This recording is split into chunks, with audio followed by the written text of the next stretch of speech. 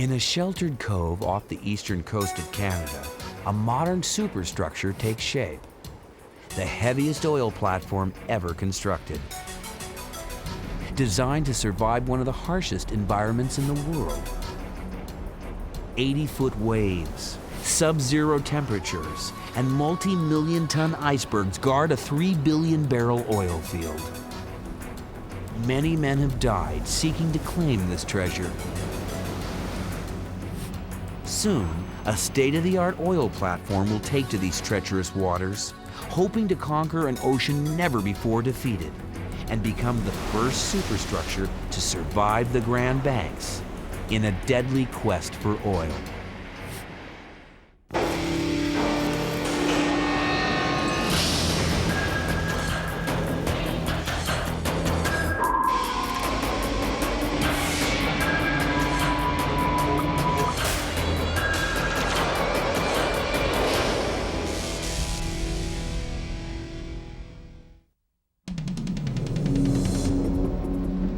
Autumn 1991.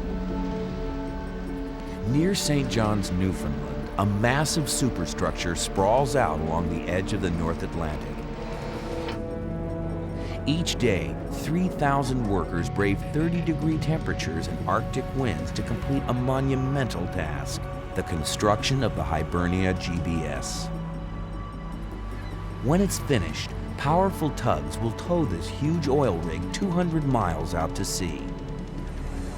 There, it will become a city above the waves, the home of 280 workers attempting to extract 615 million barrels of oil from the bottom of the North Atlantic. If those workers are to succeed and survive, engineers must build an oil platform unlike any other.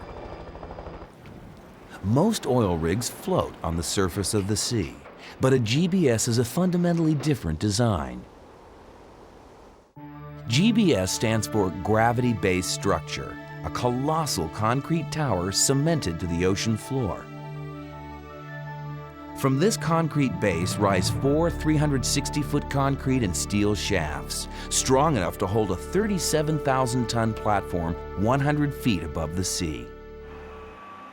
When finished, this modern technological wonder will stand 735 feet tall and weigh over 1.2 million tons, nearly as tall as the Golden Gate Bridge and 3 times heavier.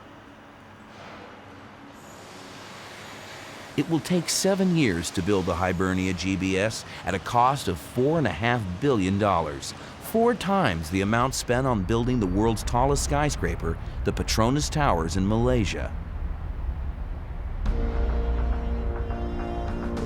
The giant rig is being designed and built by Canada's Hibernia Corporation, one of the world's largest oil consortiums. The project is so huge that no one construction company can do all the work in 7 years. Building the Hibernia GBS must be a worldwide effort. While Hibernia builds the oil rig's massive concrete base in Newfoundland, construction firms in Italy and South Korea will build the platform's upper structures, giant steel modules where the oil workers will work and live. Seagoing barges will tow the 8,000-ton modules across the oceans for final assembly with the base in Newfoundland. The first challenge facing the builders of the GBS was finding a place to build it. A GBS must be built at the water's edge because moving such a huge structure over land would be impossible. Hibernia Corporation chose a coastal inlet called Bull Arm, 80 miles northwest of St. John's, as the best place to build their giant rig. Bull Arm's channel was deep enough to allow the finished GBS to be towed out to sea, while its tall cliffs and sheltered cove would protect the construction site from Newfoundland's harsh weather. For weeks, crews worked around the clock, transforming Bull Arm into a state-of-the-art construction site. Earth movers had to excavate 9 miles of roads just to reach the Bull Arm area. Huge cranes dredged a dry dock construction site at the water's edge. Bulldozers dumped over 850,000 cubic yards of rock into the ocean to form the protective barriers surrounding the dry dock site. Now, 400 acres of what was once forest have become a small city of 3,000 people. As they begin their task, these engineers and construction workers know that the oil rig they are building at Bull Arm will have to do more than just pump oil. To extract that oil, the Hibernia GBS will have to survive the most dangerous stretch of ocean in the world. Over the years, many sailors have perished battling the fury of the Grand Banks. Located 200 miles southeast of Newfoundland, this legendary body of water is one of the world's most abundant fishing grounds. It's also the final resting spot for more sunken ships than anywhere else in the world. In 1991, these waters produced what meteorologists described as the perfect storm. 100-foot waves, buffeted by 80-mile-per-hour winds, destroyed 2 ships and killed 7 seamen in just one night. It's a very harsh environment. The wave and the weather are about the same as in the northern North Sea. In addition to that, we have icebergs. Million-ton icebergs, and thousands of them. They're feared by mariners who call the Grand Banks Iceberg Alley. Where the tallest iceberg ever recorded, a 550-foot mountain of ice nearly as tall as the Washington Monument once floated. When it's finished, the Hibernia GBS will be towed 200 miles out to sea and anchored to the ocean floor in the heart of the Grand Banks. Just 150 miles south of where the Hibernia GBS will someday stand lies the Grand Banks' most famous victim. Nearly 2 miles below the surface, beautifully preserved in the sub-freezing waters, lies the Titanic. This superstructure was once thought to be indestructible. It's an eerie reminder of what can go wrong when confidence in our engineering prowess goes too far.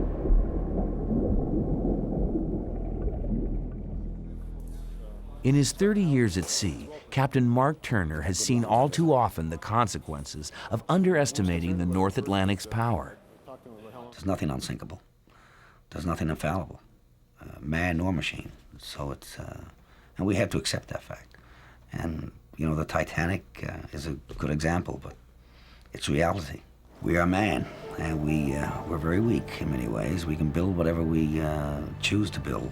However, against Mother Nature, it's a mere toothpick. Now, 79 years later, the Hibernia's designers know that they must do better than the builders of the Titanic.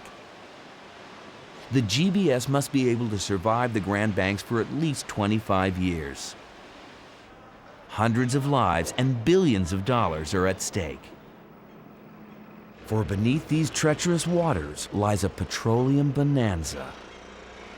During the early 1970s, marine seismic data and satellite imaging hinted that the Grand Banks might be rich in oil.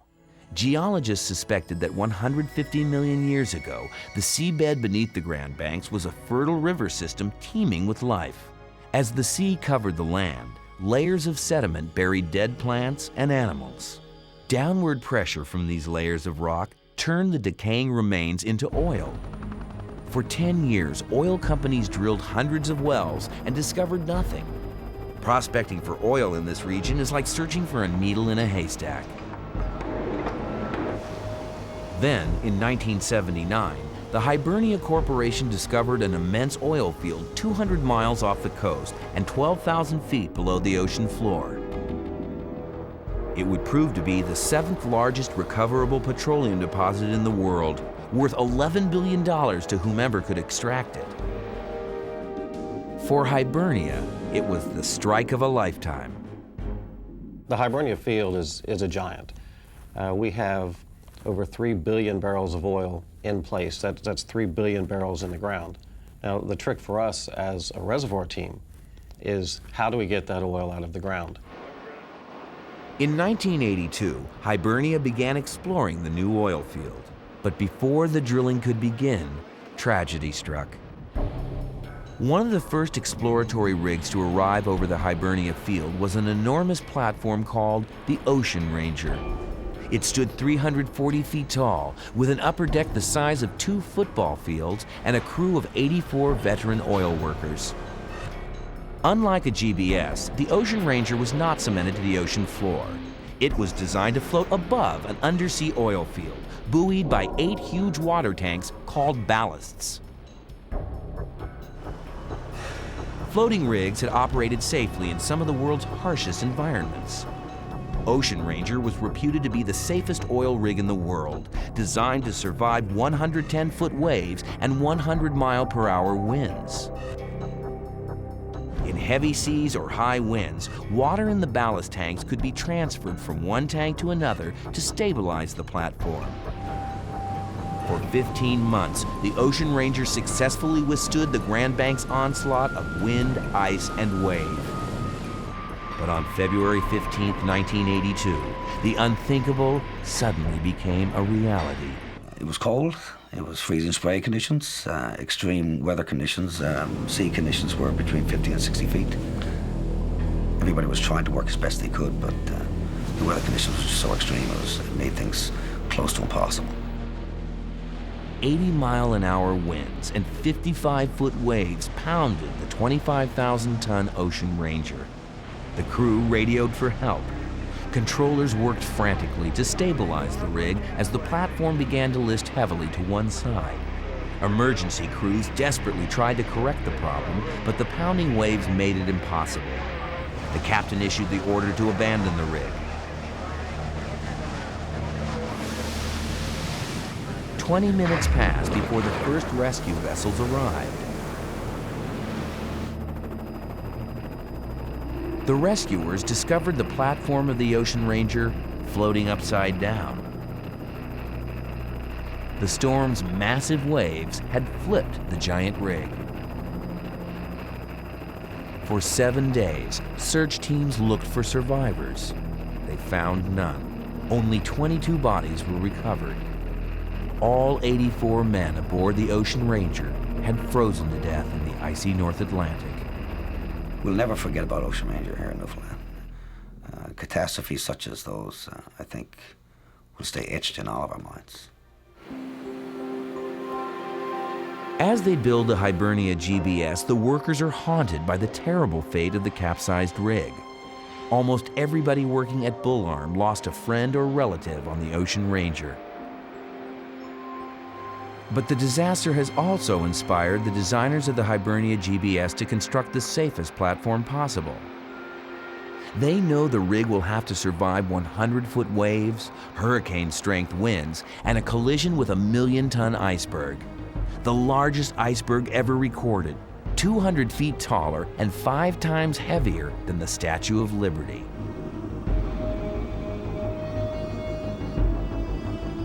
Scientists must learn more about the true strength of their icy enemy. They must embark on an unusual journey, an experiment never before attempted. A quest to fathom the power of the ice.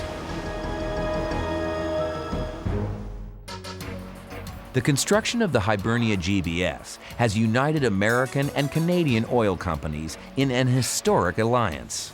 Together with the Canadian government, they're investing over $4 billion in a search to understand the power of icebergs and construct the world's safest oil rig. The world's first oil platform capable of withstanding a collision with a massive iceberg. From January to June, any ship navigating the Grand Banks must steer clear of icebergs, something easier said than done. 85% of an iceberg's mass lies hidden beneath the waves. Between 10 and 20,000 form in Greenland and the Canadian Arctic each year. Carried by a strong southern current, almost 1,000 icebergs drift through the North Atlantic. The icebergs begin to melt as they reach the warmer waters of the Grand Banks. But a 1-million-ton berg, the biggest ever seen, could take up to 2 months to disappear completely. Ships can steer clear of icebergs, but the Hibernia GBS can't. Its massive underwater base, the gravity-based structure, is permanently cemented to the ocean's floor. The enormous weight of the GBS will ensure that the Hibernia will never capsize like the Ocean Ranger. But this stability has a price. By making Hibernia immovable, the GBS design virtually assures that the giant rig will someday be rammed by a drifting iceberg. My fear really is just the unknown of the ice. There are so many unknown variables about it with regards to frequencies, with regards to movement. Determined to fathom an iceberg's destructive force, scientists from the Center for Cold Ocean Resource Engineering, or CCOR, devise a unique experiment. Never before has the impact of an iceberg been measured in a real environment. Only small samples have been crushed in laboratory experiments. To test the power of moving ice, CCOR scientists decide to ram icebergs into an island. In the grand scheme of things, it's certainly not a 100,000-ton iceberg. We were talking pieces of maybe 1,000 tons, maybe up to 2,000 tons, something like that, which is still a fair-sized chunk of ice. Nobody knows for certain how size, speed, and buoyancy will affect the force exerted by an iceberg when it collides with a stationary structure. To measure this, CCOR scientist Greg Crocker and a team of engineers build a 21 by 21 foot panel and attach it to the side of a remote island in northern Newfoundland. Half underwater and half above, this metal panel uses electronic sensors to record the force an iceberg exerts as it strikes the cliff. Only one problem remains: capturing and towing an iceberg into the panel. Crocker and his ice wranglers search for a likely candidate. Their plan is to attach an anchor to a berg and tow it to shore using a strong tugboat. But this proves difficult. The anchors generally didn't hold. The towing vessel had about a 10-ton pull, and it was enough to essentially pull the anchors out of the ice. CCOR scientists reevaluate their approach and decide to lasso the iceberg instead. By encircling the berg with a rope connected to the back of a tug, they tow mammoth chunks of ice to their island laboratory and send them crashing into the electronic panel.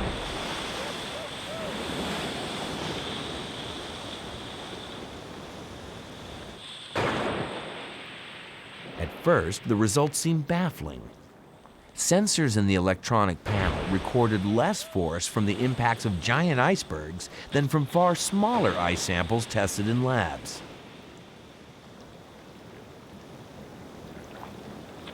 But CCOR scientists think there's a simple explanation. In the wild, icebergs are constantly melting. As they melt, they weaken. Although it looks rock hard, a 100,000-ton iceberg has many weak points within its seemingly solid mass. When a berg of this size collides with a stationary object, its weak points diminish the force of the impact. Since previous laboratory tests had used only small, compacted ice samples, researchers had remained unaware of these critical weaknesses of larger bergs.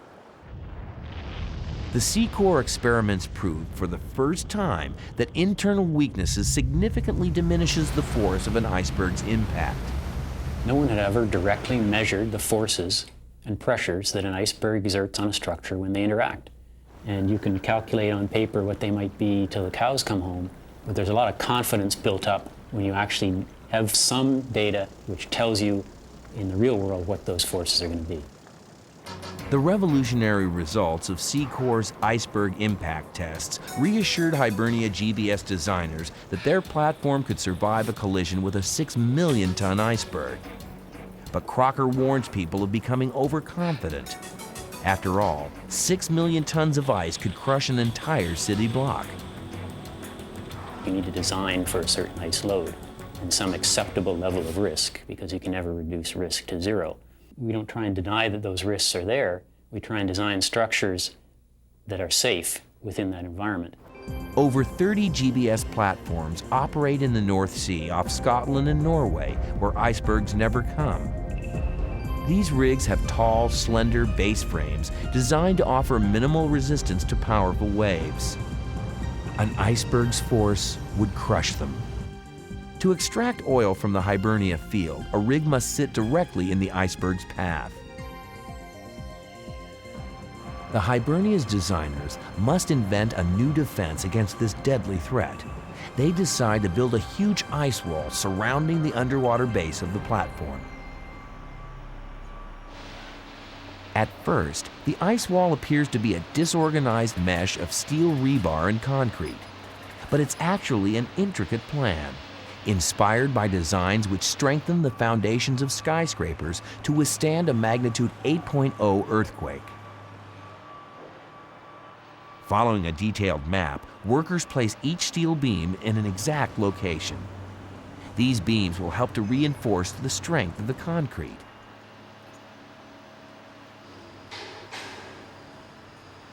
After 69,000 tons of these beams are set in place, workers pour high-strength concrete around them.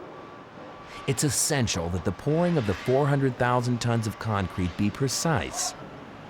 If it dries unevenly, a weak spot can develop, leading to the complete collapse of the Hibernia GBS at sea. A process known as slip forming ensures a perfect pour. Slip forming calls for building a wooden platform around the inside edge of the GBS. Workers pour concrete through holes in the platform and use metal chutes to distribute it evenly around the steel bars. As the concrete dries, a computer raises the wooden platform, creating an even pour. For 3 months, this process continues. The outer walls rise nearly 3 feet per day. Slowly, the revolutionary design of the Hibernia GBS takes shape. 4.5-foot thick walls soar 280 feet high. The jagged outer wall is actually 16 reinforced concrete teeth designed to break apart an iceberg if it collides with the rig.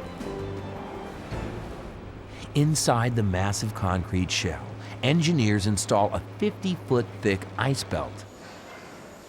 This gap between the outer and inner walls of the base will someday be filled with over 550,000 tons of iron ore. When the GBS is in its final position at sea, engineers will pour the iron ore mixed with seawater into the ice belt. It's a protection for the entire facility. I mean, it's the people, it's the drilling, everything is protected by that ice wall. Everybody always says when you look at that ice wall against an iceberg, we think we'll win. If an iceberg strikes the Hibernia GBS, the outer teeth will chew away the ice, while the inner ice belt will absorb the iceberg's impact, distributing the force throughout the base. But before the GBS faces icebergs on the open sea, its 5 upper modules must be completed. In these steel homes, the 280 men and women aboard the Hibernia rig will eat, sleep, and work for 3 weeks at a time. They'll face dangers oil riggers never encounter on land. They'll be isolated in the middle of the North Atlantic, 200 miles from the nearest rescue station. Anyone who would dare to live and work in this deadly environment must first undergo a grueling, frightening ordeal. A rite of passage that could make the difference between life and death. 400,000 tons of concrete poured around 90,000 tons of steel, the Hibernia GBS stands ready for battle. Its builders have designed its jagged-edged ice wall to defeat the most powerful icebergs in the Grand Banks. The GBS is so enormous it seems indestructible. But even superstructures are only as good as the people who operate them. Not even cutting-edge technology can guarantee the lives of workers aboard a platform in the middle of the Grand Banks. It's not an environment in which We are designed to operate as animals ourselves, so the ocean is an unforgiving place to be if you don't take account of what dangers it can present. In 1982, the Ocean Ranger disaster taught Newfoundland's oil workers the deadly consequences of being unprepared for an emergency. When their rig capsized, the Ocean Ranger's crew panicked. Terrified workers scrambled to lifeboats and jumped into the freezing water. For all, death came quickly. The temperatures off the Grand Banks can vary to sub-zero, to just above zero. If you are in the water, forget it. You have maybe a minute. 84 men died on Ocean Ranger because they had no idea how to save themselves in an emergency. As a result of that tragedy, all Canadian offshore oil workers must now complete an intensive survival training course before they begin working at sea. The Hibernia Corporation takes the dangers of working in the Grand Banks very seriously. It spends over $2 million each year on survival training. Employees who will operate the Hibernia GBS must undergo a one-week program, the most grueling in the industry. It's an exhausting, often frightening ordeal. Those who fail lose their jobs. The offshore survival training course begins by introducing each student to the survival suit. Designed to keep water out and warmth in, these suits will keep a person afloat in the worst sea conditions. In the North Atlantic, an unprotected swimmer will succumb to hypothermia within 15 minutes. A swimmer wearing a survival suit can survive in 20-degree water for 6 hours. But knowing how to use a survival suit is only a start. Unlike any other survival training in the world, the Hibernia program requires that each student leave the safety of the training pool and experience the cold, brutal reality of the North Atlantic firsthand. Out here, students get a frigid wake-up call.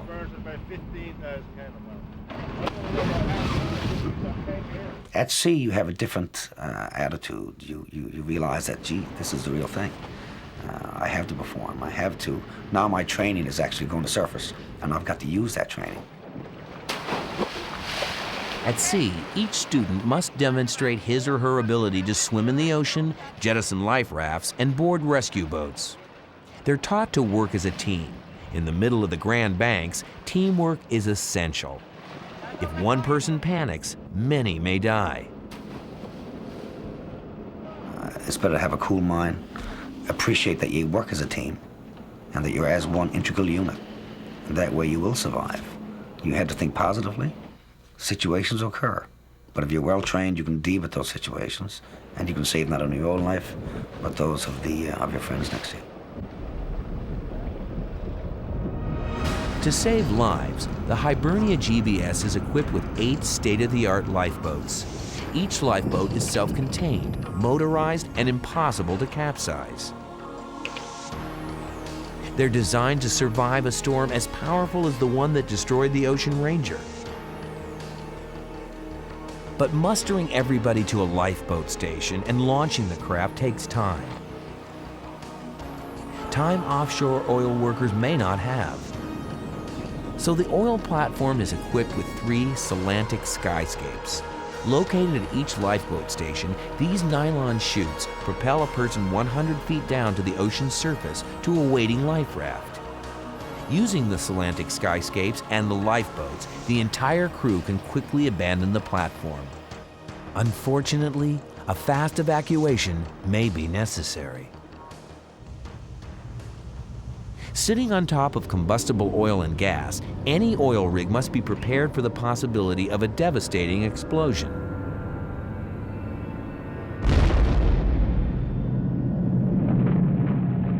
Tragically, it's happened before. In the early hours of July 6, 1988, the Piper Alpha oil rig in the North Sea exploded. A gas leak ignited an enormous fire which burned for 15 hours. 167 men died, most of them asleep in their beds. The rig was completely destroyed. An inquiry into the Piper Alpha disaster concluded that if its workers had been trained in basic firefighting techniques, they might have survived. Working in the middle of the world's angriest ocean, 200 miles from the nearest fire station, oil riggers aboard the Hibernia GBS will have to fight their own fires. To have any chance against a deadly fire, they must be trained in firefighting. Hibernia's workers are not expected to become expert firefighters. Their training will help them prevent a fire from spreading until professional support arrives. If it arrives in time. The journey to Hibernia's isolated home takes 16 hours by boat, an hour and 30 minutes by helicopter. The platform's most vital link to the mainland is also one of the most dangerous means of air travel. More than once, choppers carrying workers to their oil rigs have crashed into the sea.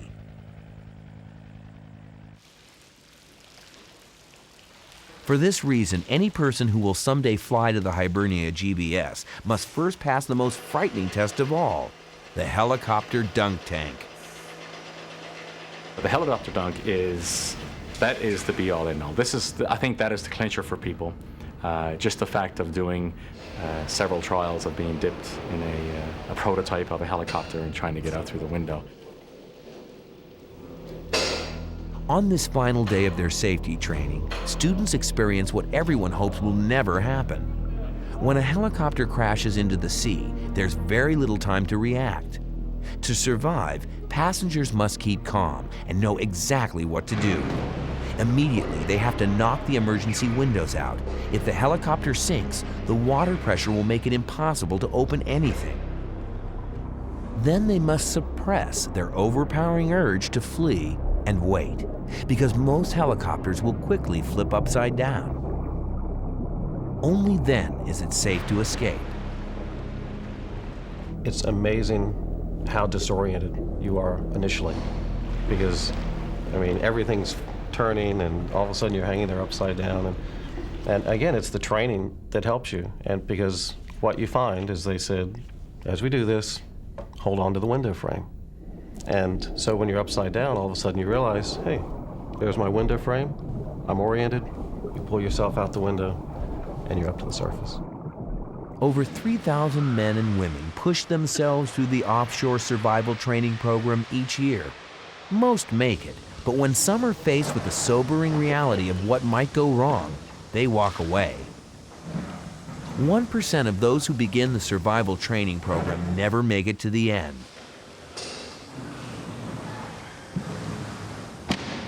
Even with all the training and all the safety precautions, the risks seem too great.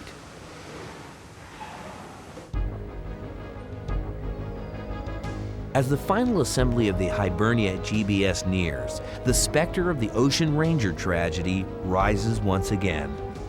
If the design of this platform isn't perfect, over 3 times as many lives could be lost. Lots of things can go wrong, and we work hard to make sure things don't go wrong.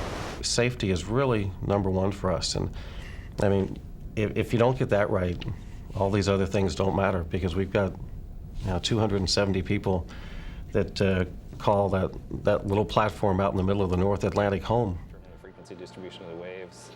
Trying to understand how powerful waves can capsize oil rigs, industry investigators decide to recreate the Ocean Ranger disaster.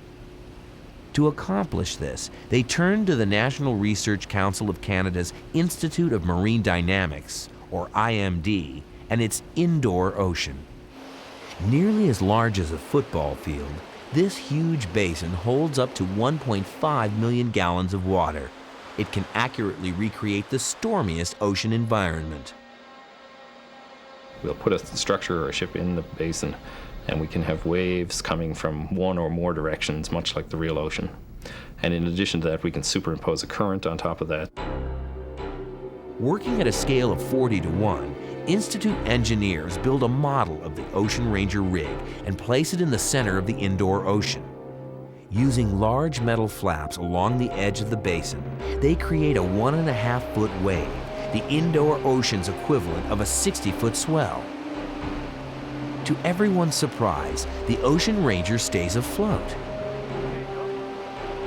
Puzzled by this mystery, investigators look for another possible cause. They listen again to the final communications from the crew of the doomed rig and make a crucial discovery. During the fatal storm, an open porthole in the ballast control room allowed water in, short-circuiting the computers. Without computers, workers couldn't operate the ballast tanks, which could stabilize the rig. As it lost balance, its bow dipped down, perilously close to the ocean's surface. At IMD, scientists recreate this dangerous imbalance using their model of the Ocean Ranger. Then they send a succession of 60-foot waves hurling towards the model. They hit pay dirt. The Ocean Ranger flips.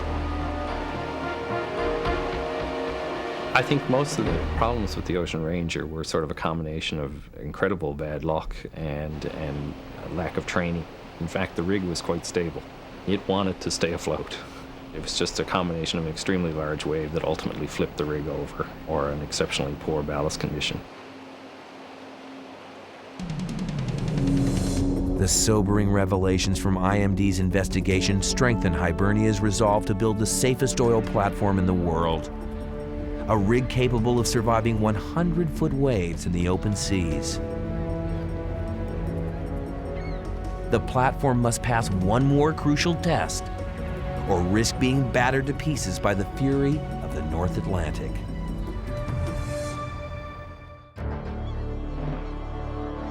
From Italy and South Korea, enormous barges arrive off the coast of Newfoundland, transporting the modules that make up the upper platform of the Hibernia oil rig. Each of these 8,000-ton steel compartments weighs 1,000 tons more than the Eiffel Tower.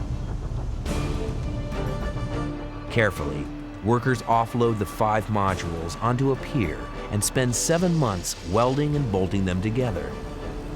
United, the entire topside platform weighs 37,000 tons, standing 370 feet tall.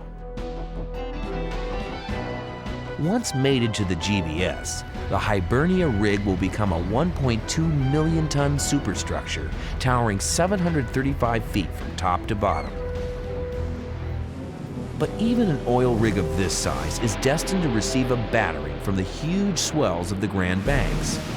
Over time, repeated blows of powerful waves may fatally damage the rig. To avoid waves constantly crashing into its underside, the platform will hover 100 feet above the ocean's surface. The lives of 300 workers and the success of a $4 billion project rest upon this design strategy. Before they mate the platform to the GBS, engineers need proof that their design will be wave resistant.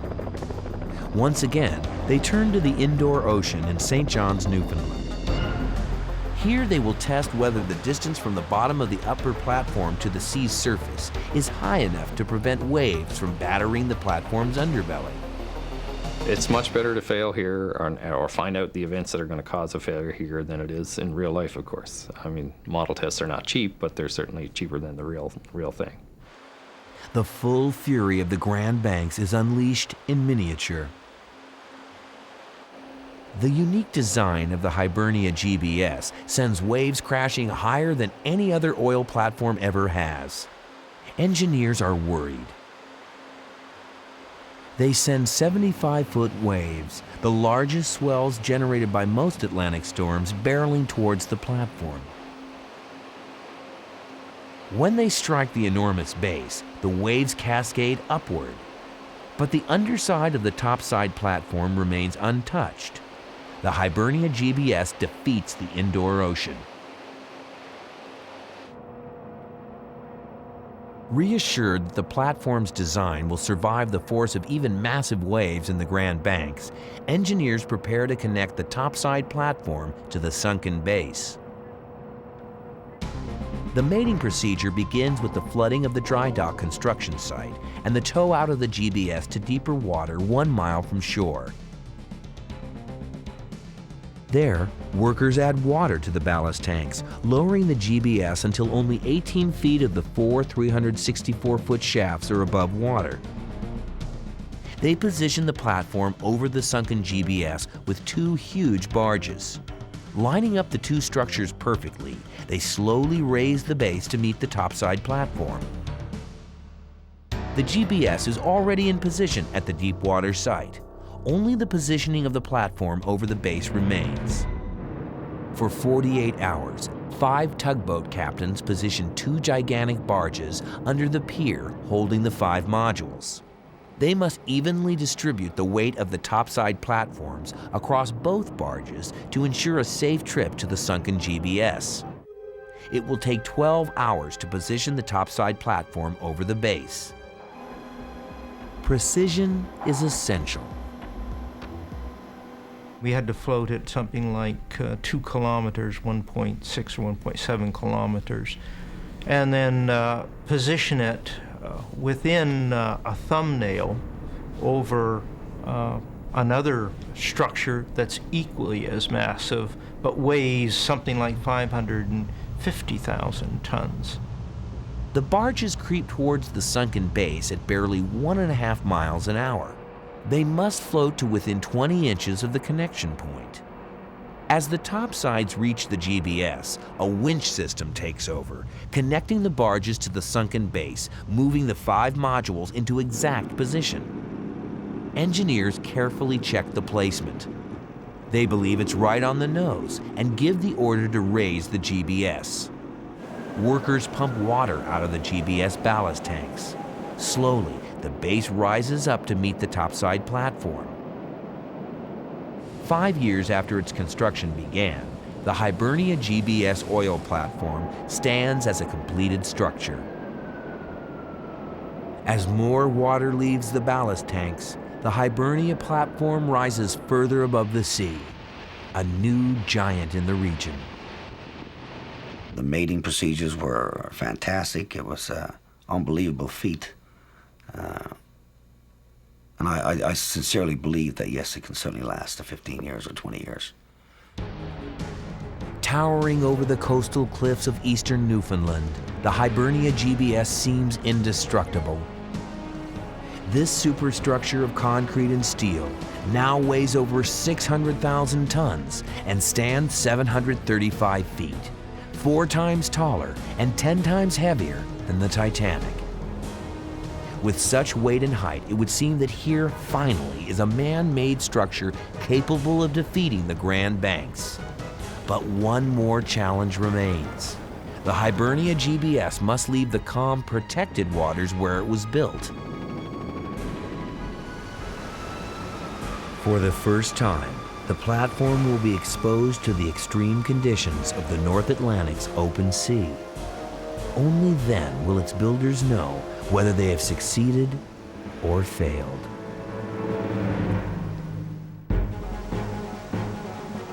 Against the rugged coastline of Newfoundland, the Hibernia GBS stands triumphant, a modern superstructure ready to tackle the harshest ocean in the world. But before the GBS can pump a single barrel of oil, engineers must install it in the middle of the Grand Banks. A 400-mile journey straight through the heart of Iceberg Alley. Before the tow-out can take place, weather conditions must be exactly right. The Hibernia GBS isn't designed to move easily through the water like a ship. Moving it to the Grand Banks will be like towing a 75-story skyscraper out to sea. If strong winds strike en route, the 370-foot tall topside platform will act like a giant sail and could capsize the entire structure. As Hibernia officials monitor the weather, 9 of the most powerful tugs in the world arrive in Bull Arm. They'll guide the platform out of its home of 6 years and into the North Atlantic. Although the Hibernia oil field is only 200 miles from Bull Arm, the GBS must travel twice that far to get there. It will follow the coastline to avoid rough seas and icebergs. Forecasters must predict at least 10 days of clear weather before the tow-out can begin. But day after day, the seas remain too rough for travel. Along the shores of Newfoundland, locals gather to bid adieu to their giant neighbor, only to find it's still at Bull Arm. Hibernia officials can afford to wait. They've budgeted for just such a delay. Finally, after 3 months, the weather clears and the tugs are ready to go. The GBS embarks upon its perilous journey. 6 tugs position themselves in front of the platform. They'll provide the power to pull it forward. Meanwhile, 3 tugs take up positions behind the Hibernia to provide steering, much like a rudder in a small boat.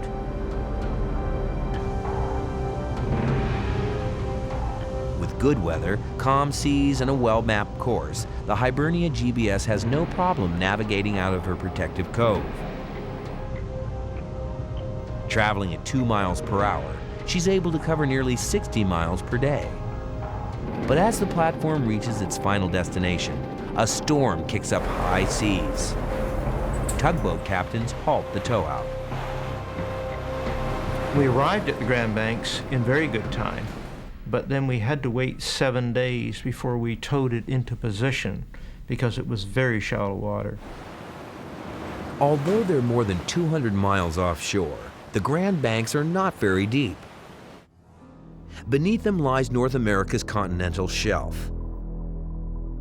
Depth in the Grand Banks can be as shallow as 180 feet.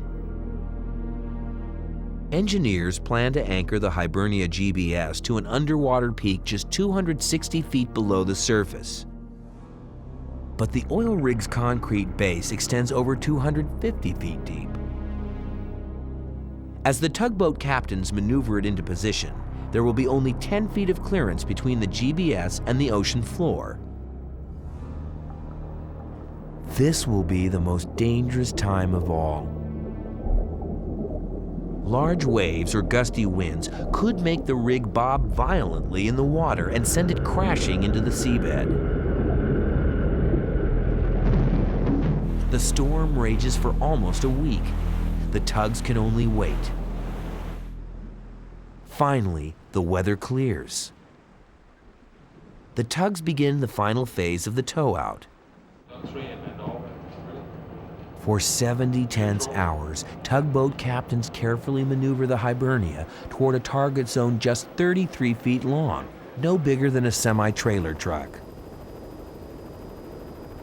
Remarkably, they touch down within 5 feet of the center mark. But before celebrating, workers must first lower the Hibernia GBS to the ocean floor and add the solid ballast to the interior ice belt. This had never been done before. We'd planned a little over a month to do this, and it took us close to 2 months to do this. Above water, barges carrying 550,000 tons of iron ore begin to transfer the solid ballast to the GBS. Gently, the tower sinks toward the sea floor. As it hits the soft mud below, 120 concrete skirts encircling the underbelly of the GBS penetrate 7 feet into the sand. The skirt is like a bunch of, almost like a cookie cutter that is pushed into the bottom. And the structure is sitting on the top of the cookie cutter. And then once they're in place, they take out the mud that is surrounded by the cookie cutter and then fill it up with cement. And that is the thing that sort of glues the structure to the bottom. Barges extract 29,000 cubic yards of water and mud from underneath the GBS, while workers insert 100,000 tons of concrete between the skirts. As the cement dries, it glues the base to the bottom of the ocean, and the Hibernia GBS is ready to extract the first oil from the Grand Banks. The Hibernia's crew will drill over 80 wells 12,000 feet below the ocean floor. Some of those wells will extract oil. Others will pump water and gas back into the reservoir to help maintain its geological stability. Finding the oil, however, isn't as easy as it sounds. What a puzzle you have here. You're trying to figure out what's happening 3 miles down with very little information in all reality. Using state-of-the-art computer technology, the Hibernia Reservoir team can work at record speeds. As they drill into the oil field, scientists on shore can watch in real time exactly what's happening. Analyzing the data as a team, they're able to make immediate adjustments which allow for a more productive well. This revolutionary process pays off quickly. In just 6 months, the Hibernia GBS delivers its first tanker full of oil, 1 month ahead of schedule. It's a tribute to the hard work of over 8,000 men and women all over the world who built the Hibernia GBS. It's also a victory for modern engineering over a hostile environment, tempered by an awareness of the ocean's never-ending threat. It's a spec.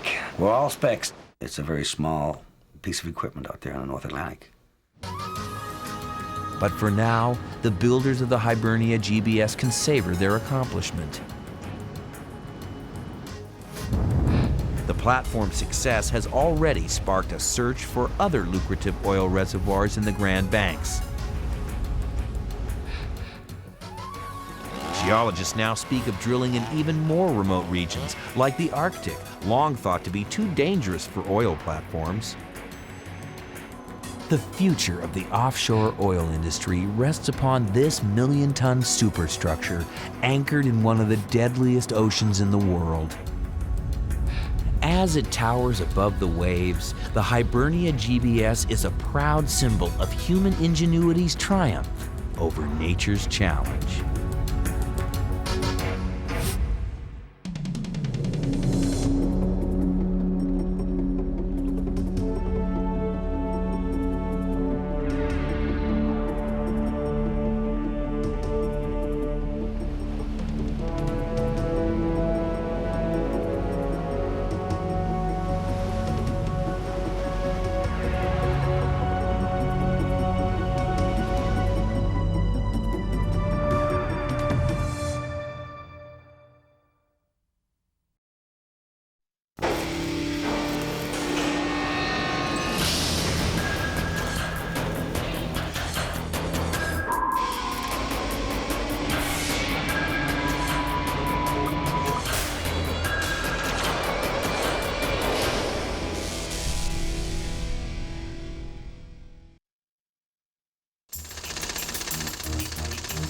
Above ground, it seems just another day in London.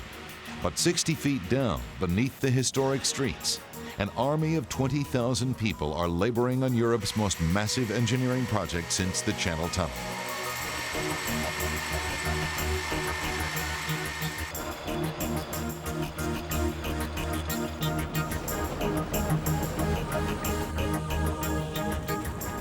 As they burrow under the ancient buildings, there must be no mistakes. This is the Jubilee Line extension to the London Tube. For 6 years now, the engineers have been digging tunnels, laying track, building stations, bringing the world's first subway system into the 21st century. This $4.5 billion project has encountered more than its share of technical difficulties. But overcoming obstacles is the MO for the world's oldest and greatest subway, London's Underground, affectionately known as the train in the drain.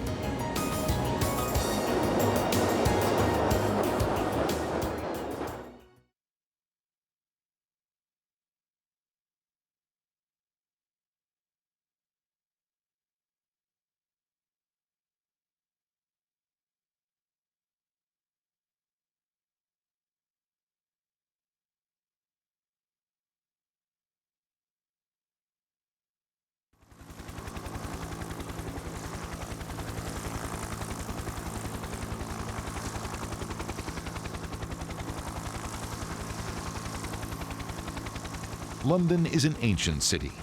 When the Romans first arrived more than 2,000 years ago, there was already a settlement here. Over the centuries, it's been ruled by countless kings and queens. It is here that Shakespeare wrote his plays, and modern democracy was born. But London today works thanks to something invented 150 years ago and improved constantly since: the tube.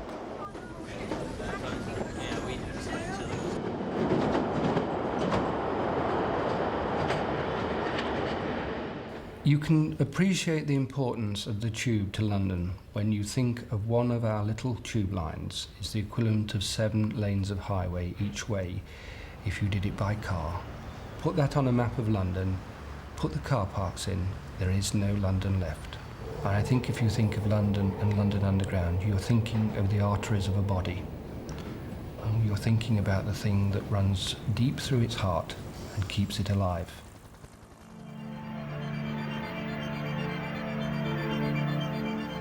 If the tube has a heart, it's Oxford Circus, one of the world's busiest subway stations. Some 87 million people pass through it each year. The London subway has a simple mission: move a great number of people efficiently, quickly, and hopefully safely. 800 million travelers actually use the system every year. But the risks are enormous when you transport millions of people at high speed through 106 miles of narrow tunnels.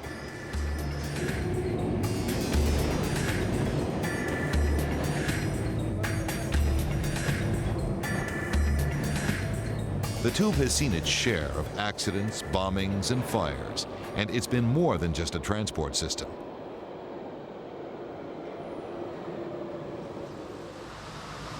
Above ground, the streets grow more and more congested. To remain true to its mission, the London subway is now undertaking the Jubilee Line extension. The new line will relieve the desperate pressure on the busy streets, as well as reducing the crowding on the subways themselves.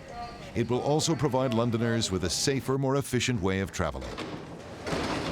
The line is the first new subway project in London for 20 years. It will add 10 miles of new tunnels and give travelers access to areas of London never served by the tube before.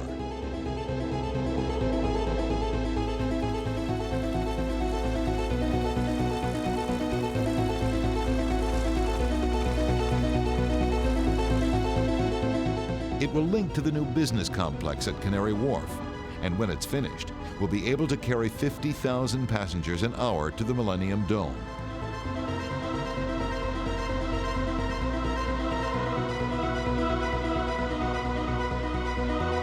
Many of the engineers for this project are seasoned veterans of the Channel Tunnel, the 31-mile undersea link between England and France.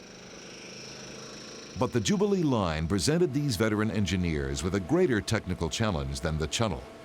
The Jubilee Line tunnels have to be carefully threaded through an already overcrowded subterranean city, packed with older tube lines and a spaghetti of underground service line and cables. And there was another challenge. The waterlogged soils near the Thames River can cause collapses or subsidence. Fortunately, the engineers have at their disposal the latest tunneling technologies, but they are on a tight timetable, and there is no margin for error, no mistakes. If we had had a problem in Westminster, it would have been an international catastrophe. It's as bad as that, so we had to get it right. One of the prime concerns for the extension was tunneling beneath the British Houses of Parliament and Big Ben.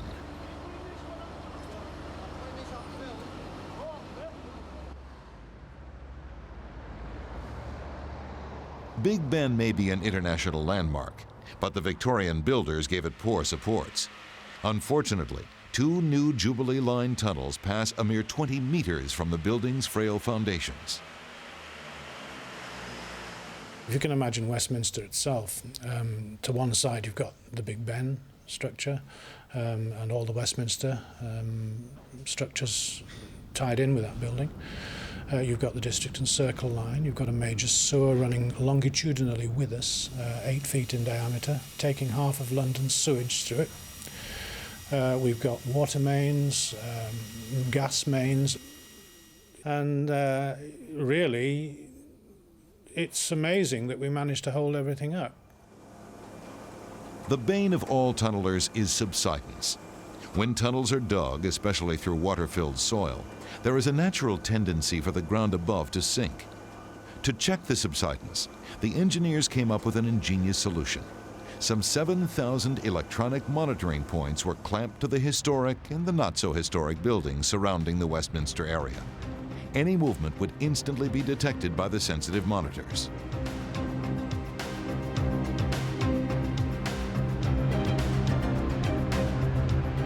Detecting subsidence is one thing. Preventing it is another. So engineers came up with a sophisticated technical fix: permeation grouting. This process calls for injecting concrete into the ground above the dig sites.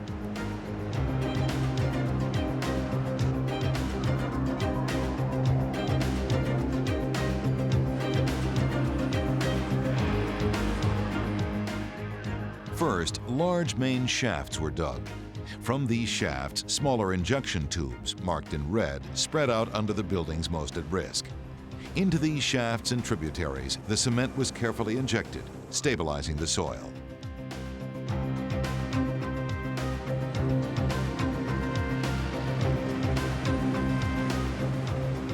We're still boring holes in the ground under some of the most expensive real estate in the world, a lot of which was actually constructed in the 1880s without proper foundations and is on the verge of tumbling down without assistance from us boring underneath. One of these shafts was right outside the Houses of Parliament. To keep traffic disruption to a minimum, the work was done at night. In fact, few commuters ever suspected that they were driving over a 100-foot deep hole on their way to work each morning.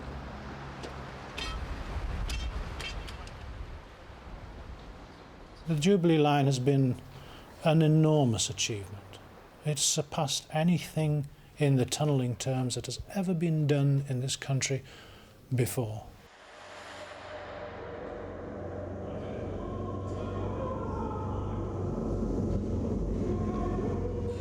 The engineers' precision achieved the necessary stability, and Big Ben stands as straight and tall today as it has for 150 years.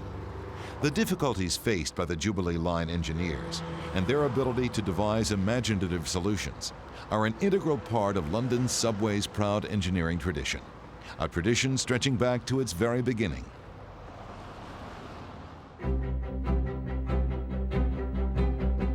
In 1850, London was the world's largest city and the most congested. 2.5 million people were crammed into 60 square miles. The city was crowded, filthy, filled with horses and carts. It was choking itself to death. The only roads were a network of narrow streets designed centuries earlier. Something had to be done. A more efficient means for moving people from point A to point B needed to be found. Outside London, there was an impressive system of railroads, but trains were not allowed into the town itself. It took the vision and innovative thinking of Charles Pearson, solicitor to the City of London, to devise the perfect solution: put the railroads underground.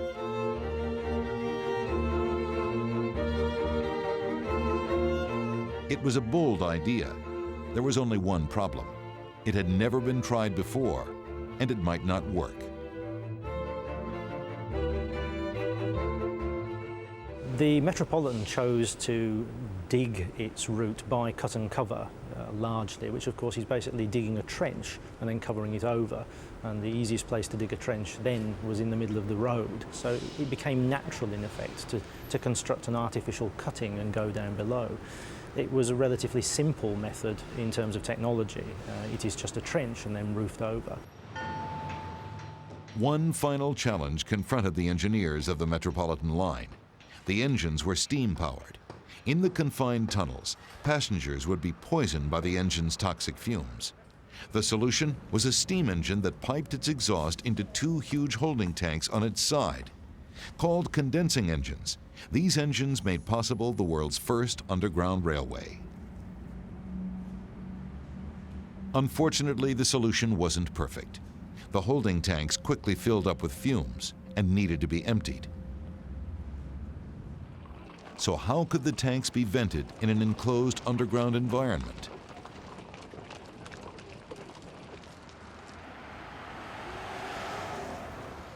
This is number 23 and 24 Leinster Gardens in London's Paddington district.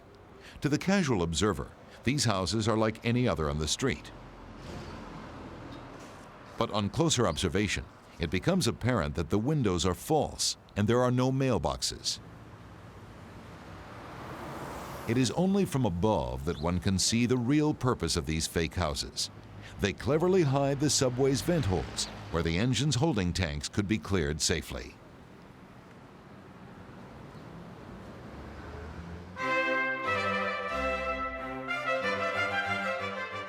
When the Metropolitan opened, it was successful immediately.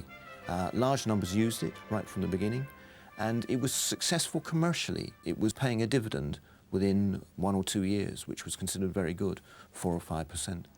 The first London subway, called the Metropolitan, ran for 3.5 miles between Paddington and Farringdon in the city. But the cut and cover method turned out to be enormously disruptive. It required digging up main streets to build the tunnels. In the end, this approach only added to the congestion of London streets rather than relieving them. If the subway was going to expand, a new method of construction, one less disruptive, needed to be found. Clearly, there was only one option: dig deeper.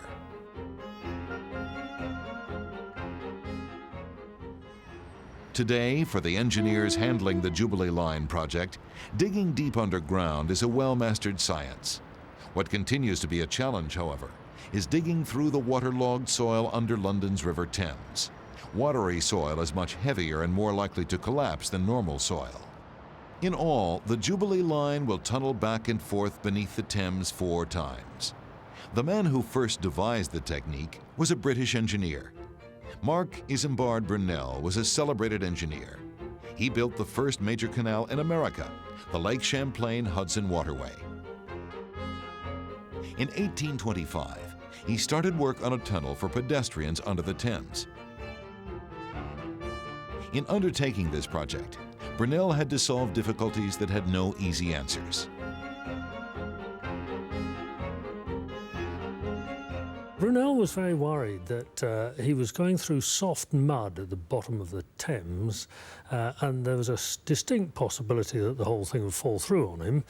So he devised this huge shield, whereas nowadays they're usually circular in section. This one was rectangular because it was easy to build, but a vast cast iron structure with screw jacks to hold timber boards at the front, in order that the men could advance at a very small amount at a time and feel fairly safe.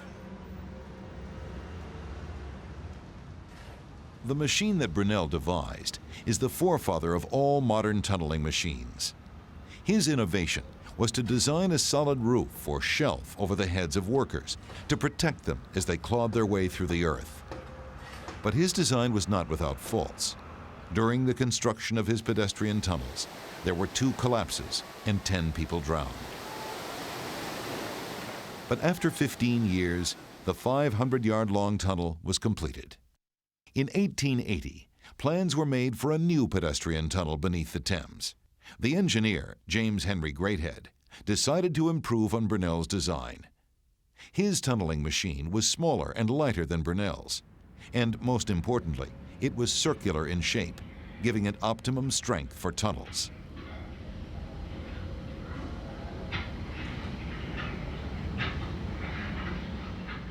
Greathead also designed the machine so that as the earth was removed, hydraulic rams pushed it forward. Workers behind the machine would then bolt cast iron lining sections into place, securing the tunnel.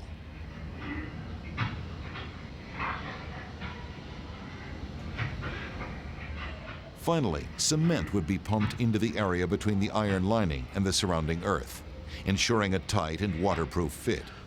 It was a painstaking process, resulting in only 5 feet of tunnel every 12 hours, 10 feet a day.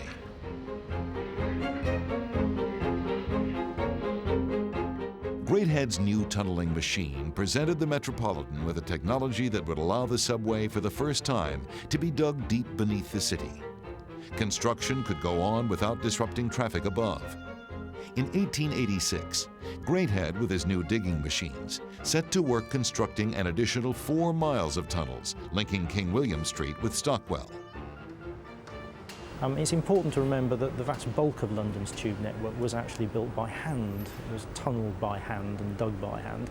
It's a remarkable enterprise in many respects, and we owe it largely to those people who beavered away underground at the turn of the century.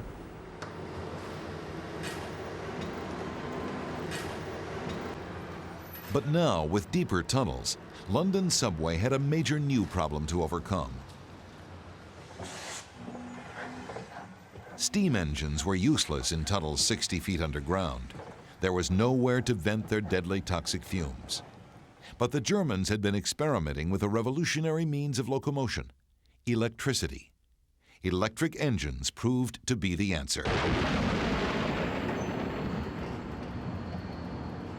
To this day, London's tube trains are powered by electricity, with the design changing little over 100 years.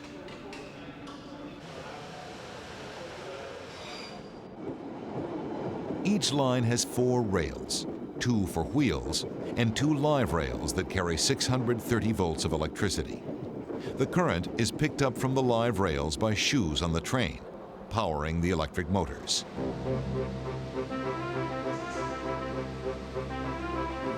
The first electric engines were used in the subway in 1890. They were British-built and pulled 3 cars. For the early passengers who considered gas lights in the street exotic, the subway was a fantastical voyage into the future. To the Victorians and Edwardians, it must have been truly astonishing. You step out into this white tiled tunnel and this train appears as if by magic. There's no steam, there's no smoke. And it must have been just overwhelming for those early travellers in many respects. It's almost akin to doing the shopping by space shuttle for us. But the engineers made one bad judgment. It was felt that because you were in a tunnel the entire time, there was actually no need to see out of the train. So they were built with no real windows, with very, very high back seats, and they very quickly gained the nickname of padded cells.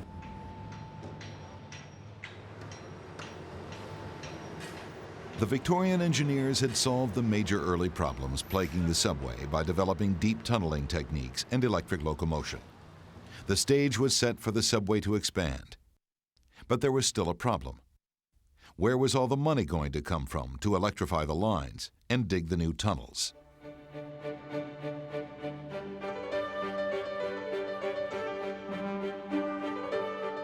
The money to modernize and expand the London subway would come from this man, Charles Tyson Yerkes, a financier from Chicago who had made his fortune on tram cars.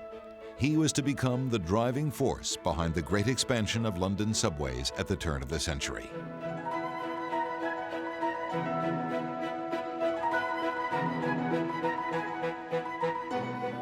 Here was this go-getting, thrusting American setting sort of Edwardian England on its heels, to be quite honest. You know, this was the man who was going to build the underground, and build it he did. Yerkes bought up the various competing lines and then set about electrifying them. Now all he needed was a large source of electrical power.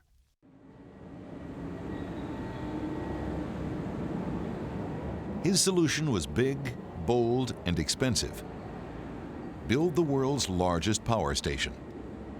Locals called it the Chelsea Monster.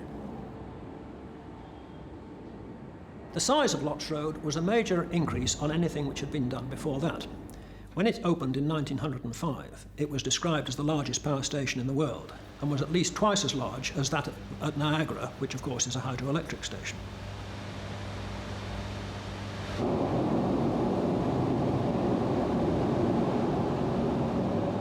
To increase the plant's efficiency, Yerkes engineers turned to a new technology for generating electricity: steam turbines. This was another example of being far-sighted in that, of course, he was foreseeing the construction of further tube railways which would add load to the system. His engineer from America, Chapman, designed and built the whole affair. This new technology has stood the test of time. The Chelsea Monster powered the London subways for almost a century. At peak times, it produced over 180 megawatts of electricity, enough to light a small city. By the millennium, this historic building will close, and the National Electricity Network will power the tube.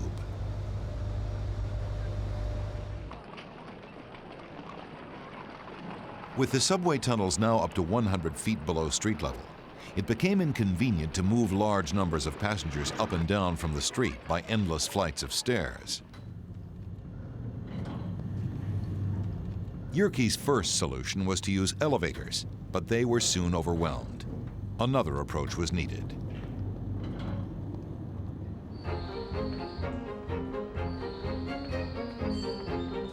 That solution proved to be an American invention, the escalator. Today, there are more than 300 escalators in the London subways, and another 118 are being installed for the Jubilee Line extension. The subway's escalators have their work cut out, covering in their lifetime the equivalent of 52,000 miles and running 20 hours a day, 364 days of the year.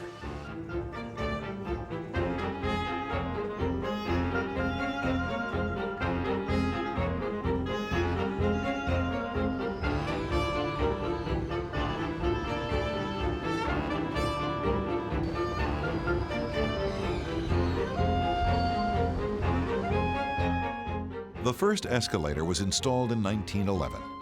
These so-called moving stairs were not immediately popular, so the company went out and hired a man with a wooden leg.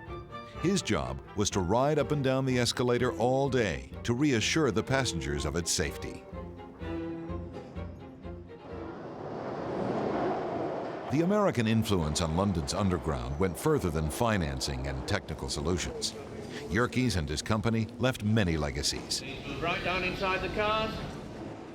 Phrases like "move down inside the car." Only on the London Underground is a train carriage called a car. Other Americanisms seeped in too. Northbound and southbound instead of the traditional up and down, and even okay.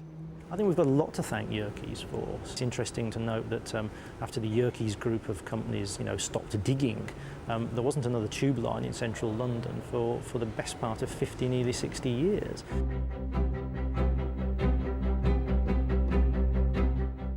The cost of building and powering deep-level subways was enormous, $28 million a mile in today's money. To justify such an investment, the London subway needed more revenue. The solution was to expand the network out from central London into the suburbs. And once the trains were in place, the new riders built their houses near the stations.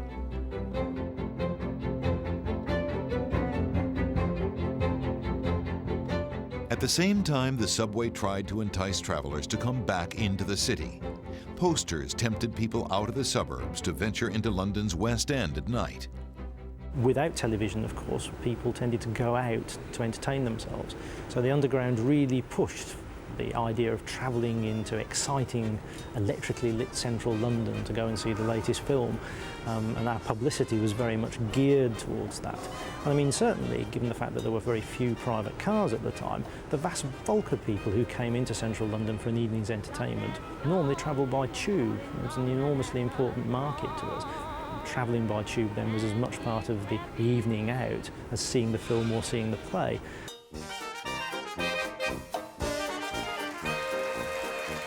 But soon enough, Londoners were to get a very different nightlife. The Second World War hit London hard, and the subway would play a major and new role.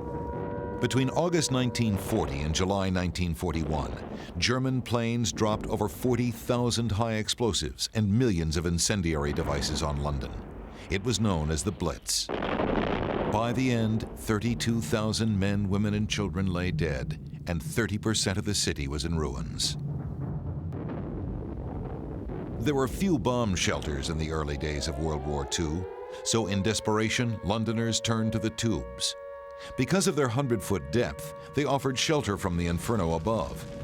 Ironically, at the beginning of the Blitz, British authorities tried to keep the people out, maintaining it prevented the system from running efficiently.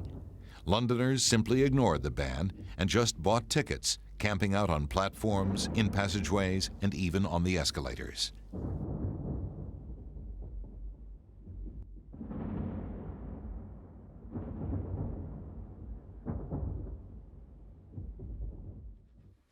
For 78-year-old Joyce Morell, time has not faded her memories of those long nights in the tunnels. Mothers and children used to wait in a queue to be let down at 4 o'clock. They wouldn't let you go down before. And they would stop there all night. People were just sitting on the concrete platforms, which was very uncomfortable. The thing I can remember most is babies screaming all night long.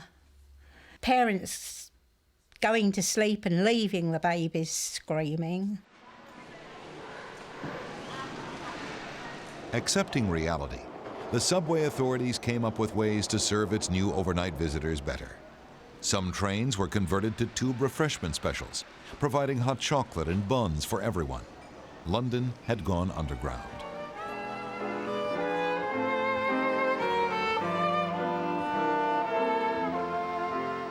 I think that was the one thing we did feel safe. Well, we all tried to help one another, perhaps looking after the children or trying to soothe them down, trying to help the people who were feeling very panic-stricken. One didn't really have time to think of oneself. But of course, the following morning, we didn't know whether we were going to find our houses still standing or not.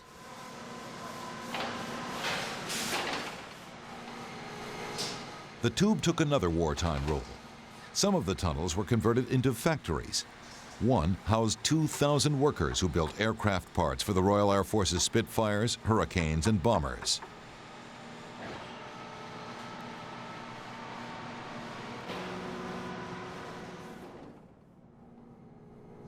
Another became an improvised art gallery, protecting the precious treasures of the British Museum from the Nazi bombs. Unfortunately, the underground was never meant to be a bomb shelter. In fact, it had two strategic weak points: the river and the station entrances. A bomb exploding in the River Thames could rupture a tunnel going under the Thames and flood the entire system. To prevent this, engineers installed huge floodgates on either end of tunnels running under the river. If ruptured, the gates would close automatically. But little could be done to protect the many vulnerable station entrances. In 1941, a bomb bounced down into Bank Station, exploding on the escalator. Tragically, 56 Londoners lost their lives in the ensuing explosion. When the Blitz ended, Londoners joyously returned to the open air. But worse was to follow. In 1944, Hitler began a new campaign of terror, launching his V-1 and V-2 rockets on the city, forcing Londoners back underground. This time they had more choices. Winston Churchill, the Prime Minister, had additional deep-level tunnels built, with the idea that after the war they would be used as subways.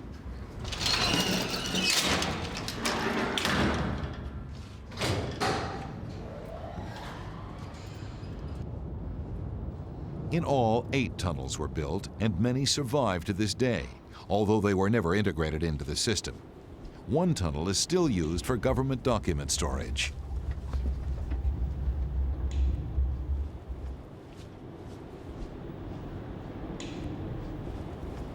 And some of the original bunk beds are still there. The graffiti on the ceiling reveal the tunnel's former military purpose. Another became the headquarters for General Eisenhower. In this tunnel, Ike and the Allied command devised the plans for Operation Overlord, otherwise known as D-Day. With VE Day in 1945, the London subway could return to its former civilian purpose. During the 6 years of war, this Victorian superstructure had played an unlikely but crucial role, saving thousands of lives from Nazi bombs. But the future would present the London subway with new and even deadlier types of threats. In 1995, a terrorist attack on the Tokyo subway brought home how vulnerable subways are. Japanese extremists released a poisonous gas that killed 12 and injured 5,000 riders.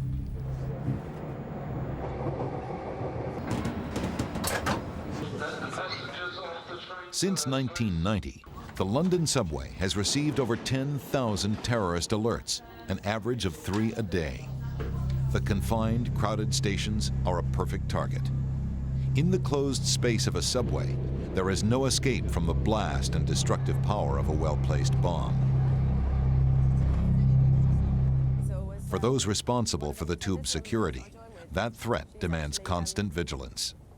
We have to deal with people who are determined in their goals to achieve major disruption and sometimes loss of life in the United Kingdom, but particularly in London. And the Underground as a target is one which they have favoured in the past. Until recently, the prime terrorist concern was the IRA, the Irish Republican Army. Since 1972, the IRA has waged a sustained war of terror on Britain in its struggle to win a united Ireland. Some 600 bomb attacks on the mainland have killed more than 60 people.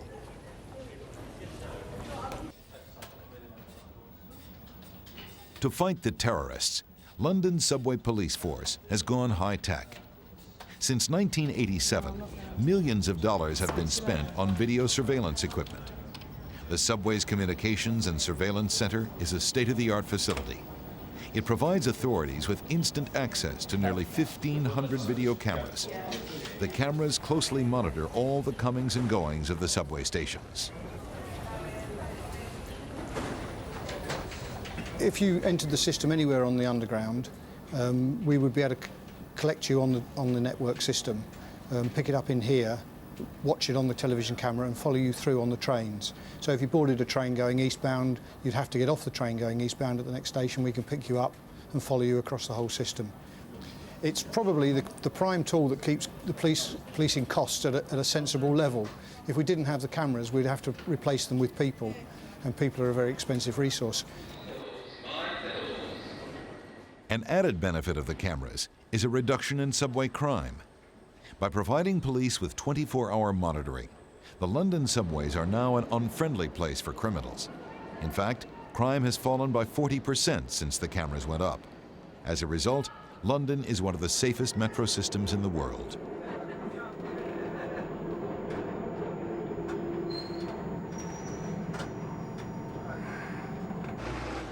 But things can still go wrong, and when they do, London's elite underground emergency response unit is trained to respond quickly. The unit can deal with any kind of catastrophe, from derailments to fires to bombings. Today, they are conducting a training exercise for righting a derailed train. Right, 2 inch and a half. Inside, outside, inside. Bit smaller. No, we're all right. If we take this on this piece, yeah. The unit is well aware that their services have been needed in the past. In February 1975, a runaway train careened into the buffers at Moorgate Station. The cars were sandwiched into a tiny space, one literally on top of the other.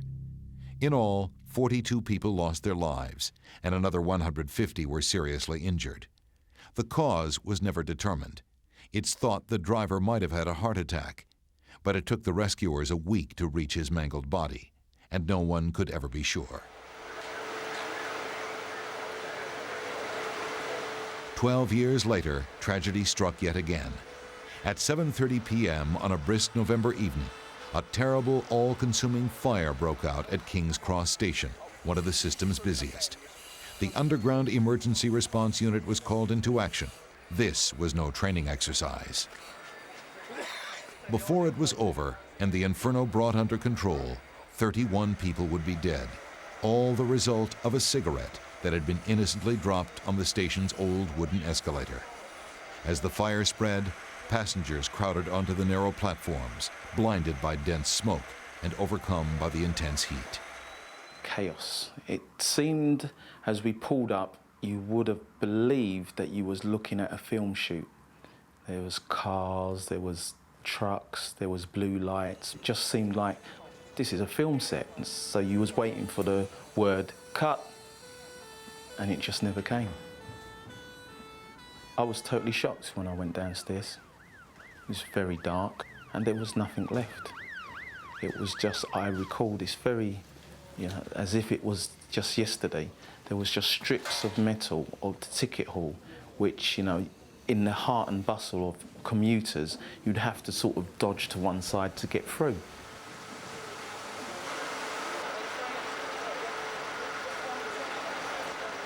Incredibly, the tube itself contributed to the intensity of the blaze. Trains, which continued to run, pushed oxygen into the station, fueling the inferno. The aftermath was shocking.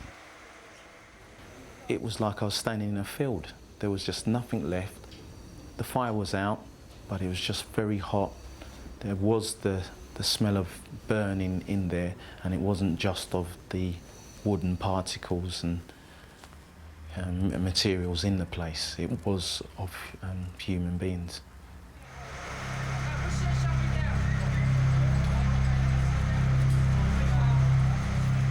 The King's Cross fire resulted in massive safety changes to the London subway. The wooden escalators were replaced. Fire retardant materials were used in new station construction, and training and evacuation procedures greatly improved.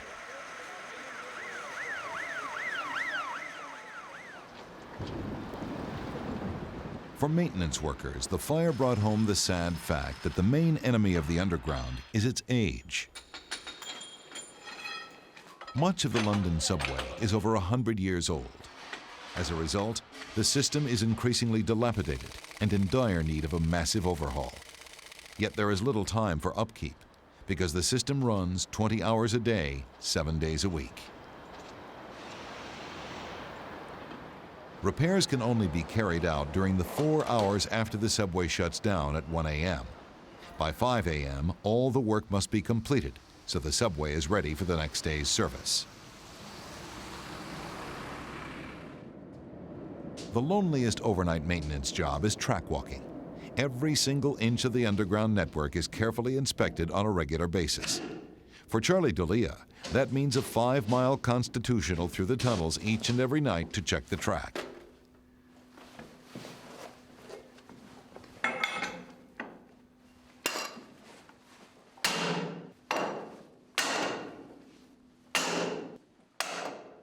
Well, this one is got you. Oh, mate, the next one down. A maintenance army of 1,500 men and women work against the clock to keep the London Underground running. But as the system gets older, the repairs get more difficult. London Underground's problems today come from its age. It was built in late Victorian, Edwardian period. It used old materials. It was not built to a very high standard. Today, we spend most of our time rebuilding it with modern materials to modern standards. We're about halfway through that challenge.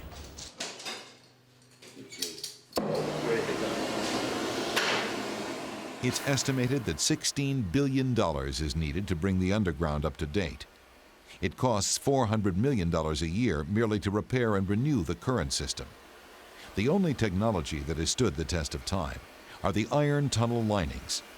So when the engineers got a chance to build a new line for the subway, they were determined to get it right.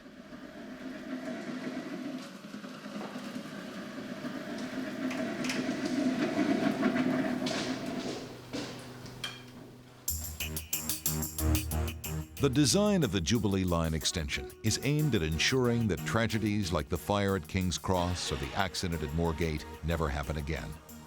Engineers are using the latest and most sophisticated technology to build the Jubilee's tunnels, trains, and stations.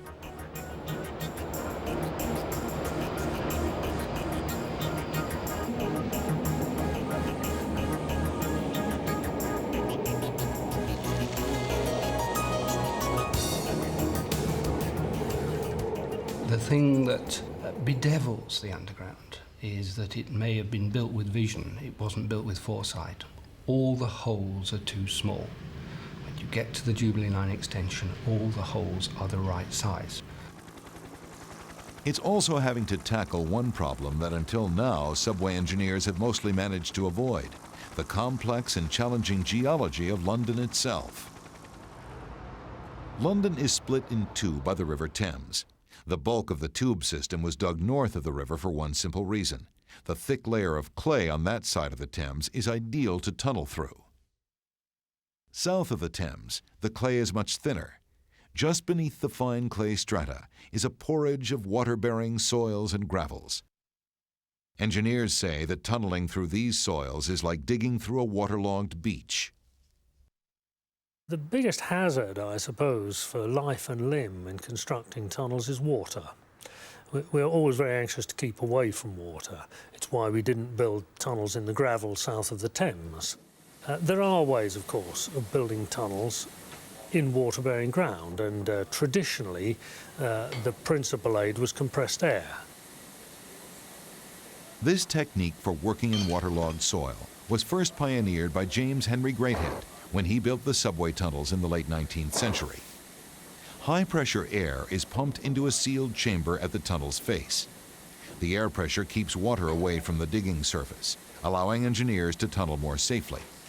But working in this pressurized environment can be risky.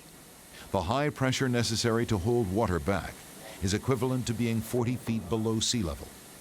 If workers emerge from the airlock without going into a decompression chamber, they face the bends and possible death.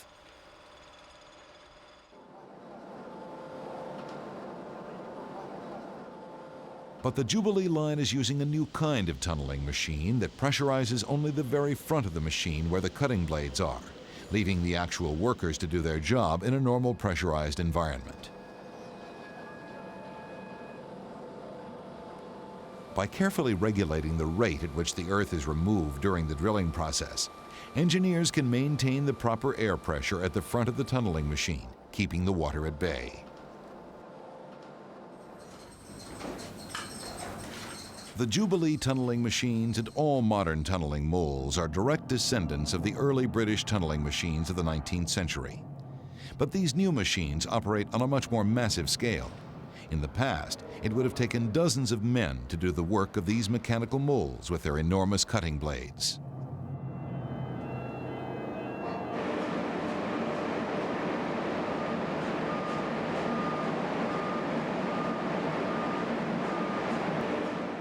The monsters advance slowly but relentlessly through the London clay. For each meter of tunnel dug, 40 tons of earth is carried away on conveyors. As the machine moves forward, engineers put in place preformed concrete tunnel sections. Cement has replaced iron because it's cheaper.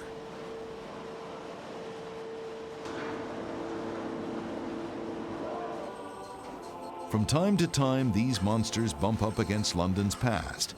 At London Bridge, tunnelers found the debris from a Roman house smothered by the unforgiving mud.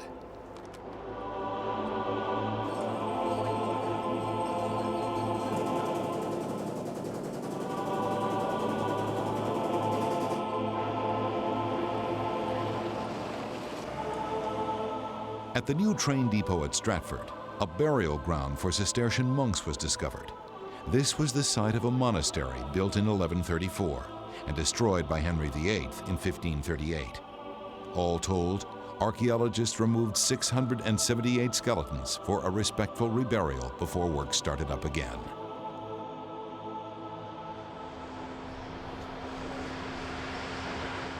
The most radical and innovative aspect of the new Jubilee extension are its stations. For years, London's subway platforms have been cramped, dirty, overcrowded, and vulnerable to accidents or terrorist attack. Remembering the fire disaster at King's Cross, the Jubilee Line's new stations are designed to serve passengers safely for the next century.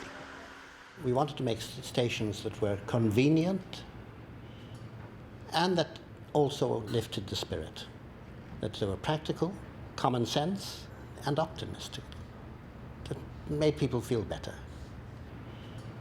Concept of the Jubilee Line: convenience, ease of use, and a bit, as an extra, a bit of delight.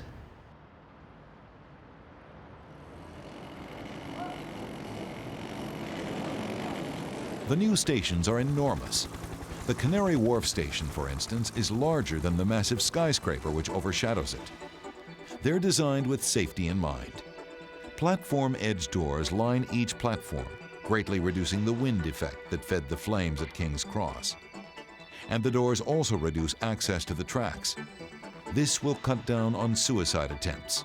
Twice a week, someone falls or throws themselves onto the Underground's tracks. The Jubilee Line will also have state-of-the-art trains and cars, 59 automatic trains of 6 cars each.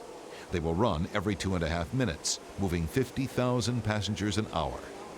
The trains are designed with crumple zones to absorb impact, addressing the problem that killed so many people in the Moorgate crash. Each train will also have black box incident recorders, similar to those on airplanes. The escalators go through their final testing, and work on the various Jubilee stations is nearing completion. But success has come at a price, both in terms of time and budget. The Jubilee Line is substantially over budget and way over schedule. Yet technically, the engineers have achieved their objectives, building the most advanced subway system in the world. The men and women who built this massive superstructure look back on their accomplishments with great pride. Oh, I think we're absolutely on the leading edge when it comes to tunnelling. I think other cities would have accepted the earth moving more, would have accepted the surface damage, and would have simply shrugged it off and gone back and repaired the damage. In such an intensely crowded city as we have in London, that took the very best quality civil engineering to achieve.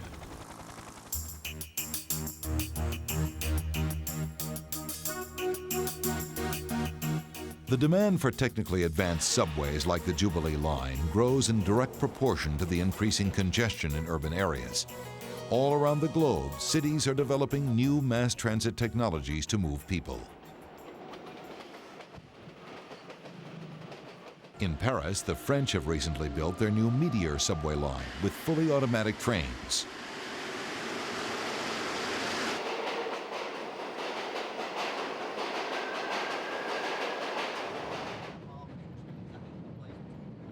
In Asia, mass transit is making great strides forward. Hong Kong opened its own subway system just 20 years ago, but already it carries 850 million passengers a year.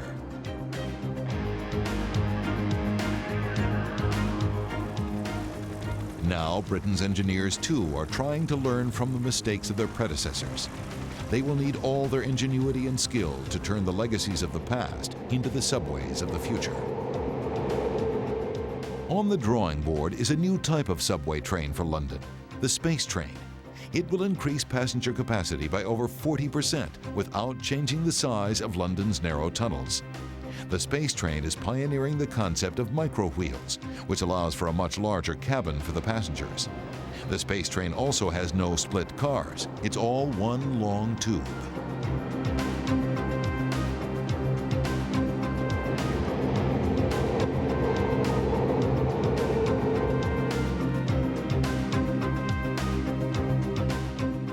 The London Underground has served its city well, providing efficient, safe transport in times of peace and protection in times of war. Over the last 150 years, 100 miles of tunnels have been hacked through hostile soils while carefully preserving the ancient and historic city above.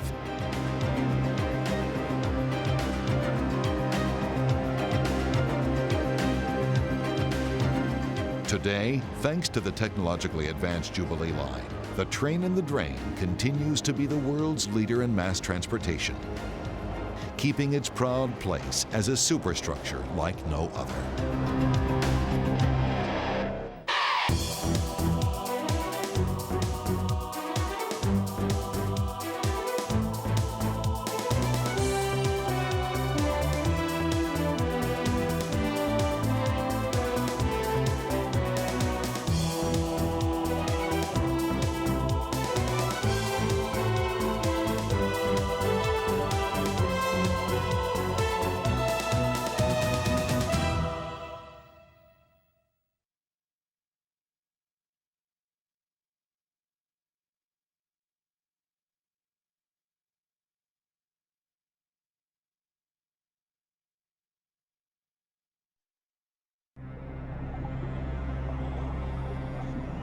Rising from beneath the waves, a silent predator suddenly strikes. For almost a century, submarines have patrolled the world's oceans. Their missions, even their construction, cloaked in secrecy. Now, we'll take you where cameras have never been allowed before, to witness the incredible birth of a modern nuclear submarine. About to embark on a potentially dangerous mission, this is the story of the most complex military machine of the 20th century, a superstructure called Seawolf.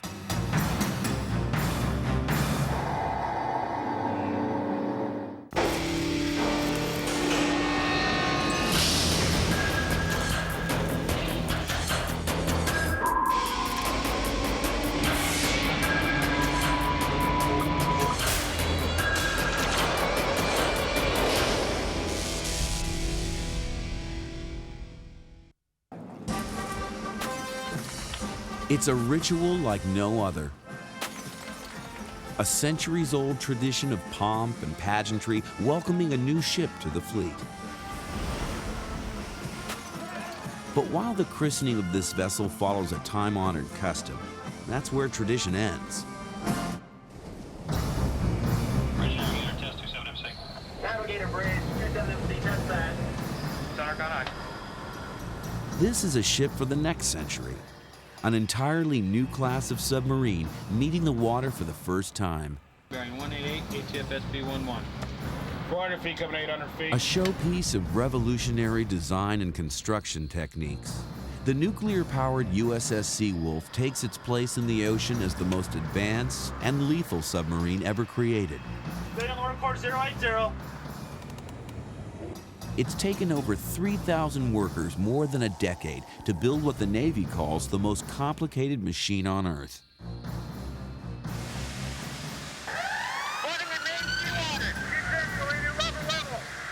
The crew of Seawolf has endured years of training to earn a place aboard this mechanical marvel. She is a prototype for the Navy's undersea future. But before they can claim the title of sovereign of the ocean, man and machine must pass a complex and dangerous series of tests known as the sea trials. And battle station.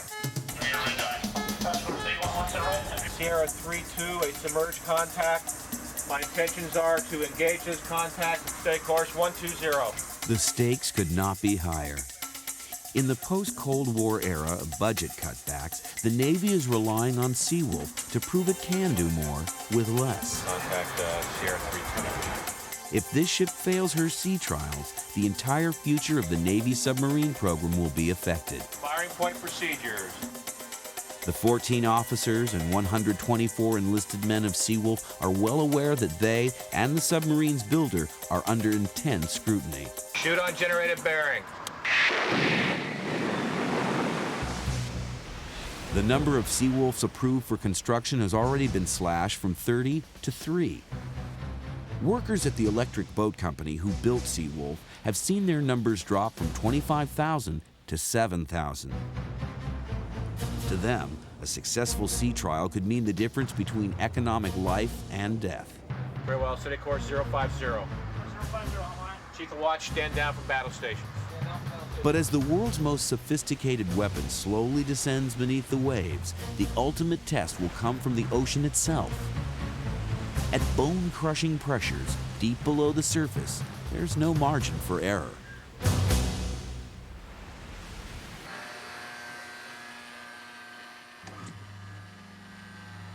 There are few places in the world large enough and sophisticated enough to build a nuclear submarine.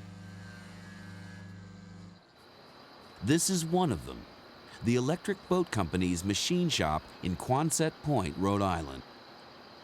For the first time ever, the company has allowed cameras inside to witness the birth of a nuclear submarine. Here, giant pipes are twisted into intricate shapes, while massive grinding machines polish tons of special metal alloys into parts that will become the body of Seawolf. There's about 8 million parts on a submarine. Those parts have to fit together electronically, mechanically. The tolerances are extraordinarily close. The Electric Boat Company was co-founded by submarine pioneer John Holland in 1899. While the construction of Seawolf marks a new chapter in the history of underwater vehicles, like all subs, its life began on the design table. From the 19th century through the Cold War, submarine construction has always required enormous amounts of precise planning. For instance, on Trident, there were 10,000 drawings that defined that ship. And there were probably 5 or 6 revisions to the 10,000 drawings, so you had 60,000 pieces of paper. It's been about 30 years since we designed a new class of submarines. In those days, when you designed a submarine, you just used slide rules. There was a lot of hand calculations. And so when they designed Seawolf, it was computer-aided. It was the first time we did that. When Seawolf was designed in the 1980s, the computer revolution was just beginning. With the advent of computer-assisted design, or CAD technology, her creators could drastically reduce the staggering amount of hand calculations required. Now, Basic design measurements such as length and diameter could be visualized in ways the early pioneers couldn't imagine. But the design process was still full of challenges. The three main problems facing modern Navy designers today were also faced by their forefathers. First, how to create a vehicle that could stay underwater for extended periods of time. Then, how to install enough weaponry to make it a viable threat. And finally, how to remain undetected. In the past, submarines were constructed by welding together steel plates to form the hull. Then the machinery, or guts of the sub, would be lowered inside through openings in the top. This was the primary method of submarine construction from World War I through the Cold War. The Cold War was one of the most volatile and dangerous times in American history. As the arms race between the United States and the Soviet Union escalated, the government turned to its undersea force for defense. The Navy developed two kinds of submarine classes, the ballistic missile submarine and a smaller class of subs, the attack class. The ballistic subs, often called boomers because of their enormous firepower, were essentially large mobile platforms for launching nuclear weapons. 3, 2, 1. Deployed on secret missions throughout the world's oceans, the ballistic missile submarines served as a threatening deterrent to an enemy first strike. Weapons gone. You have permission to fire. Note 1. Their companion class, the attack subs, were smaller and faster than the boomers. These subs were designed to do exactly what their name implied: attack, quickly, silently, and with deadly force. Shoot!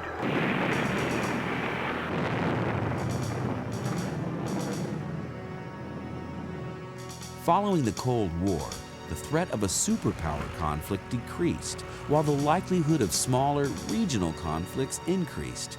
In response, a new kind of submarine was needed, a submarine like Seawolf.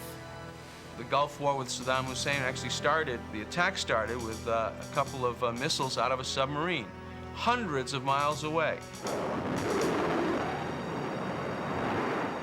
It keeps your personnel safe and has the ability to be used in every conceivable situation.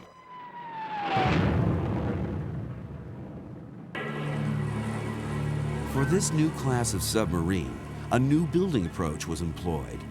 The Navy created Seawolf using a modular construction method. For the first time, a submarine would be built as a series of modules, with the piping, machinery, and fittings installed at the same time. This hull cylinder, about 40 feet in diameter, is about to become part of a larger, complete module. Using this new method of construction, the hull will not only be much stronger, but maintenance on the sub will also be easier. In the past, engineers would have to cut holes in the pressure hull to add or remove machinery. This time-consuming, labor-intensive process required extensive recertification tests. Now, machinery can fit through special openings that are covered by a watertight hatch, increasing the efficiency of the construction process and the strength of the hull.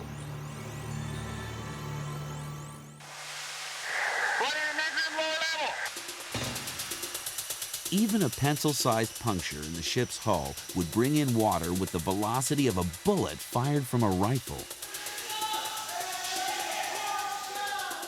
To learn how to survive against such impossible odds, the crew must now face their own certification process. That training begins here at the Naval Submarine School in Groton, Connecticut. These trainee submariners know that someday they may face a situation of life and death, an emergency in which their response will either save the ship or send it to the bottom of the sea. For the water and interim lower level bills. Interim lower level DC Central Live.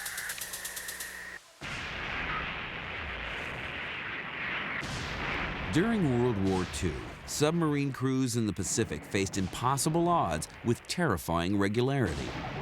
Under constant attack from Japanese depth charges, submarines became the final resting place for thousands of American servicemen. Coming on, fire one! Despite the losses, American submarines inflicted major damage on the Japanese Navy and merchant fleet. One after the other, these steel sharks rolled out of shipyards as fast as they could be built. In response, the Japanese tried every possible method to turn back the U.S. subfleet, including propaganda. We know very well that American submarines have headed west from Pearl Harbor. If American submariners are wise, you will turn back. Certain death awaits you over here. But neither depth charges nor propaganda could silence these warriors of the deep. Down periscope, set, fire! And the American submarine fleet dramatically affected the war's outcome. The submarine force represented just a mere 2% of a very, very large Navy. The submarine force, with that 2% of the Navy, sank just about 55% of all the Japanese shipping that was sunk in the entire Pacific War. Ultimately, the end of World War II was brought on by a catastrophic new weapon, an apocalyptic device using an energy source of unimaginable power. After the war's end, one man began experimenting with a way to safely harness this awesome power under the sea. He envisioned a new kind of submarine, powered by an energy source that would give it incomparable speed and stealth. His vision would lead to the awesome creation called Seawolf.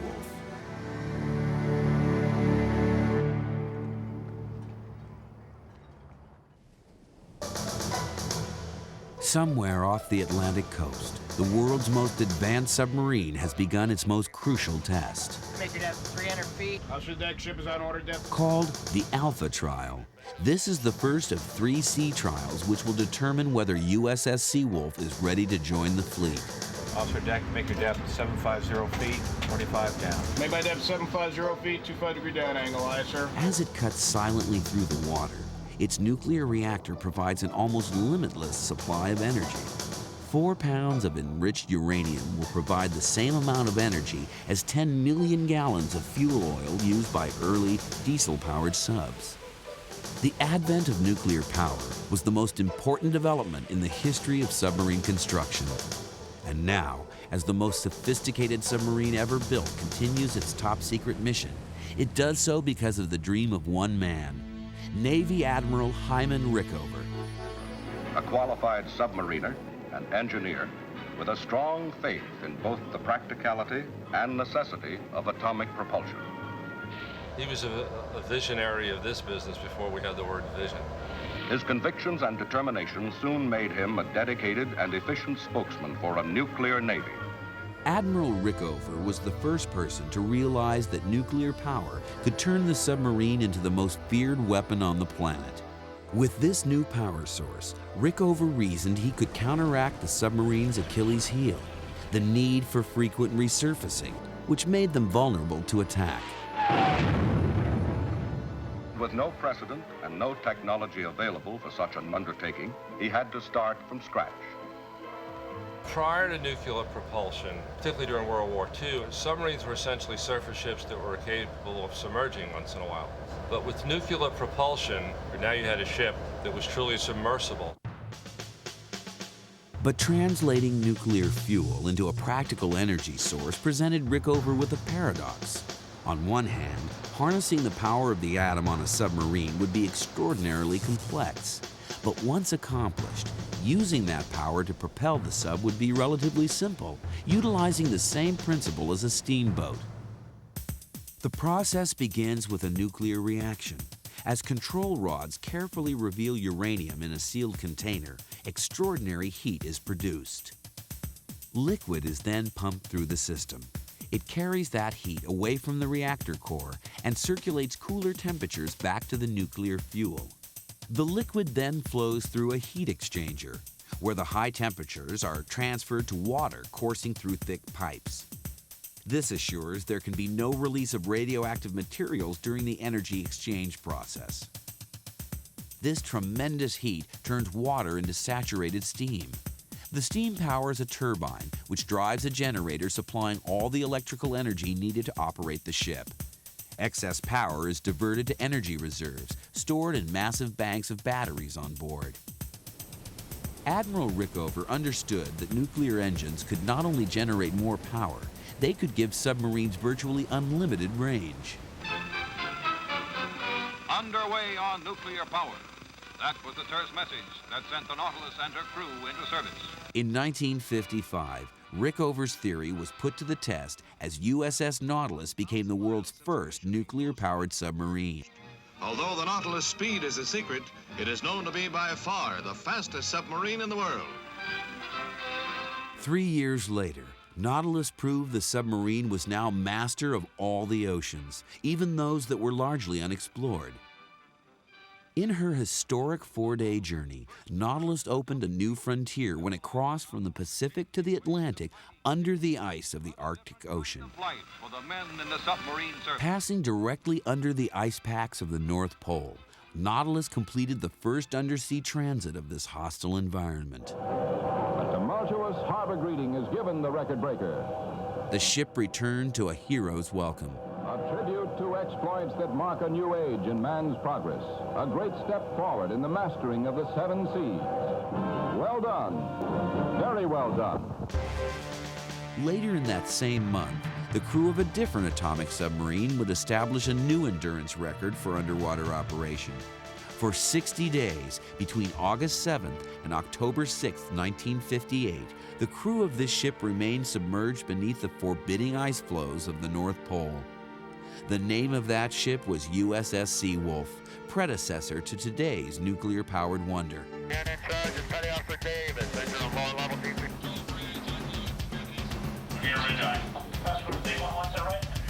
300 feet coming 800 feet. 700 feet coming 800 feet. Take charge your place, making them 800 feet. On board today's Seawolf, submerging for 60 days is simply routine. With its nuclear-powered engines and ability to manufacture oxygen and water, Seawolf could theoretically remain underwater for years at a time. But beyond her extended range, nuclear power has also given Seawolf another important edge: speed. While her top speed is a closely guarded Navy secret, officials admit she cruises faster than 25 knots, about 30 miles per hour. Experts privately acknowledge Seawolf can actually travel much faster. Well, it's funny. People try to figure out how fast a ship goes, and they always ask the crew. And the crew will say, they have an acronym, and they say it goes so fantastically fast that stuff falls off. You know, that's their little joke. But they won't tell you for sure how fast it goes. It is certainly a sports car compared to the other ones.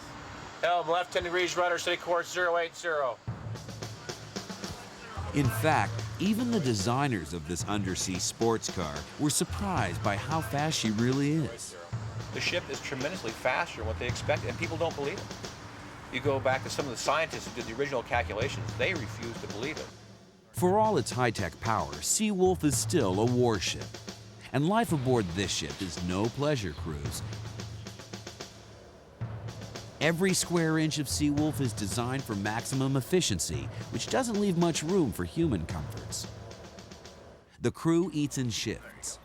Over 130 men will pass through this compact galley 3 times each day. Space and privacy aboard Seawolf are luxuries the crew learn to live without. Even their sleeping quarters are designed for efficiency. The reason why you call it hot racking or hot bunking is you have 3 guys to 2 racks. The reason why you have that is because you don't have enough space available for each member of the crew. The reason why they call it hot racking is because while you always have 1 on watch, you have 2 in the rack, and when that person gets off watch, that rack is still warm from the other person. So that's pretty much why they call it. And plus you jump around from rack to rack, you'll never sleep in the same rack twice. It's not uncommon for some sailors to actually sleep in the torpedo cradles. luxurious accommodations for taller men frustrated by confined bunks. Because space aboard a submarine is at a premium, maximizing every available inch has always started with the design phase. During the 1980s, Seawolf designers were able to use emerging technologies to increase available space. For example, CD-ROM technology meant thousands of technical manuals and drawings required on early subs could be replaced by compact discs.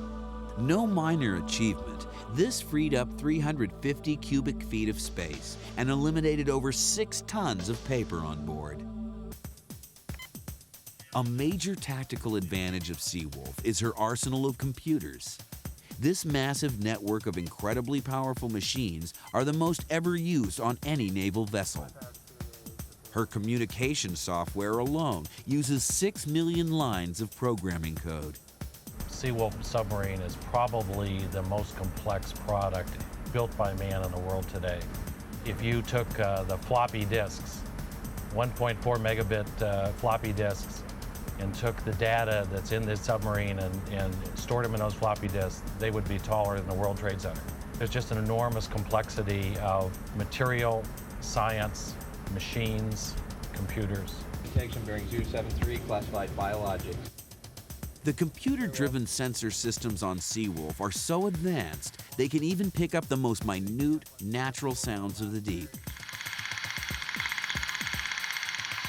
What you're hearing is shrimp feeding in the cold waters of the Atlantic. The crew listens as dolphins swarm in for lunch. But beyond just hearing faint natural sounds, Seawolf sensors can detect and identify even the most silent of ships by their sound signatures. Today's acoustic sensors, both on the submarine and also towed behind the submarine, have allowed us to be able to detect very quiet submarines and surface ships out to thousands and thousands of yards in range, out to many, many nautical miles. Those sensors combined with very improved and highly capable heavyweight torpedoes give us the capability to attack both submarines and surface ships almost at will. Crew members say the difference between Seawolf and non-nuclear submarines is like comparing a biplane to a jet. But for all its space-age capabilities, the job of traveling beneath the sea remains extremely dangerous. And no mission is more dangerous than the Alpha Trial, the submarine's first meeting with the sea. As the crew of USS Seawolf continues their shakedown voyage, a mission from decades earlier casts an ominous shadow. A mission in which another nuclear submarine was being tested. A mission that would be cut short by tragedy. A tragedy that would shock a nation and forever change the nature of submarine construction.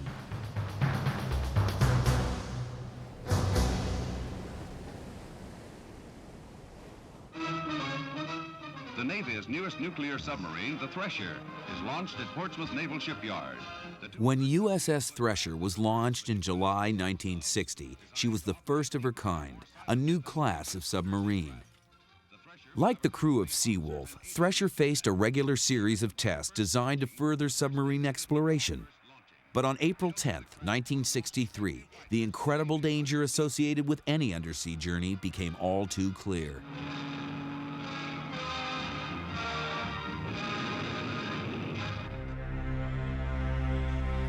At 7:47 p.m., about 200 miles east of Boston, Thresher began a deep descent known as a test dive. For reasons still unknown, at 9:13 p.m., the ship radioed a message that it was experiencing minor difficulties and was attempting to blow its ballast tanks, a procedure used to surface during an emergency. 4 minutes later, a garbled message was received. Then, the horrifying sound of the ship breaking up. USS Thresher, along with her crew of 129 men, was gone. It was a chilling and memorable day. It was almost like where you were when the president was assassinated. So this was was also that year. As ships and deep diving equipment scoured the ocean for the wreckage, investigators began a decades-long quest to find out why she sank. In a remarkable series of pictures, the Navy photographs the ill-starred sub. In one photo, her number shows clearly. The tail section with the stern planes is plainly visible here. Navy submersibles found what was left of Thresher in June of 1963 at a depth of over 8,000 feet. A Navy court of inquiry, however, was never able to fully determine the exact cause of her demise.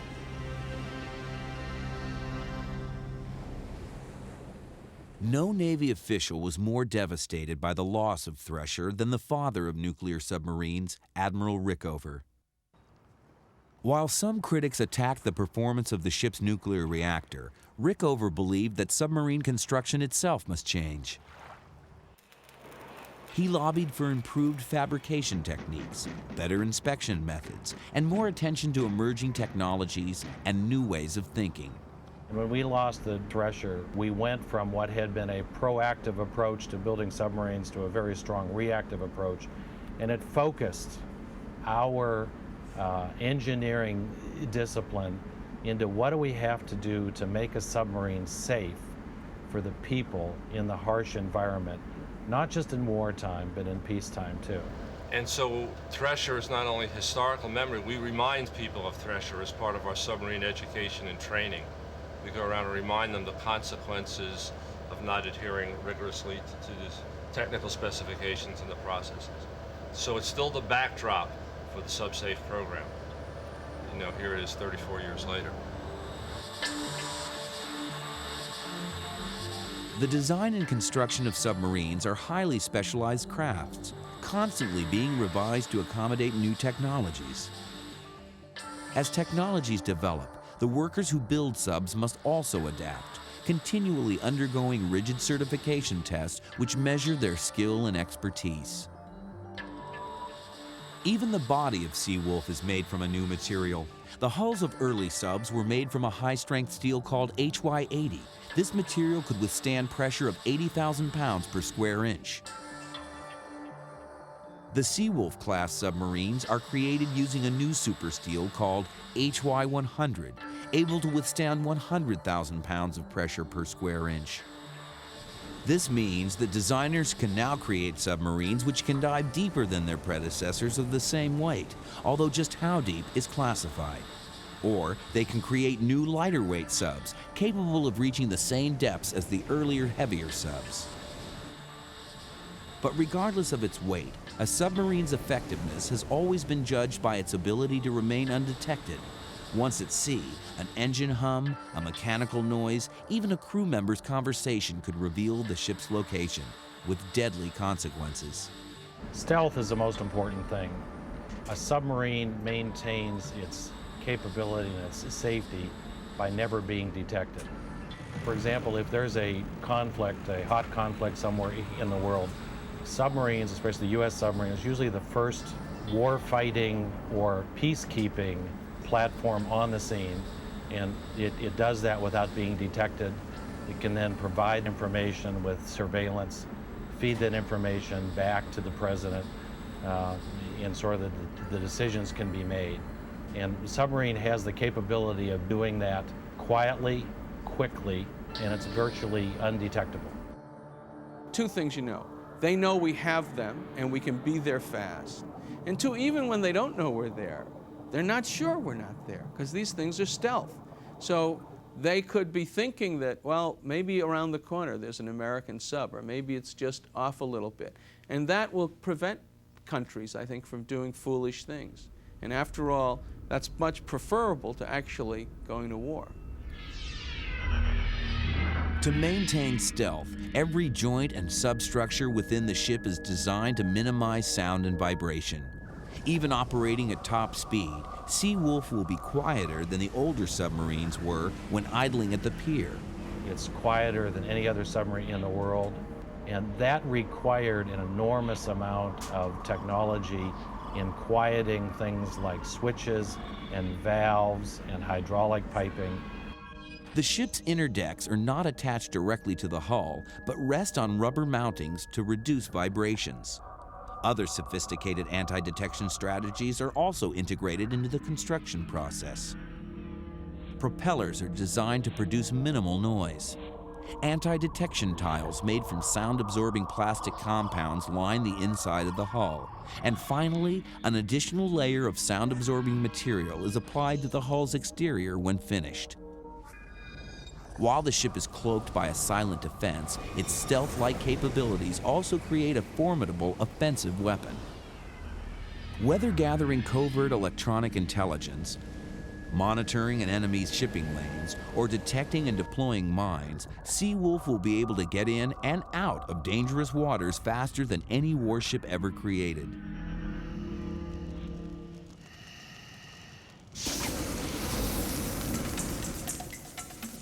But sometimes, the most deadly threat to a submarine crew comes from inside the ship. Fire in the engine room, fire in the bilge. I think probably the fire is the worst thing to have happen to you, because that's something very quickly, if you don't do the right thing, can get out of control. As you see, this is an enclosed environment. This is all we have. Fire's out! Refresh hatch is set, eh? If you get a big fire going, it gets very hot here in a hurry and very, very hazardous, and there's nowhere else to go. Trapped hundreds of feet below the ocean's surface, a fire could wipe out a crew in an instant, or slowly consume the ship's life-giving oxygen supplies. It is a terrifying scenario, but one that is planned for in the design of a ship, in its construction, and at the Naval Submarine School. Fire's out, refresh hatch is set. This training doesn't end once on board. Class Bravo, fire in the galley, fire in the deep mat, fryer. There's heavy smoke in the galley. I'm paying for calling the man in charge. On a submarine, crew members constantly rehearse and plan for every conceivable situation. There's heavy black smoke in the galley. We are currently searching for hot spots with the Nifty. There are no hot spots. The fire is out. The ship is at periscope now. Preparation for emergency ventilating. All hands in the fore compartment ready these. When building a military craft like Seawolf, designers must also plan for every eventuality. The most obvious and most dangerous is combat.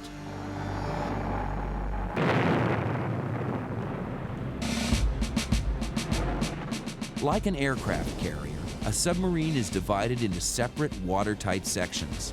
This way, if a torpedo should penetrate the hull, or if a fire should start in one section, the rest of the ship is still able to function. I think we depth 750 feet, 25 down. 750 feet, 25-degree down angle. I sir, full dive on the stern planes. 25-degree down angle.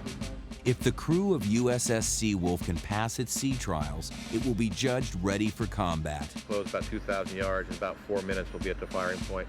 Tomahawk shape going to pivot tray A level. Starboard side, clear? Carrying an arsenal of lethal weapons that can be targeted with pinpoint accuracy, the ship will patrol the seas with more military power than many countries possess. Weapons coordinator, Captain, reports status of Tube A. Texan torpedo, normal line, Tube A.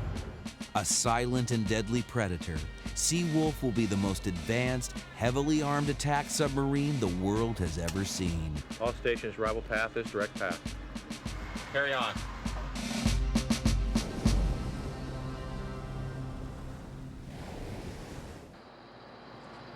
As the pieces of a new nuclear submarine are forged at this historic shipyard, workers at the Electric Boat Company now face an imposing task: transporting the giant sections to their dry dock facilities in Groton, Connecticut. To do this, modules weighing over 700 tons each are placed on the largest transport truck in the world.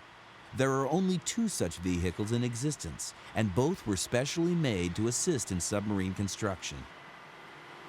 When these 2 vehicles are used together, workers can move modules weighing over 1,400 tons. Now, they will travel by barge for the 60-mile journey from this Rhode Island machine shop to the Connecticut dry dock facility. As the pre-assembled pieces arrive at the dry dock, they are suspended in order and then pieced together to form the complete ship. Many months of assembly have been condensed into seconds to see this amazing process in action. As the pieces of this $2 billion puzzle are carefully assembled, even top-ranking Navy officials are amazed by the complexity of the operation. The design, development, and construction of a submarine, I view it very much like eating an elephant. How do you eat an elephant? It's one bite at a time.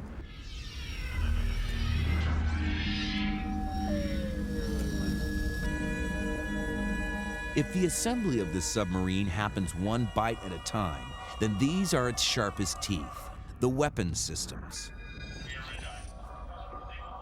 Now, with its body almost complete, the deadly arsenal is installed.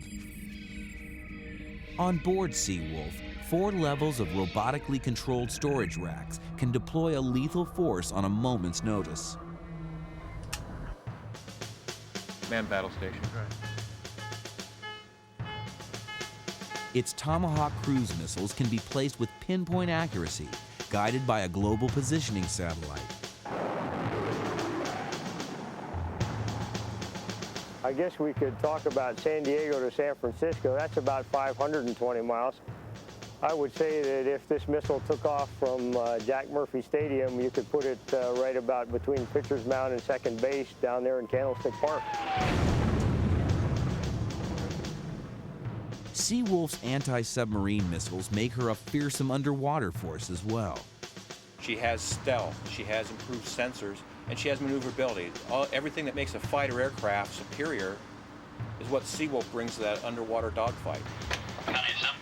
Seawolf is the most sophisticated military craft ever created, but the road leading up to this 20th century superstructure actually began hundreds of years ago. It was a road paved with danger.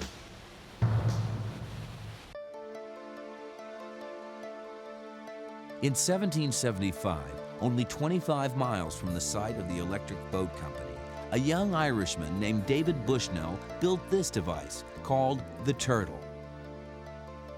Driven by his intense hatred of the British and with the support of George Washington, Bushnell created an underwater craft that could place an explosive device on harbored British warships. Its name came from the design, resembling 2 turtle shells, 7 feet long and 4 feet wide.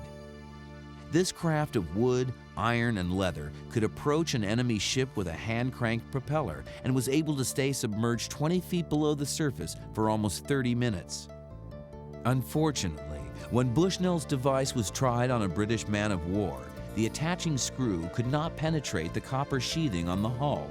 The Turtle was lucky to escape, but the theory of this unique weapon delivery system survived. The underwater sneak attack was born. During the Civil War, both sides developed submarines, but it was a Confederate version invented by Horace L. Hunley that became the first sub to record a torpedo hit on an enemy ship. It was a milestone that came with a terrible cost. The 60-foot H.L. Hunley used a crew of 8 to turn its propeller crankshaft, towing a single torpedo behind it.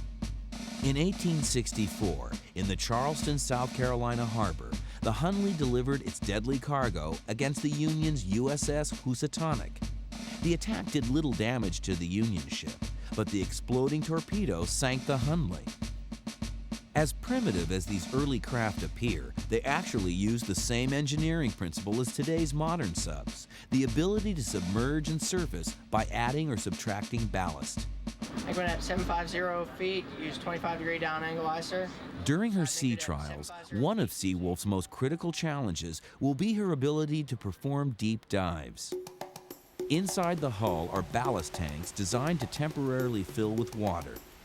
In the original sub designs, the ballast tanks were located port and starboard, as shown here. When the tanks fill with water, negative buoyancy is created, causing the vessel to sink. When compressed air flushes the water from the compartments, buoyancy returns and the ship rises. 700 feet, coming to 300 feet. Seawolf also employs this basic principle of physics. But the ballast tanks on this ship are located fore and aft, so the ship can submerge or surface with incredible speed. Roger, deck. Ship is on order depth 300 feet, sir. The propulsion of early subs required exhaustive manual labor performed in suffocating spaces with no fresh air. These ships could only dive for brief periods, staying close to the surface in order to ventilate the craft. On board Seawolf, the same nuclear power that propels the ship also supplies the crew with life-giving oxygen. Water molecules are formed from two hydrogen atoms spinning around a single oxygen atom. On Seawolf, sophisticated machines use electromagnetic force to disengage the hydrogen atoms from the molecular structure, leaving pure oxygen for the ship's life support system. But it was another source of energy that first turned the submarine into a viable fighting machine. John Philip Holland was an industrious Irish immigrant who pioneered a double propulsion system for submarines. Holland's boat used a 50-horsepower gas engine for surface sailing, and then to keep the air breathable, a battery-operated motor while submerged. This dual-engine approach to underwater navigation gave the sub greater range and submergence capability, something that U.S. Navy officials realized in 1900. Able to dive to just over 100 feet, the Irishman's craft became the first submarine commissioned by the Navy. The crew of USS Holland became pioneers of a new world under the sea. Over the next 14 years, 25 more of these amazing devices called submarines were built. But beneath the waves, the United States would not be alone for long. May 1915, the ocean liner Lusitania is fired upon and sunk by a German U-boat. In under 20 minutes, over 1,100 passengers died, many of them Americans. The U.S. moves one step closer to war with Germany. During World War I, the potential of this new machine would be put to the ultimate test. The age-old ritual of enemies facing each other in head-to-head combat was replaced by the sneak attack. Gyro 005 increasing. Shoot anytime. Fire! The dream of John Holland and the early submariners forever changed the nature of warfare. I think certainly that Holland, when he designed and built his first craft, probably never recognized where we would be today. John Holland might never have imagined a vessel like Seawolf, but to the Navy, it marks the beginning of an entirely new class of submarine. High-tech subs that will begin in virtual reality and end up resembling science fiction. But first, Seawolf must prove to the Navy and the public that her design is sound, that her crew is ready. Now, as she nears the end of her crucial maiden voyage, the future of the next generation of subs hangs in the balance.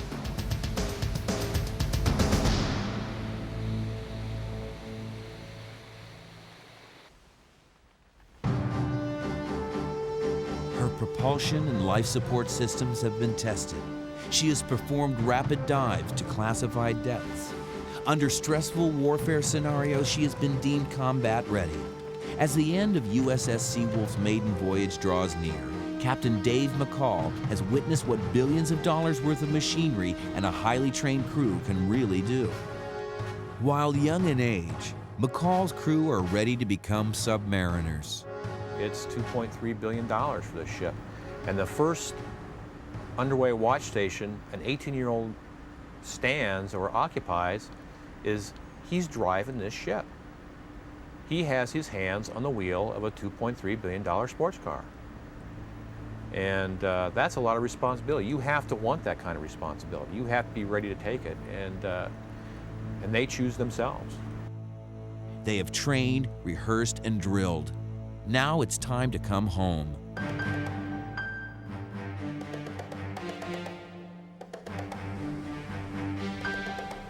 But as Seawolf ends her maiden voyage, she is bringing back more than just the crew. Over 100 workers of the Electric Boat Company have gone with her on this dangerous but crucial first journey. While these shipbuilders were on board to perform tests and gauge the success of their handiwork, they also wanted to send a message. This was a ship that had been constructed properly, and they would put their lives on the line to prove it. They've literally worked 24 hours a day, 7 days a week for 3 years with very little time off.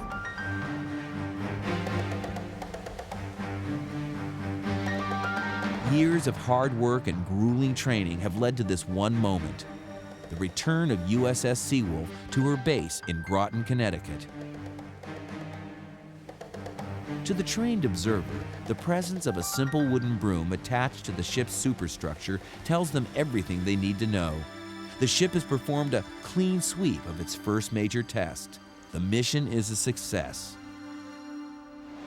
It is probably our finest ship in the water today. It performs beyond expectations. After seeing it start from the early stages of design, early stage of construction where we just started bending steel, to watch the crew bring it alive, start operating it, we've been through a lot of major obstacles that would have normally brought another project to its knees and stopped it.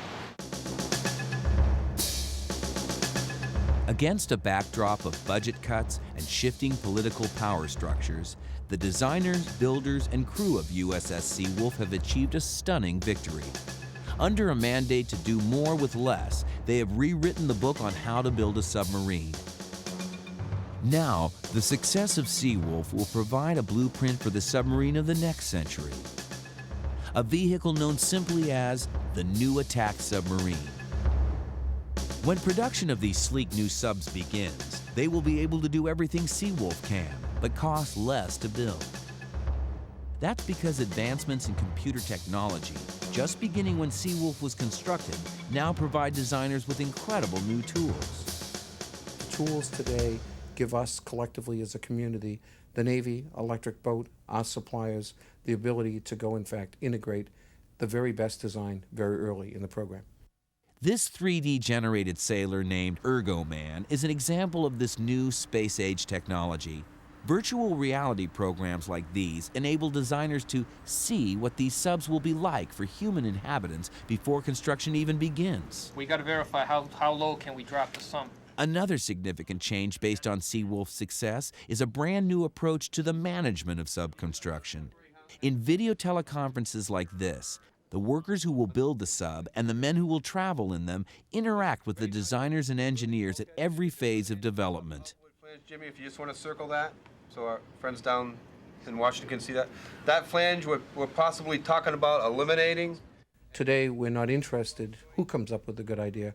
We make it a team effort to go produce the very best design for this country that we can produce. And that's exciting, and that's different than it's been in the past.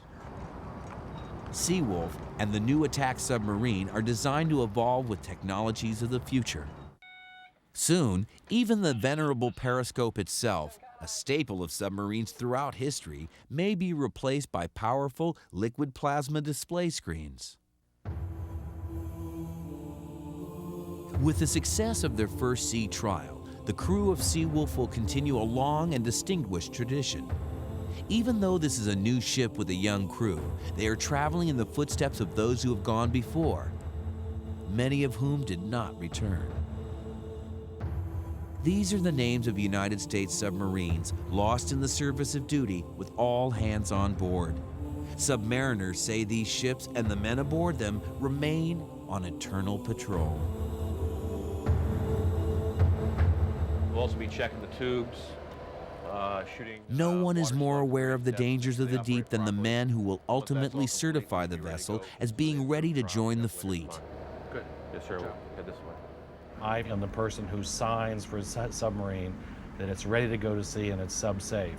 And we do that through a very rigorous, disciplined process that literally takes thousands of hours of documentation, test, and retest. Had Seawolf failed on its first mission, the consequences for the Navy would have been disastrous. Thousands of jobs, billions of dollars, and the lives of the crew were at stake. Now, for the thousands of men and women who created her, Seawolf's successful first voyage is a time of great emotion. Well, you know, the day I give up the ship is going to be kind of like the day I gave up my daughter to her husband at her wedding. It's going to be a hard day. The design and construction of a nuclear submarine requires the imagination and determination of thousands. Forged from silicon and steel, they are born in giant factories. But here, beneath the waves, is where they will spend most of their lives. By the time Seawolf ends her final mission, it's difficult to imagine how far man will have ventured into the realm of the deep ocean. But waiting in the wings will be an entirely new class of undersea superstructures. I hereby certify that he is qualified in submarines on board USS Seawolf. And a new generation of submariners, piloting these guardians of the deep into the next century and beyond. Congratulations, Past World Guard. Thank you, sir.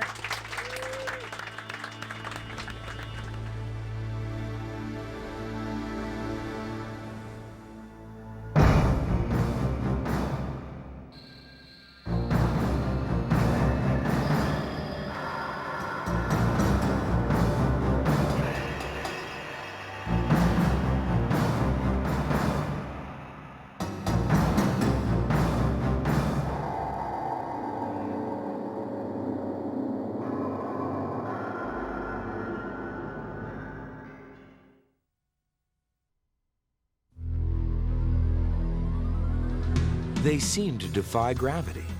Forged from concrete and steel, skyscrapers loom over today's urban jungle. They embody the souls of those who built them, the strength and courage of high steel workers, but also the danger of such a passion. For as gracefully as they rise, skyscrapers collapse with unparalleled devastation. Yet in the face of potential disaster, architects continue to design these superstructures higher and higher. It's become a race towards the heavens to lay claim to the title, tallest building in the world. How far and how high will this never-ending race take us? And what engineering marvels keep these superstructures standing?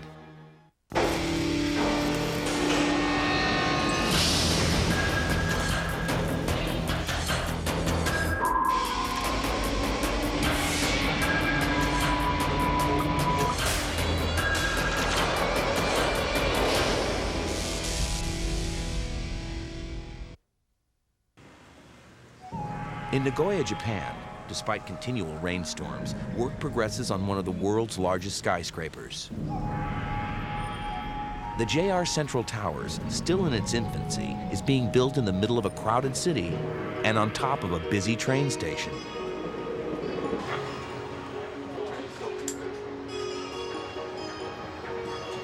Every facet of modern engineering skill is daily put to the test.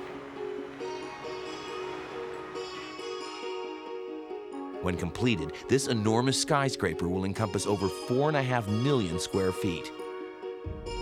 It's about the size of the Pentagon, or larger than one tower of the World Trade Towers, the Twin Towers, and one of the largest buildings in Japan, if not the world.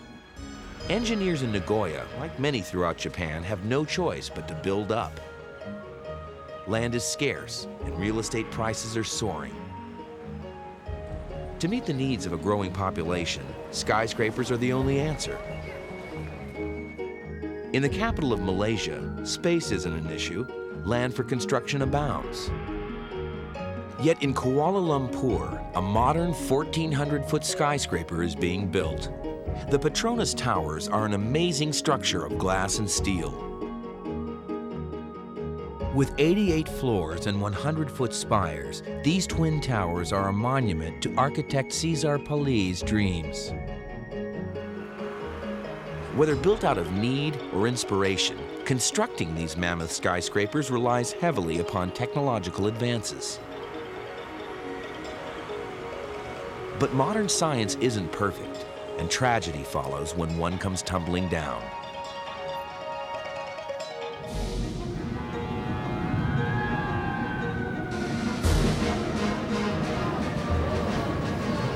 Unwavering before such catastrophes, engineers continue to build bigger and taller superstructures.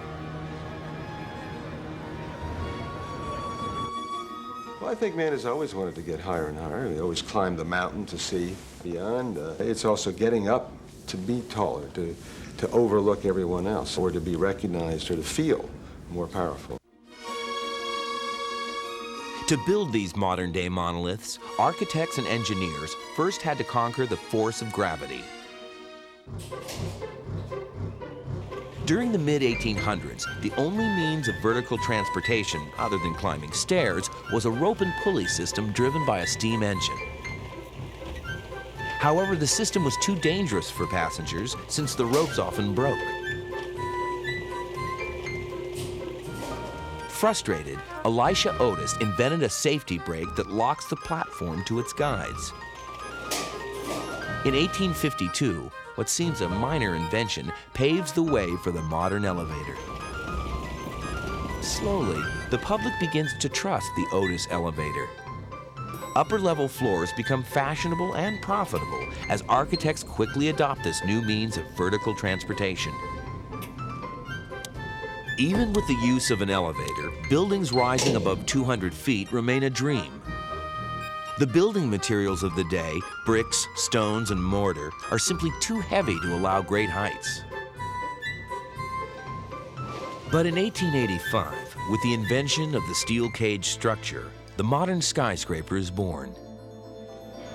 Rather than build up from the ground, they built a cage inside, your bone structure, your person, the skeleton, and then they put the skin on the outside. And then the weight of that material is held at each floor level rather than passed all the way down 5, 10, 20, 30 stories down to the ground and held at the bottom floor. No, it's all hung off of this very strong structural cage, which is much lighter now because it's out of steel.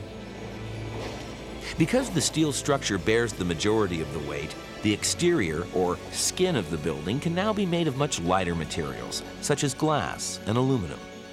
The result is an explosion of buildings taller than anyone has ever seen.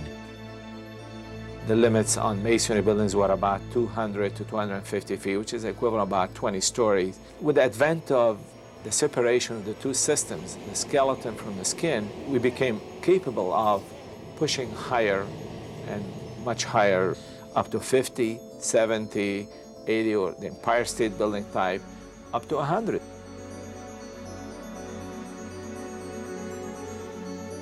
For over 100 years, the steel cage structure has enabled engineers to build skyscrapers higher and higher.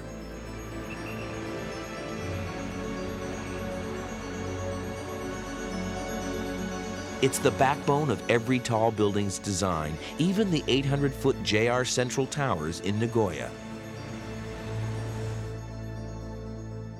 The skyscraper is made up of 3 steel cages. One forms the base of the building, while 2 rise up within each tower.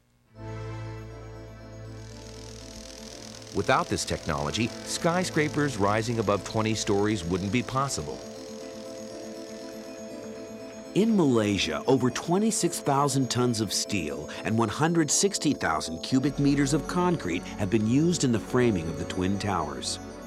These 88-story steel and concrete skeletons will help the Petronas Towers claim the title, tallest building in the world. Higher and higher they rise. But at what altitude do skyscrapers become too dangerous? Over 50 years ago, a deadly incident magnified these risks.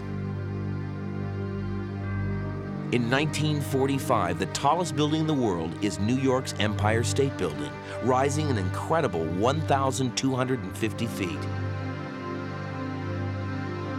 Built in just over 13 months, its claim as the tallest skyscraper will last nearly 40 years. Perhaps this building's greatest achievement is not its long stay at the top, but its jarring reminder of the dangers of building so high. The Empire State Building and all New York City were wrapped in fog as a B-25 Mitchell bomber trying to reach a nearby airport crashed into the tallest structure in the world. Although the pilot and 13 others died, the building sustained little damage and was open for business 2 days later.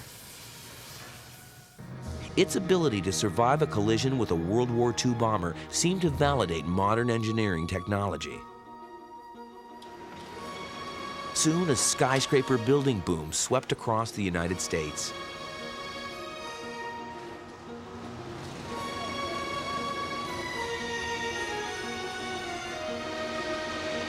"29 years later, the Sears Tower is built 1,454 feet above Chicago, becoming the tallest skyscraper in the world.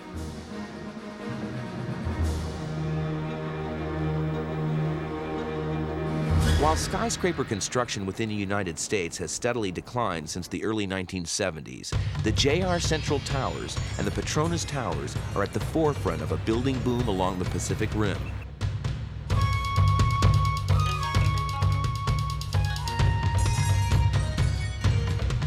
The competition is as fierce as ever. You built a skyscraper, they're taller and taller. Some of them make absolutely no economic sense, but they're being built nonetheless. It's just amazing the number of projects that are being done out there. They're being done strictly for ego. There's no other reason. And there's no economic reason for them to be built other than sheer ego. As this construction craze of enormous skyscrapers spreads throughout the Pacific Rim, the engineering world is once again thrown into a battle to become the world's tallest building.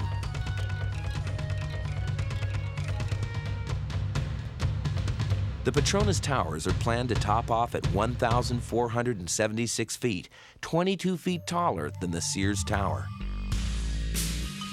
These very, very tall buildings, much as the World Trade Towers in New York or Sears in Chicago, helped give the city a certain image. And they've become very important to that city's overall status, symbol, and image. The tall building represents catching up with the West, or maybe even going ahead in some cases, as more than just pure need. Only time will tell if this architectural pursuit will prove deadly. In New York, to avoid future collisions, airplanes were simply rerouted. But the engineers of the JR Central Towers and the Petronas Towers are threatened by unavoidable forces.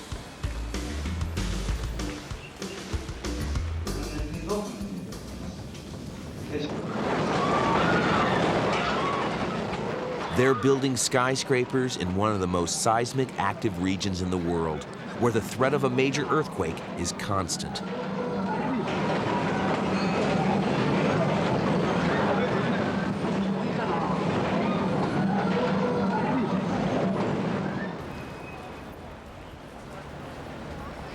Relying on the innovative designs that enabled the Sears Tower and the Empire State Building to reach such monumental heights won't help. They weren't designed with earthquakes in mind. How safe will these new structures be when a violent earthquake shakes their very foundations?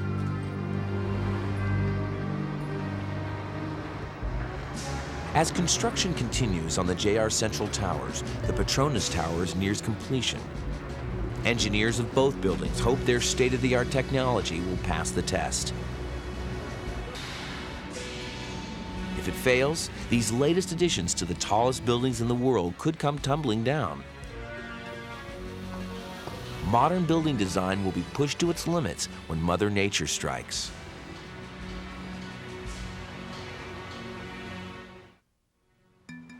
The construction of the JR Central Towers is a collaboration of the top engineering minds in both Japan and the United States. It's also one of the most hazardous projects in the world. Located directly below the site is Nagoya Station. 1.5 million people pass through here each day, disregarding the huge skyscraper being built above them. But what would happen if an earthquake hit such a densely populated area?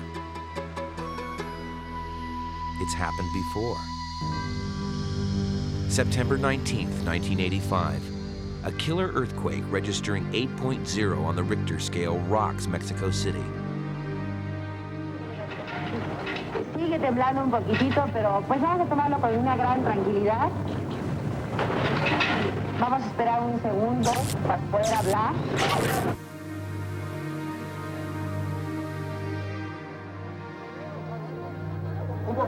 More than 10,000 people are killed.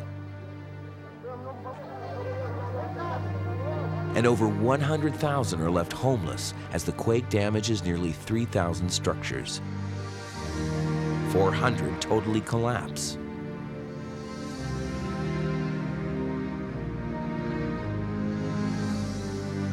And for the city's towering skyscrapers, once a symbol of modern Mexico, this is the most devastating quake ever. ground was actually moving back and forth for a minute and a half or so, about like this. It just sort of a gentle motion back and forth. And certainly most buildings, if you were in them, you'd get a little seasick, but you wouldn't feel very much. That's not a very violent motion unless you happen to be a tall building.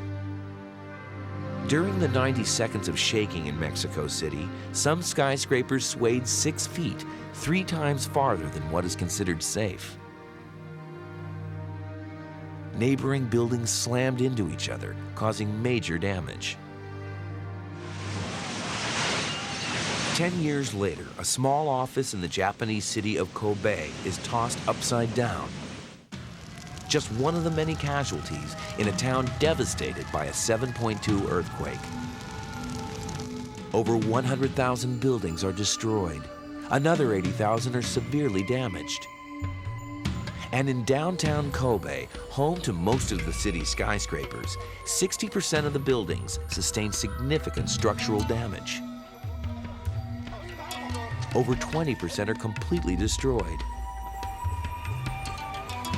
It's in this seismic environment the latest skyscraper building boom has erupted. Whether guided by sheer need or pure ego, architects are designing some of the tallest buildings in the world on some of the most unstable land. But the devastating failures in both Mexico City and Kobe have provided the building community with valuable insights. When the Earth moves beneath these monoliths, the skyscraper's center of gravity becomes offset. The top of the building tends to lag behind the base, putting more stress on the columns. At the very least, the building could end up with a permanent bend in it, which would yield it an economic total loss, although the occupants may survive the situation. The worst case would be that it got so far out of vertical that it actually fell over, and that, of course, would be a catastrophic situation. Using computers to simulate the shaking a building sustains during a major earthquake, researchers discovered that strengthening a skyscraper's foundation may prevent these structural failures.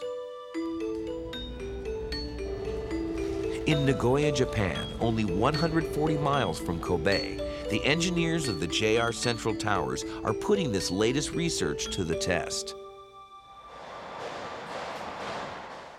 4 stories below the proposed lobby, a vast digging campaign is underway.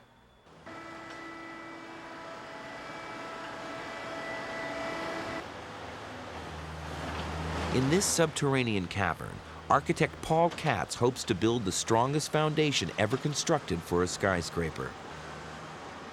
To anchor the building to the foundation, engineers drive 125-foot-high steel beams 60 feet into the bedrock. Eventually, these columns will be encased in steel reinforcement bars and concrete. This will become the base frame of the building and bear the majority of its weight.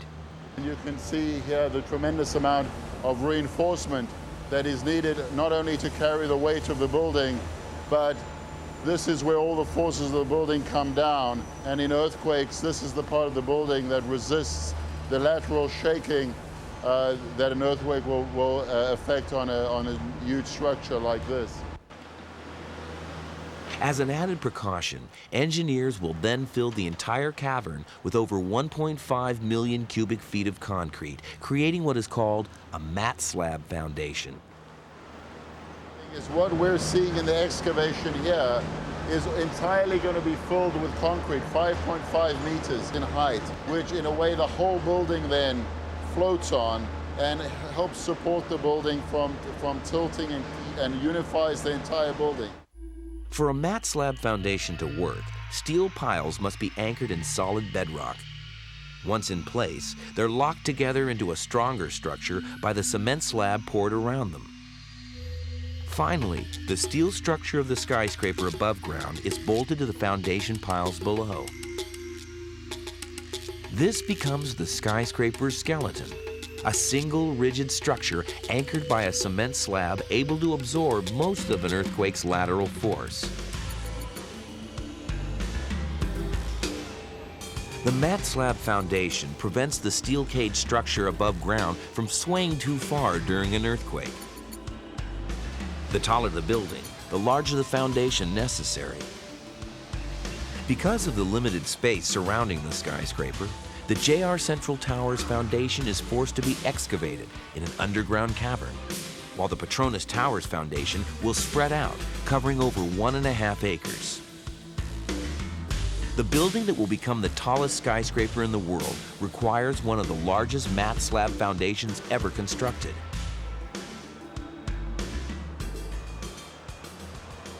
Before a drop of concrete is poured, the bedrock at the proposed site of the twin giants becomes an issue of concern for architect Cesar Pelli. You need to go down to bedrock, and you had to go very deep to start finding limestone. And the limestone that we found was like Swiss cheese.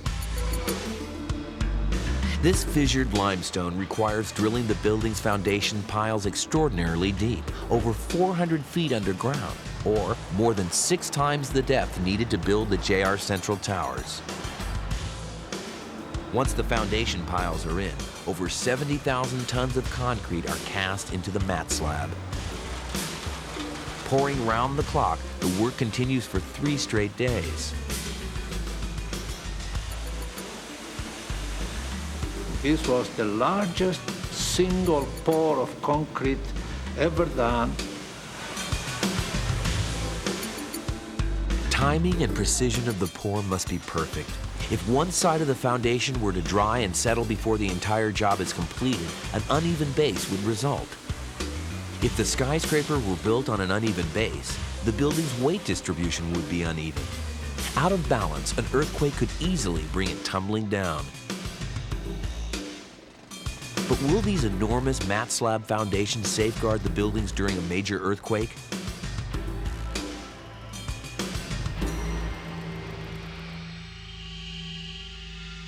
Or could they still topple to the ground, as in Mexico City and Kobe? Eventually, we'll see an earthquake in a major city that's a very large earthquake, and I think the bad news is that we could see some severe unanticipated damage and perhaps even collapse of some tall buildings.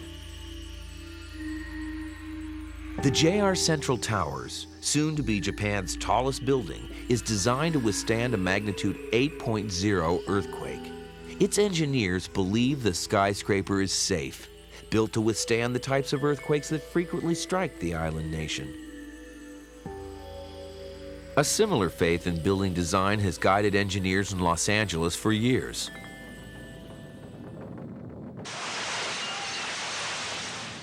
And on January 17, 1994, when a magnitude 6.8 earthquake strikes Southern California, their faith is shattered.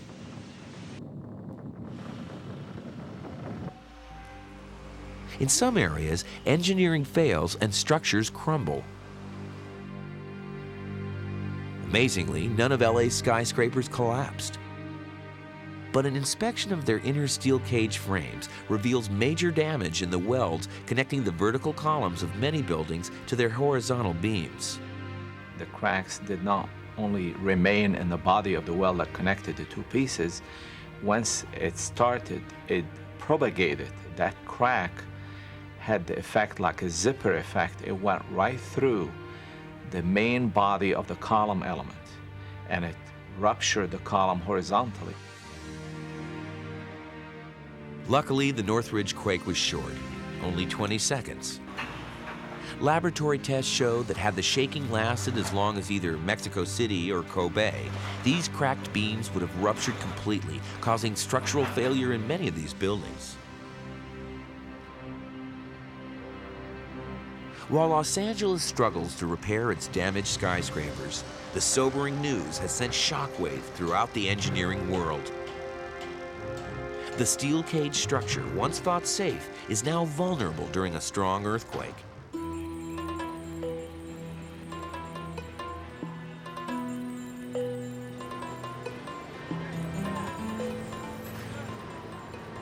Engineers of the JR Central Towers and the Petronas Towers must now implement the latest technology to keep their skyscrapers upright. To safeguard the millions of people who use Nagoya Station under the JR Central Towers. And to keep the Petronas Towers as the tallest building in the world.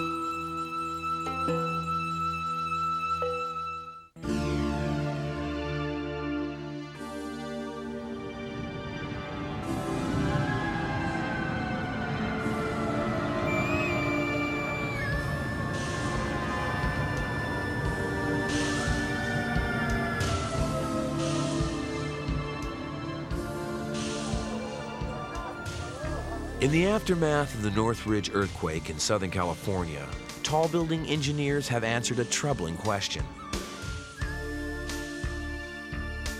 After years of research, a possible solution exists for the stress-induced failures that many buildings sustain during earthquakes. Skyscrapers all over the world, including the JR Central Towers in Nagoya, now use what's known as dampers. These devices, installed within the diagonal trusses of the steel cage structure, reduce the building's shaking during a quake, much like shock absorbers in a car. If you put a brace diagonally across it, as you deform the frame, that element would shorten and lengthen. And so if in that brace you actually put a damper, some sort of hydraulic valve, then it would absorb energy as it lengthened and shortened. A skyscraper with dampers can absorb up to 3 times more energy produced by an earthquake than a building without them. The longer a quake lasts, the more effective a damper can be, absorbing more energy with each shock wave. Tall building engineers have been quick to adopt the damper technology. 14 have been installed within Petronas Twin Towers, and 6 are being installed in the JR Central Towers. While engineers in Nagoya and Kuala Lumpur incorporate technology to combat potentially destructive earthquakes, another, more immediate danger swirls above. The wind affects all skyscrapers. The taller a building rises, the stronger the wind it faces. Skyscraper design must take into account these turbulent forces. Towering over 1,400 feet above Chicago, the Sears Tower sustains daily gusts that can average 75 miles per hour. The wind force, by and large, dominates these very tall buildings, dominates the design. It's more important than the weight of the building in the sense of just holding it up.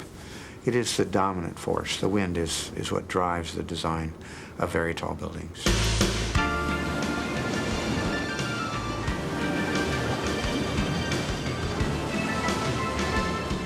When wind hits a building, it acts much like the sail of a boat. In order to withstand these blustery forces, a tall building must be flexible enough to bend and absorb some of the wind, while still remaining rigid enough not to topple over or even snap in half. The JR Central Towers provides a model of how this balance is achieved. The 3 inner steel cages provide flexibility, allowing the towers to sway up to 4.5 feet in strong winds, while the rigid central core of reinforced concrete adds the stability needed to prevent the tower from snapping in winds gusting up to 175 miles per hour. However, as skyscrapers are built higher and higher, they encounter stronger winds and are required to sway even farther to remain upright. Architects must now deal with a whole new design problem. It's going to wobble like a tuning fork in order to maintain its structural integrity under those forces. So the question now is a more difficult one. It's not artistic, it's not properly scientific, it's judgmental, and it's about human comfort. It's about, on those top floors, how much vibration can people in offices tolerate and be comfortable with? At what point do we need someone at the elevator vestibule at the top handing out Dramamine?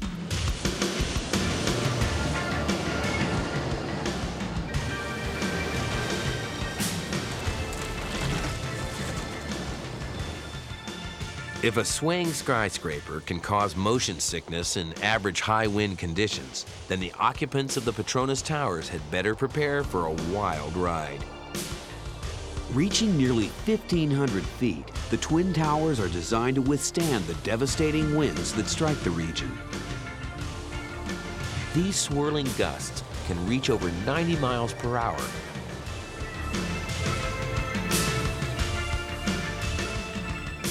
Already, the world record height of these towers has pushed modern technology to its limits. Each tower needs to sway almost 3 feet just to prevent a structural collapse. Yeah, it's a little bit small. But architect Cesar Pelli has a vision that will compound this problem. A bridge between the two towers, a structure that Pelli feels will be symbolic of something larger than the towers themselves, the human spirit. We proposed the bridge connecting the two towers in the 40th and 41st floors. And the bridge with its supports marks a gate also to the sky. Pelli's architectural vision clashed with the tower's physical reality. If each tower must sway independently, how can it do so while attached to the bridge? The realization of this dream will stretch both Pelli's and the engineer's skills to their limits. It takes over 30 hours for construction crews to lift the sky bridge into position. But the real danger exists after the 900-ton passageway is locked in place. What would happen if the swirling winds hit the Twin Towers from different angles simultaneously, and they swayed in different directions? The answer is frighteningly simple. The bridge will snap apart, plummeting over 600 feet onto a crowded walkway below. To solve this unique design problem, engineers borrowed something from earthquake technology: dampers. Critical to the sky bridge's design are its 2 spherical support legs, 117 feet long and weighing 60 tons each. In essence, these 2 legs are enormous dampers that will help absorb the vibrations created when both buildings sway. To prevent these legs from snapping off when each tower sways in opposite directions, a torque reduction system is used. Instead of anchoring them to the bridge and towers directly, the support legs are attached to a rotating plate that can twist at least 45 degrees in any direction. The result? The damper legs absorb the torque and sway, while the bridge's interior support system remains unaffected. After the towers open, the bridge will serve not only as a passageway between the 2 towers, but also as an escape route in case of fires or emergencies. This combination of artistic design and engineering technology allows Pelli to realize his architectural dream. When I face that space between the towers, I am in direct contact with the sky, with a higher world. Pelli was able to implement his design for the Petronas Towers. Sometimes the forces that can upset plans come from the most unexpected places. In Japan, where cable television hasn't taken root, most television signals are broadcast through the air. The JR Central Towers, as they're being built today, are round. In the original plan, they were square. However, it became clear that a rectangular tower 800 feet in the air would block transmission signals from local TV stations. The result would be a phenomenon known as TV ghosting. TV ghosting is a very common phenomenon. If you're looking at your television set and you get 2 images that blur your reception, that's called TV ghosting. The architects of the JR Central Towers were surprised by this structural problem and forced to make a multi-million-dollar design change, or suffer the wrath of thousands of television viewers. Those curves, from an aesthetic point of view, they were very nice, but also from a technical point, what it does is it takes a direct wave and then diverts it. For a building to divert a broadcast wave, the exterior can't contain any metal or reflective glass that would cause the wave to bounce back toward the transmission tower. So the exterior of the JR Central Towers had to be made of precast concrete and ceramic tile, a much heavier skin than the glass covering originally planned. This extra weight on the frame of the skyscraper made it even more necessary to place a massive mat slab foundation underneath the building. In the end, the architects and engineers for both the JR Central Towers and the Petronas Towers are able to fulfill their visions. The 800-foot JR Central Towers will become the tallest building in Japan, providing desperately needed office and retail space to a growing metropolis. And the Petronas Tower will win the title, tallest building in the world. But have these engineers, while building such enormous skyscrapers, prepared for every disaster?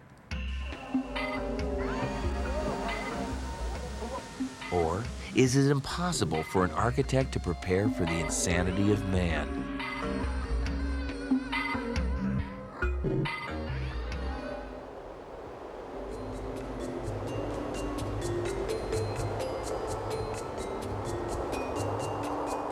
Designed to survive the battering of high winds and the violent shaking of earthquakes, modern skyscrapers seem indestructible. But where Mother Nature might fail, man has succeeded. On February 26, 1993, a nightmare becomes a reality. The bombing of New York's World Trade Center ushers in a dark new reality. The threat of terrorism has finally come home.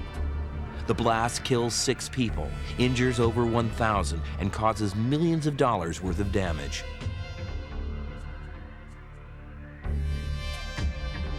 But as enormous as the force of the explosion is, it doesn't bring down the towers or even cause severe damage to the structure of the building. You must understand that the towers were designed for the impacting of the largest airplane of its time, the Intercontinental 707 aircraft, right into the building. In designing the World Trade Towers to withstand a mid-air collision, engineers learned after the bombing that they had inadvertently built a fire trap. Both towers actually behaved like giant chimneys, and they took this air that was in this basement created by this great explosion and sucked it up into the towers and raised it up through and tried to expel it at the top. Somewhere among 110 stories, 50,000 people are stranded in complete darkness. When emergency systems fail, smoke fills the towers and people become desperate for air. They smash windows in a frantic search for a way out. Yet they're alive because the tower didn't collapse. The steel cage skeleton absorbed the force of the bomb and prevented its collapse by distributing the blast shock throughout the entire frame. However, the inner concrete reinforced columns, designed to give the towers their rigidity, became the vertical conduits for the deadly fire and smoke. Eventually, firefighters were able to release the trapped smoke by smashing windows on the lower floors and cutting air holes in the roof of the towers. During the ensuing investigation, engineers discovered the structural design of the World Trade Center can survive a bomb's blast, but the building's emergency fire and sprinkler systems can't. They were knocked offline, allowing the spread of the fire and smoke.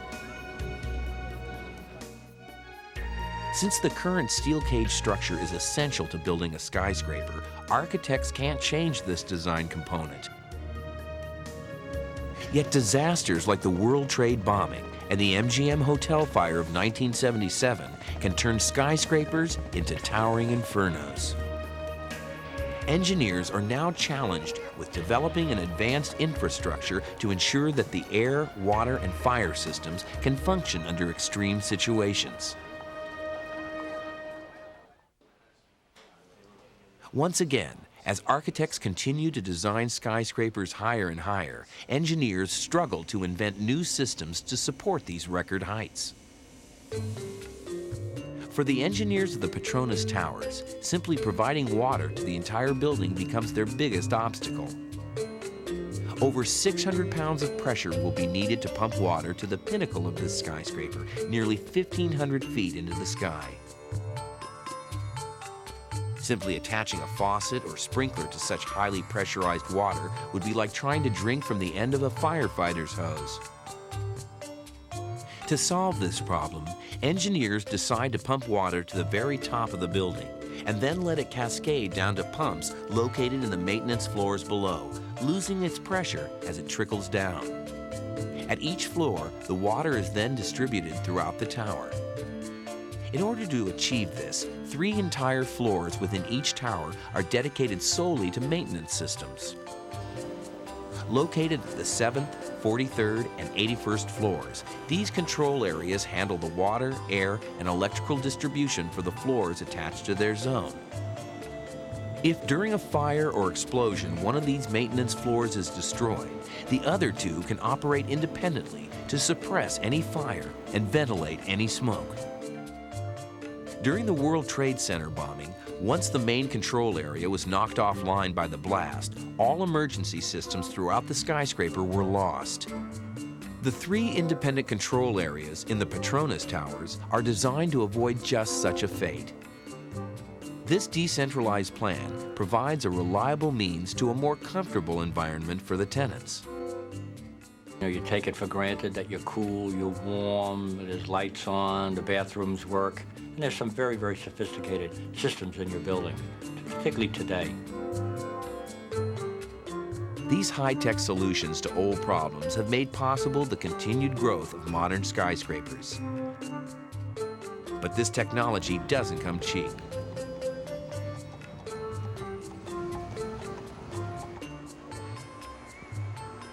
In Nagoya, Japan, it will take 7 years to complete the JR Central Towers. And it's costing $1 million a day to build this skyscraper.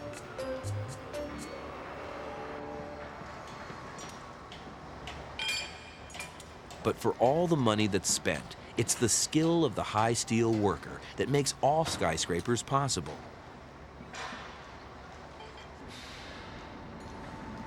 In Japan, the people who work on these tall buildings are some of the most talented and dedicated workers in the world.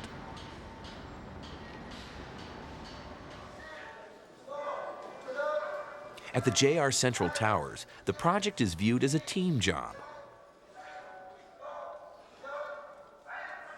Each morning, workers perform calisthenics together.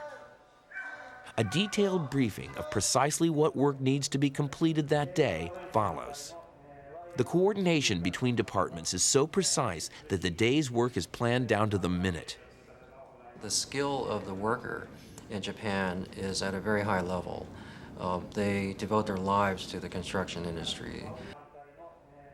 This dedication has paid off for the JR Central Towers.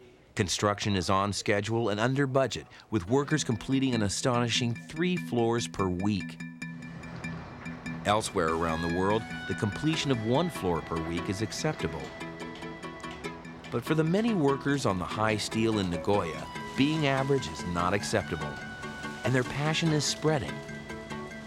Japanese engineers and workers often train crews building skyscrapers along the Pacific Rim.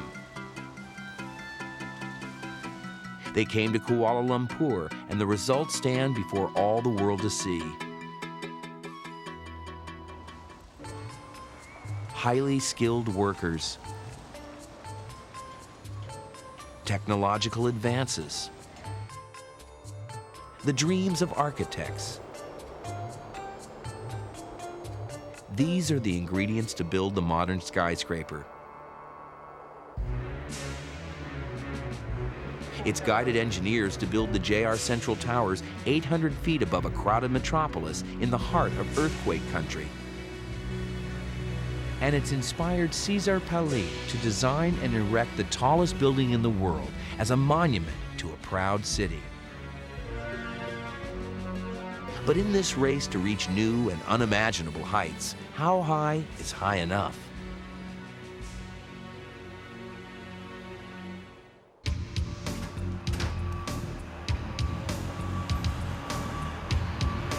The drive to create the tallest skyscraper in the world has been a 100-year odyssey sweeping engineers and architects far beyond their initial dreams.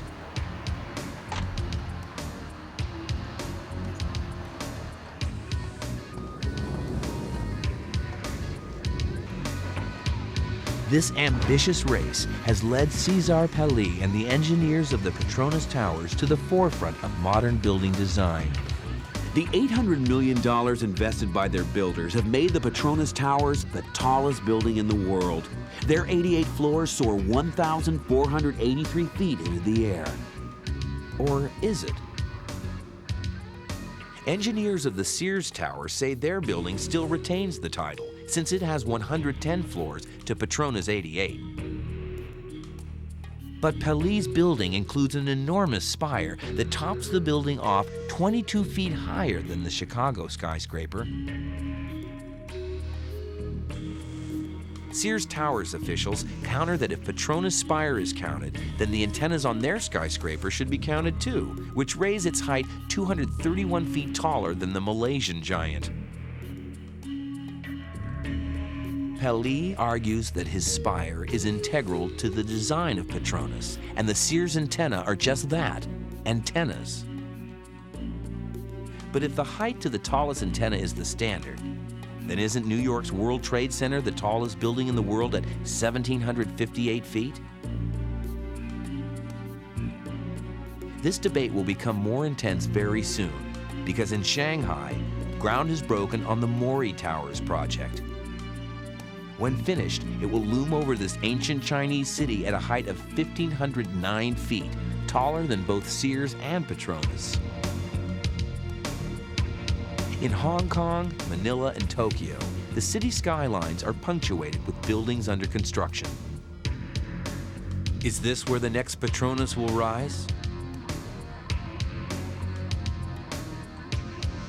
The key to taller skyscrapers is once again the elevator. If we took a 145-story building, put all the elevators in it that were needed by all the people in 3 million square feet that were to occupy that building, the entire floor plate would be taken up by the elevator core and there'd be no space to rent and make money on. So, hey, that wouldn't work, right? Recently, the Otis Company announced its latest creation, which many believe will solve this dilemma. An elevator that can move horizontally as well as vertically. By providing access to more areas of a skyscraper with fewer elevators, valuable rental space is opened up. Once a building becomes economically viable to investors, how long will it take before a higher one is built? And how long before another technological advancement comes along that raises tall buildings to unheard of heights? In Metropolis, filmmaker Fritz Lang's prophesizing drama of 1928, even the sky isn't insurmountable. But is there a physical boundary beyond which science can never advance?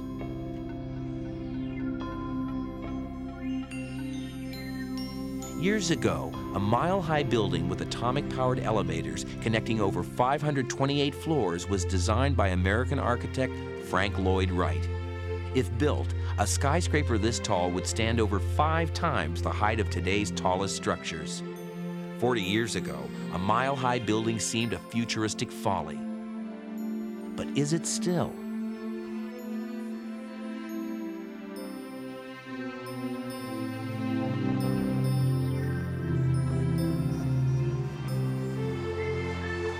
As technology continues to advance, engineers now say a mile-high building is possible. New, lighter building materials are the key.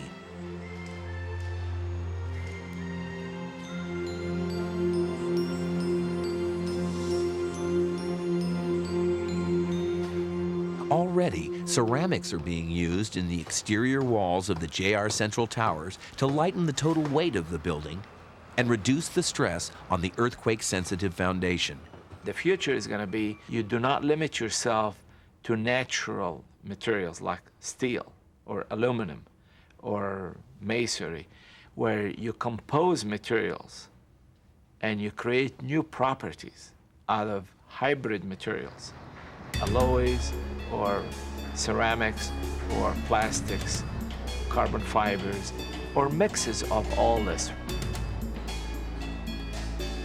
Eventually, these new materials will give rise to skyscrapers taller than anyone has ever seen, surpassing both the JR Central Towers and the Petronas Towers, today's architectural marvels.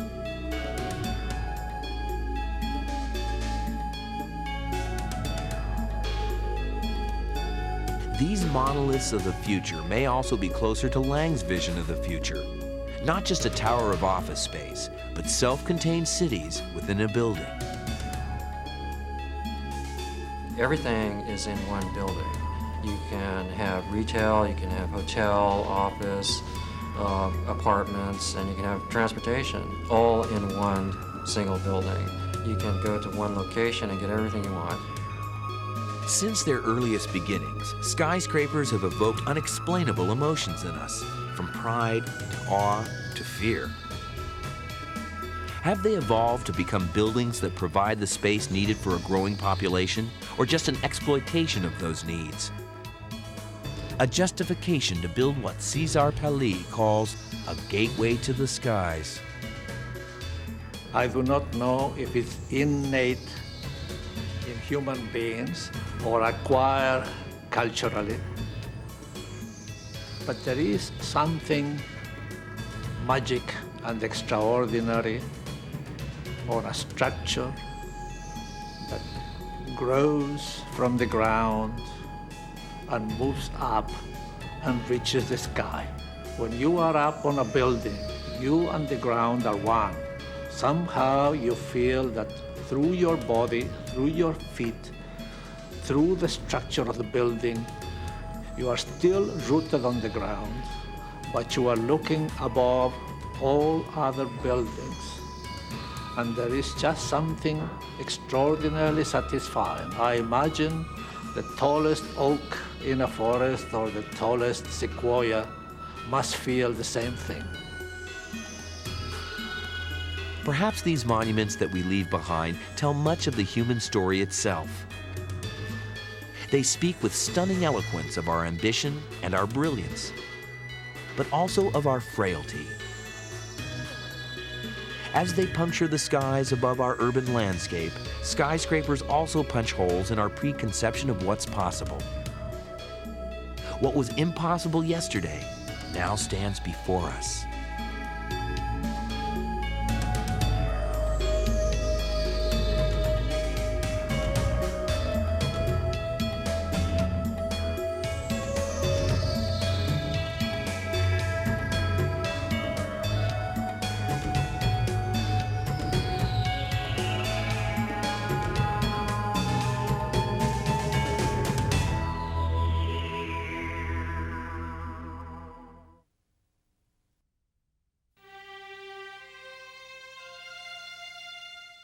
Deep beneath the English Channel, one of the most ambitious engineering projects ever attempted is about to begin. Using Earth-eating robotic monsters, 13,000 workers are about to embark upon an epic quest to build the longest undersea railway tunnel in the world. This historic journey will push the limits of technology and human determination to the breaking point. Some workers will not survive. But the creation of the Eurotunnel is a story of triumph, one of this century's greatest superstructures.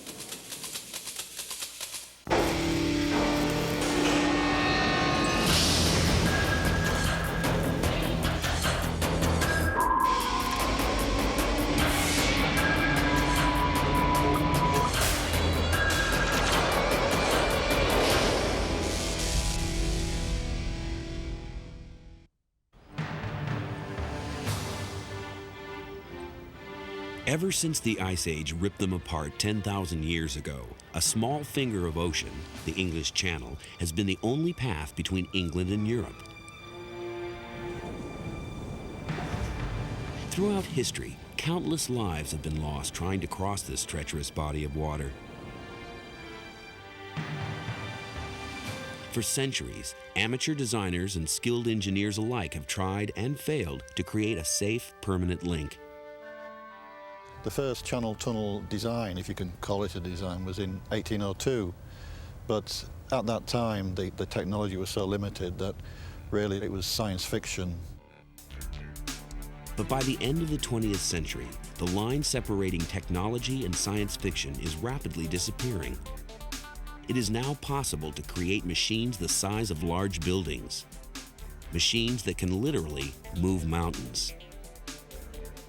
Inside factories like these, engineers begin experimenting with space-age technologies to take humans into new and potentially dangerous territories. Soon, an age-old question is asked once more. Can a tunnel be created under the English Channel? But does England herself even want such a passageway? From the days of Camelot to the age of Churchill, the Channel's cold, choppy waters formed an imposing barrier between the monarchy and its enemies.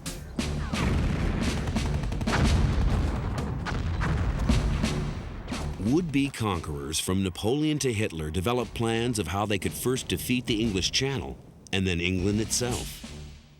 Ironically, during World War II, Adolf Hitler developed a plan to dig a tunnel near the captured French town of Calais, site of the modern-day French Eurotunnel station. It was a threat the Allied forces took seriously.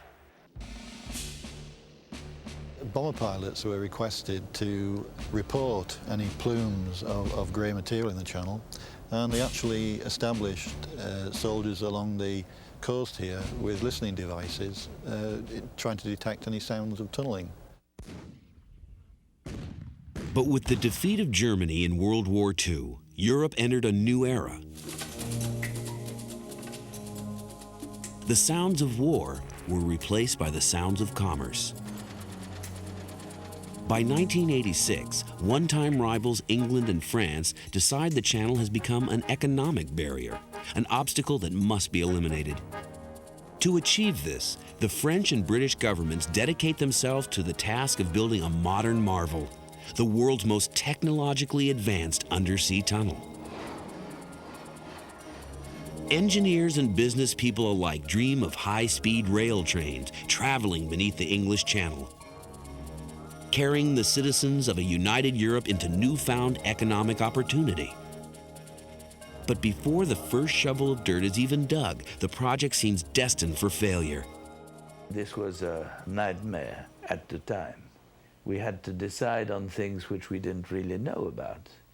And one example, which I always quote, is, what diameter do you want for the tunnel? Now, you would think that this was something that had been decided before, but it hadn't. And the contractors kept pestering us, saying, what size tunnel do you want? And we said, well, listen, we just arrived.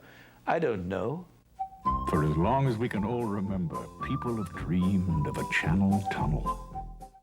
As this ad, seeking Eurotunnel investors, points out, the project was financed solely by private investment, with an original price tag of over $10 billion. This made it very different from other large engineering projects of this century, like New York City's Lincoln Tunnel, which was government-funded. Ultimately, Eurotunnel had to answer to its shareholders. But despite the private backing, there was much public opposition, especially on the British side. Some opponents were concerned about the environmental impact of the project, while others didn't want to surrender England's status as a proud island empire. The project's decision-making body, a consortium of 10 companies called Trans-Manche Limited, or TML, is undaunted.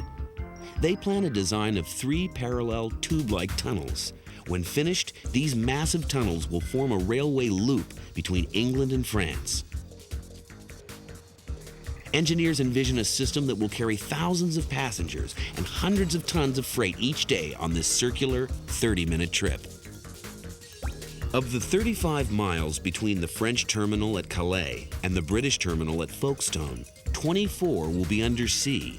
No other project has ever attempted to tunnel this far in such a hostile environment. There are lots of problems, technical problems. How will a car move inside the tunnel? What kind of trucks can I transport? You know, all the variety of things. As the project begins in late 1986, all of these questions remain. But before issues regarding the tunnel's operation can be addressed, the most daunting and obvious problem must first be solved. A machine that can chew through more than 30 miles of solid rock, hundreds of feet below the sea, doesn't exist. It will have to be created. Thousands of miles from the English Channel, on the outskirts of Seattle, Washington, a solution is being forged of iron and steel. Here at the Robbins Company, a firm specializing in heavy mining and tunneling equipment, the next breed of super machines is being created. In this colossal factory is a mechanical beast that dwarfs its creators. It's called a tunnel boring machine, or TBM. When finished, this giant snake-like earth mover will be over 800 feet long and weigh over 1,500 tons. Its rotating head, almost 50 feet in diameter, consists of hundreds of cutting edges made from tungsten carbide, one of the hardest materials known to man. These will be the teeth of this mechanical monster, the cutting force it will use to chew through the earth below the channel. Pushing the machine forward is a series of powerful hydraulic devices called rams, which will drive the cutting head through the rock. The millions of tons of excess rock it will dig up, called spoil, will be carried out on conveyor belts through the TBM service train attached to the cutting head. The challenge of carving tunnels through solid rock has always pushed the boundaries of our engineering and manufacturing skill. Even today, it requires a rare balance of brain and brawn.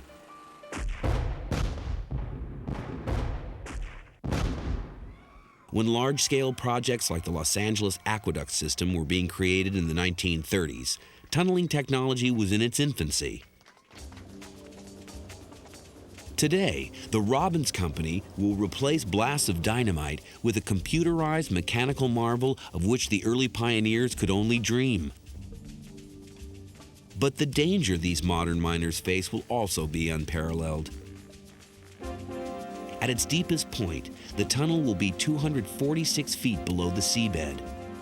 During construction, if their boring efforts create a crack in the tunnel or cause a leak, the force of the incoming water will be equivalent to over 7,000 tons of falling weight. Man and machine would be crushed in an instant. At the Robbins Company, frightening scenarios like these must be addressed.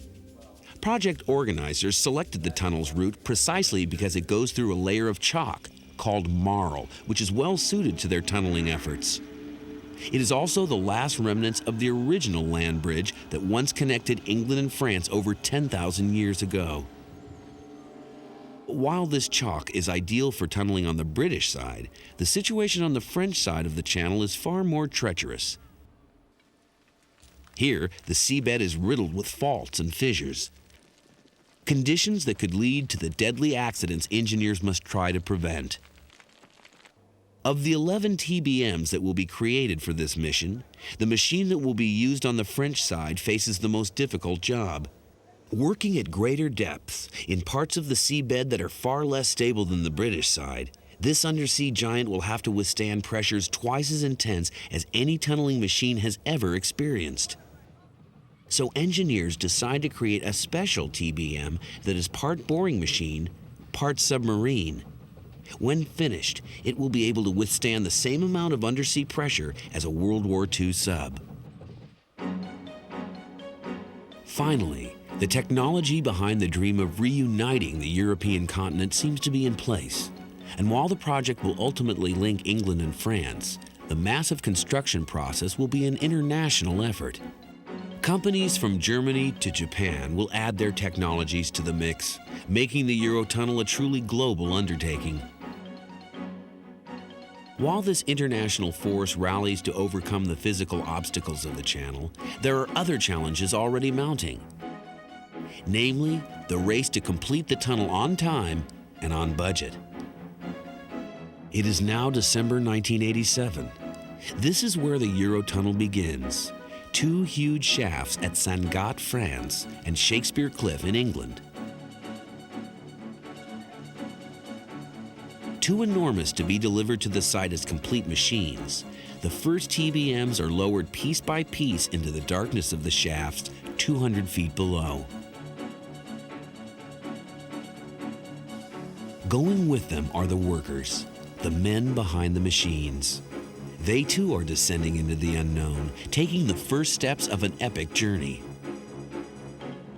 As the first work begins and the light of day slowly disappears, there is an air of hope, expectation, and much uncertainty. While extraordinary safety measures have been taken to protect the workers, it remains a dangerous world. And for some, the greatest civil engineering project of the 20th century will carry the ultimate price tag.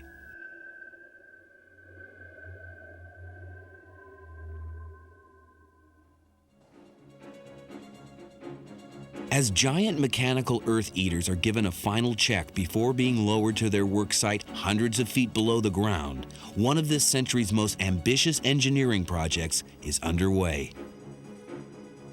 The creation of an undersea railway that will link England and France begins here in Sangatte, France, and here at Britain's Shakespeare Cliff, near the site of the future Folkestone Terminal. What officials hope will someday be the world's premier railway system is now just a hole beneath the earth. The race is on. Compounding the awesome challenge of the actual tunneling operation is a human challenge. British and French workers, once bitter rivals, must now learn to work together. Once they reach the dark and dangerous caverns deep below the earth, there can be no room for cultural misunderstandings. A French engineer is trained to make a plan. They can't start work unless they can see what there is to be done, see where their task fits into the whole thing, and see how it's all going to be organized as it goes along. No such thing in the British culture. British culture is to sit down and say, now what have we got to do, chaps? And sort out who's going to do what and set to work.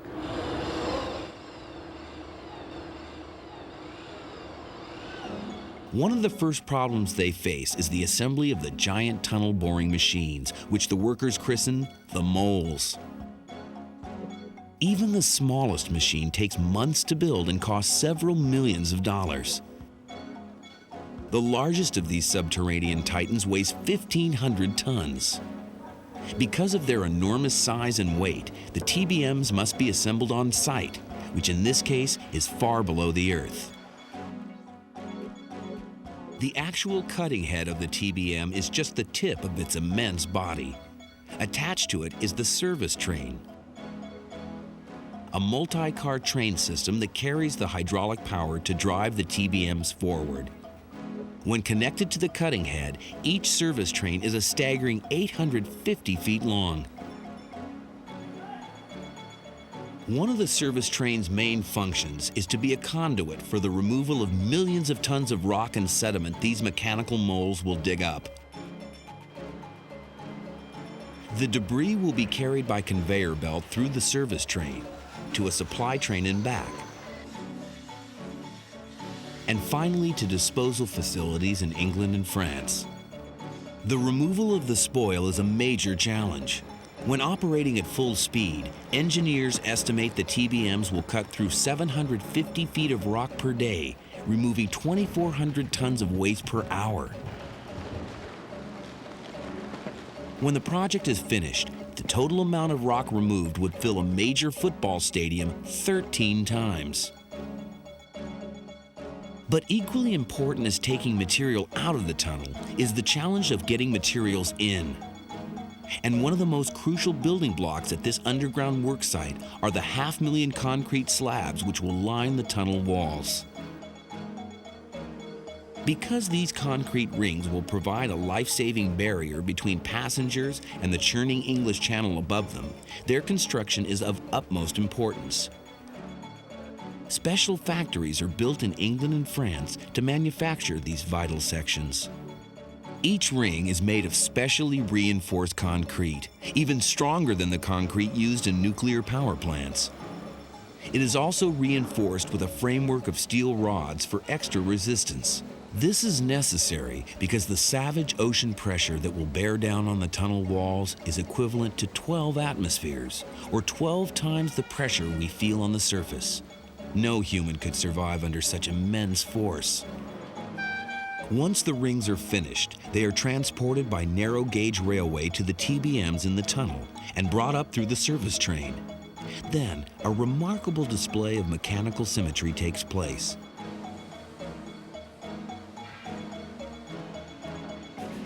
As the spinning head of the machine claws its way through the rock, operators using giant cranes create the tunnel walls, right behind them. After being fitted into place with incredible precision, a gap of only 3/4 of an inch remains between each section. This tiny space is then sealed with a cement grout, and another piece of the tunnel wall is complete. When finished, each ring of the tunnel will weigh 40 tons. But just as the skeleton of the tunnel is beginning to take shape, the project suddenly seems in danger of falling apart. It is now 1988. The British and French teams are starting with the middle service tunnel, drilling towards each other to meet in the middle of the channel. But by May, the giant tunneling machines begin to break down. It was designed to operate at pressures that no machine had ever operated before. It was strictly a prototype as a result of the fact that it was so complex and nothing like it had ever been built. It had all kinds of troubles. Practically everything important on the machine failed or broke at one time or another shortly after we installed the machine. On the French side, the TBMs are encountering precisely the scenario engineers feared the most: hidden faults and fissures in the seabed. On the other side of these cracks lie the awesome forces of the English Channel. It was technically very difficult because the water pressure that we had to work in, as the machine bored forward, it bored right through faults that were filled with seawater, connected directly to the ocean. Waterproofing measures designed to protect the TBM's delicate electronic equipment from the seawater fail, stopping the giant machine in its tracks. Then, as engineers scramble to repair the electrical problem, another even larger problem develops. This is the seal we intend to use. It's a wire brush type seal. The ring of watertight seals providing a life-saving barrier between the TBM and the tunnel walls also begin to fail. Again, victims of saltwater corrosion. Engineers need a solution, and fast. The corroded brush-like lining seals are replaced. Then, a mixture of paper and special grease is applied to the brushes. When this coating comes in contact with seawater, the paper particles expand and create a permanent, watertight bond between the segments. The TBM is once again waterproof. But to Robbins Company President Richard Robbins, the tunnel walls seem far more secure than the legal agreement he is working under. Soon he is forced into a desperate personal gamble. The French contractor knew that we had designed a prototype machine that we didn't really understand exactly what it was going to cost us to build.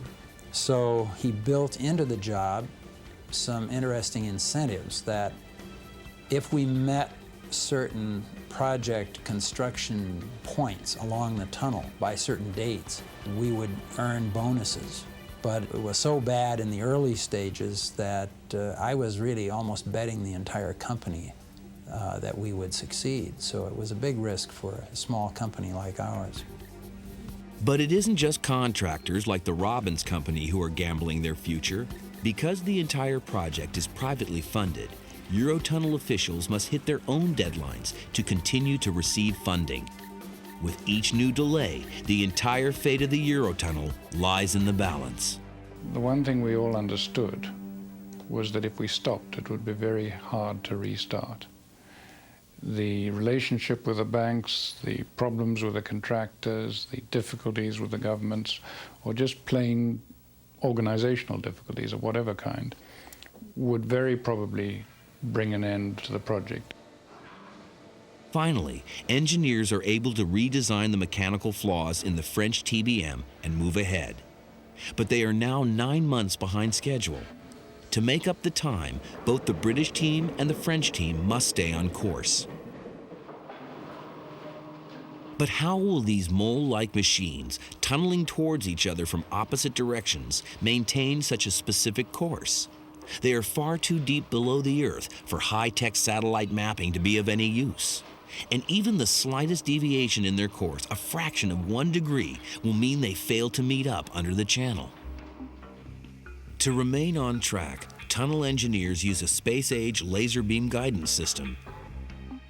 Here, a red laser emits a beam from behind the cutting head. As it sends a beam of light forward, it hits various control points fixed to the tunnel wall before striking a special target on the rear of the cutting head. These control points feed information provided from the laser straight into the machine's onboard computer. From the TBM control cabin, operators can now adjust the hydraulic rams that thrust the TBM forward and keep it precisely on the right course. But even if the two machines do stay on course, the complex plan for after they meet has never been tried before. As the French and British TBMs tunnel towards each other, they will reach a designated point where they will stop. They will now be a mere 100 yards apart. At that point, a long steel probe will be sent through to determine if they have been truly on course. If so, more conventional equipment will finish the relatively short distance that remains. But if the two machines are off course, it will mean yet another delay while engineers try and come up with a solution. And with the project's skyrocketing budget under fire, more delays could signal the end of the dream called Eurotunnel.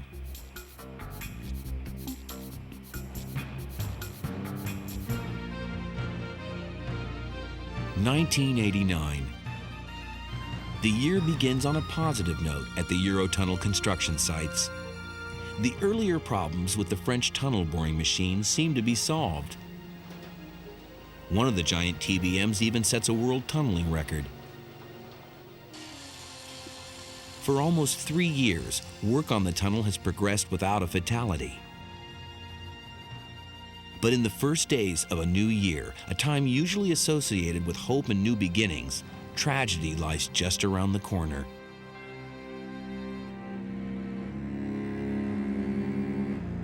On January 20th, in the dark recesses of this massive cavern, the tunnel claims its first victim. 19-year-old engineer's assistant Andrew McKenna is walking half a mile down the tunnel beside the narrow-gauge railway tracks used by the supply carts. Apparently failing to hear an oncoming train, he is suddenly crushed to death by a locomotive carrying spoil from the site. Without warning, the stark reality of their dangerous jobs becomes clear to every worker. The tunnel has claimed one of their own. Even with 20th century technology, the job of building tunnels remains extremely hazardous. While workers cope with the loss, they also have to deal with other day-to-day fears brought on by the tunnel.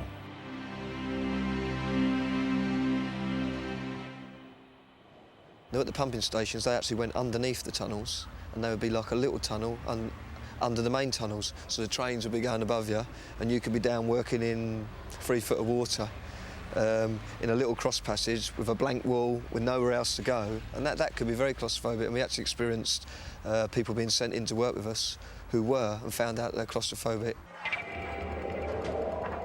And then it became a little bit scary because you had to say to them, look, you can't work with us down there, you're terrified of the situation, and you had to think of everybody else's safety. It was dark, it could be dusty, so you had to be able to cope and have a sort of positive outlook, really. Even with the most rigid of safety standards, the death of Andrew McKenna will not be the last tunnel casualty. In all, 12 people will die in this historic and sometimes tragic undertaking. And while the mood of the workers has turned suddenly dark, the tunnel itself remains unchanged. Here, it is always dark. Workers who refer to their machines as moles are left wondering if they are the real underground creatures. You could be on a day shift where you arrived at work 5 o'clock in the morning and it was pitch black. You could go into a tunnel, work all day in darkness or semi-light, not bright, and then you come out at 5 o'clock at the end of your day and it was dark again. So you could go a whole week without seeing daylight. And that was a very weird experience because, you know, it's daytime and yet you never saw it. As workers move forward in the darkness below ground, above them, work continues on the high-tech trains that will use the system when it's finished. The new service being created exclusively for the Eurotunnel is called Le Shuttle. Tunnel officials say the name is an example of the Anglo-French cooperation that characterizes the project. When finished, Le Shuttle trains will carry passengers in their cars on a continuous loop between the Folkestone terminal in England and the Calais terminal in France. In plants like these, workers use more than 10,000 welds to mold more than 5,000 parts into the single shell of a train car. Each Le Shuttle train is being specially built for the frequent trips and heavy loads it will haul. To provide maximum power, a 132-ton locomotive is placed at each end of the train. They have to be very special trains because the trains themselves are half a mile long and they have a lot of cars inside them or a lot of trucks, and therefore the locomotives have to be very powerful. They're the most powerful locomotives in the world. Each of these locomotives must be capable of pulling a 2,400-ton train by itself. For this kind of power, they will draw upon 25,000-volt electrical cables. This high-voltage energy source provides the equivalent force of a 7,600-horsepower engine, about 100 times the power of an average car. While the shuttle trains have the most powerful locomotives on Earth, the sleek Eurostar trains have the world's fastest. The Eurostar passenger line uses the popular TGV trains, which will travel from Paris to London at speeds of 185 miles per hour. While in the tunnel, the trains will travel at more subdued speeds, approaching 100 miles per hour. Because the transporting of commercial freight will be so important to Eurotunnel's economic success, huge new rail cars are designed to transport heavy trucks. Each freight shuttle, also a service of Le Shuttle, will have 28 carrier wagons like these. Each carrier wagon can accommodate a truck weighing up to 44 tons. Below the earth, there is no finished railway for any train to travel upon. But that is about to change. It is now October 30th, 1990. There is a new feeling in the air today, a feeling of expectation. After 3 years of tunneling, the British and French TBMs digging the service tunnel, which will run between the two rail tunnels, have arrived at their undersea destination. Facing each other under the English Channel, 100 yards apart, the machines have stopped their digging. It is strangely quiet. The same question races through each worker's mind. Have they lined up? A probe is sent through. There's a tense silence. Each worker at every level of the project knows it will be a catastrophe if the tunnels are off course. This would be the type of mistake that could fuel the flames of anti-tunnel sentiment into a raging fire. Finally, they get the news.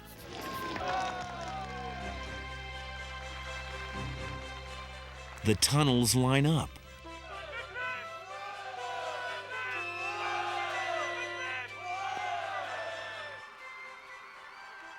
England, by virtue of a 100-yard pole, is no longer an island. After boring through 23 miles of solid rock, the tunnels are only off by 20 inches, well within the acceptable safety margin. It is a momentous achievement. While the project's workers, a unique collection of specialists from across the globe, revel in their victory, a celebration is quickly planned for the face-to-face breakthrough. Since there is still a 100-yard gap between England and France to close, it is decided that the official breakthrough of the service tunnel will take place on December 1st.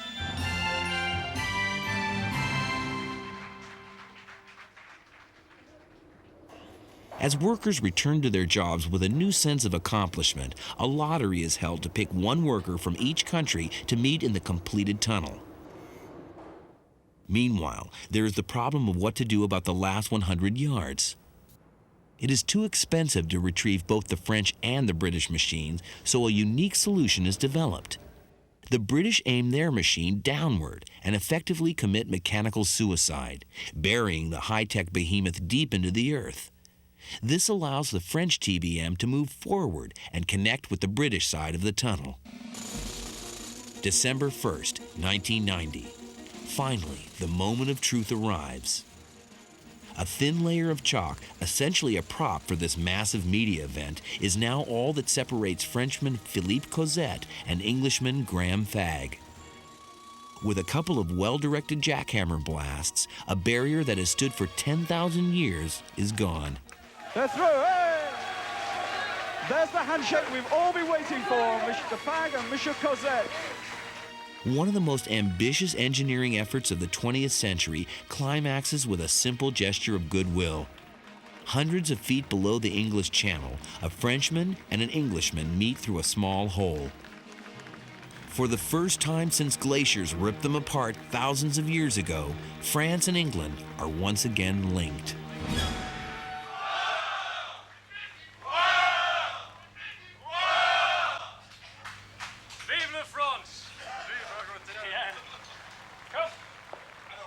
The atmosphere was absolutely electric down there. Not only just at the breakthrough, but afterwards. And people were moving. We all felt European. I don't think anybody felt English or French. We were all European at the instant and for the brief hour before we could actually set off back to our respective sides. Amazing scene. Really wouldn't have missed it for anything. The next few months will hold many more extraordinary moments. The public gets their chance to share in history with the above-ground breakthroughs. First in France, and then in England. When that tunnel broke through, there was a party that would end all parties. It practically went all night. It was at the Windsor Castle on the British side. Fireworks and feasting and about 1,000 guests, and it was really a marvelous party.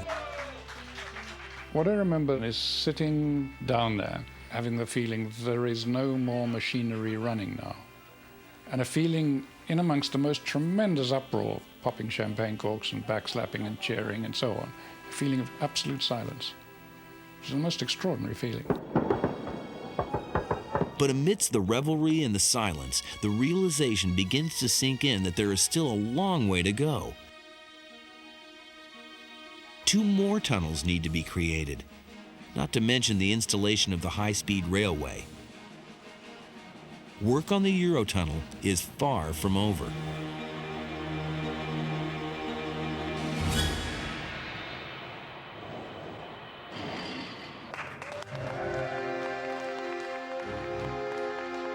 As the parties celebrating the breakthrough of the service tunnel fade away, efforts to complete the 2 remaining tunnels resume at an energetic pace.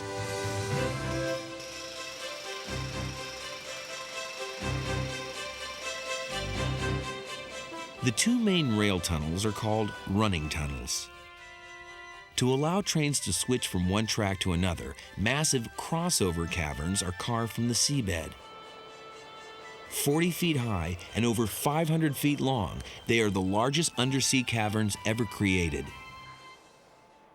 Workers refer to these massive structures as cathedrals, but in the event of a deadly fire, they could quickly become a scene of mass terror.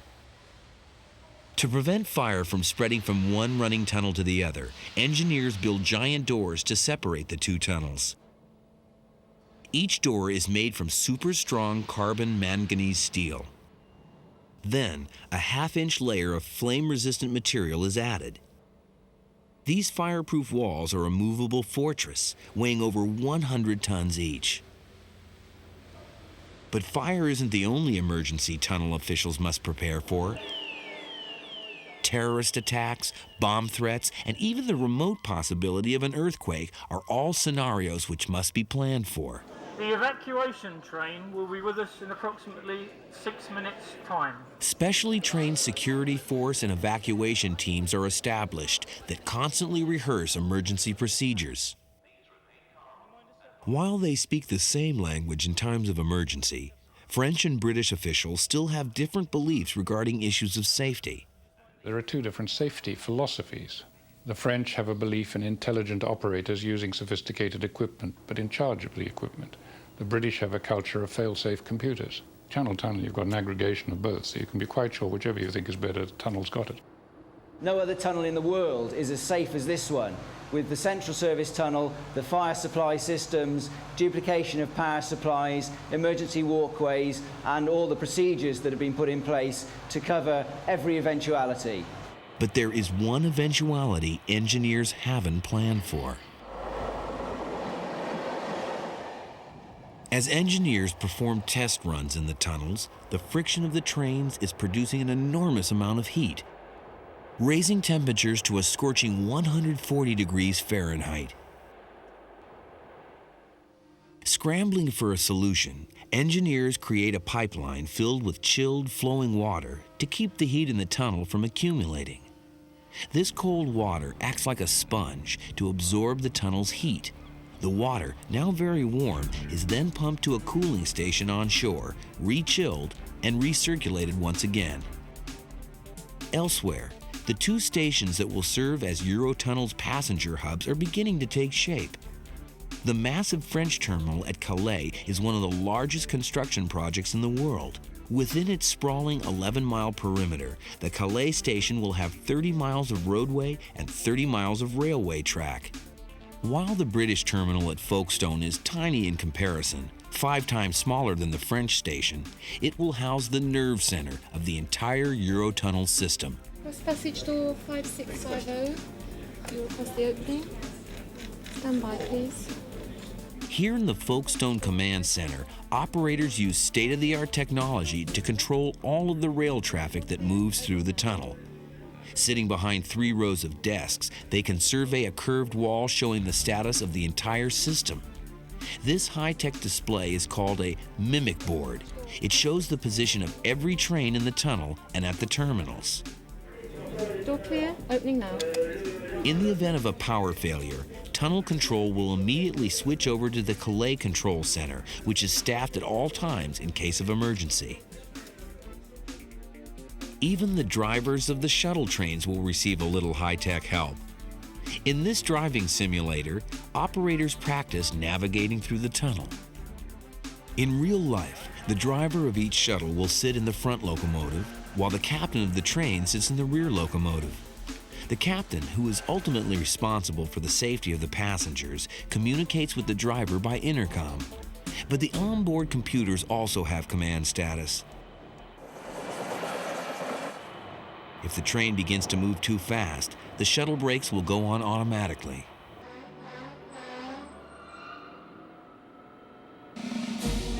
By the middle of 1991, the project's infrastructure is beginning to take form.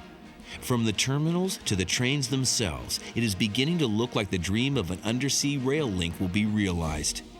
But deep underground, 2 more hurdles remain.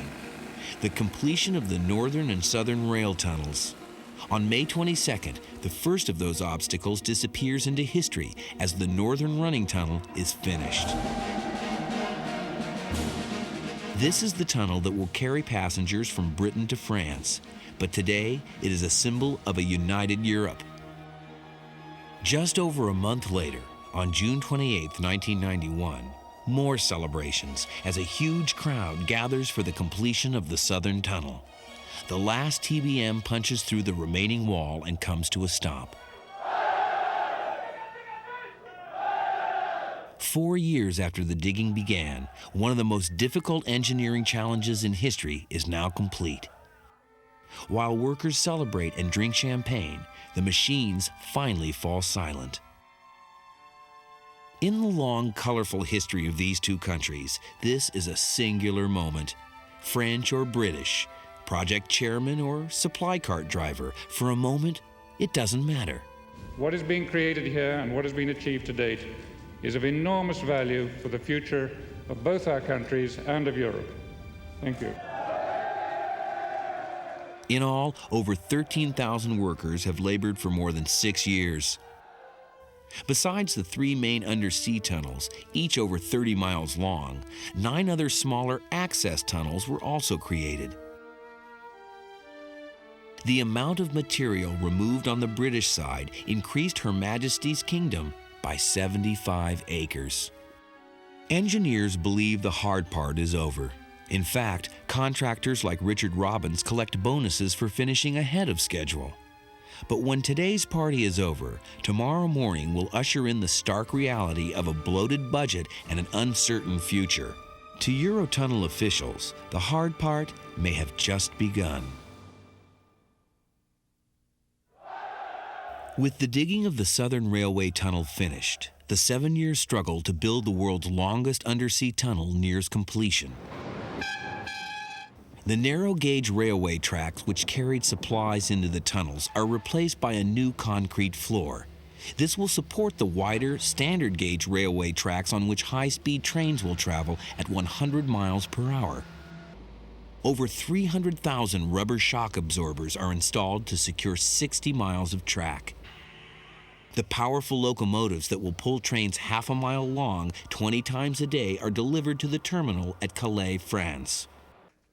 Finally, on May 6, 1994, the grand experiment is about to begin.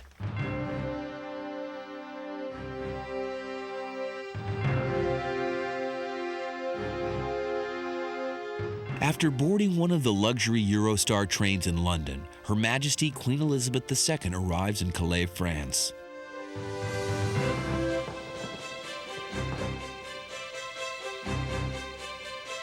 This will be just the first part of an all-day celebration scheduled in both countries. Her Majesty is received by French President François Mitterrand.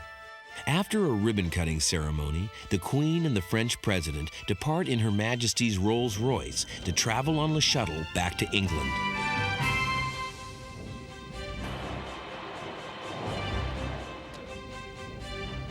The image is a powerful one. Not only are the former adversaries the Eurotunnel's ceremonial first passengers, they are also the public image of the new European, able to cross a once formidable barrier with grace and ease. Arriving back in England for the second phase of the ceremony, Her Majesty takes time to greet each crew member honored with making this historic inaugural journey.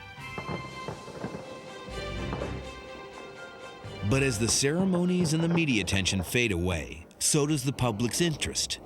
Initial usage of the tunnel is far below expectations. Critics of the Eurotunnel's cost, now almost $21 billion, are again on the warpath.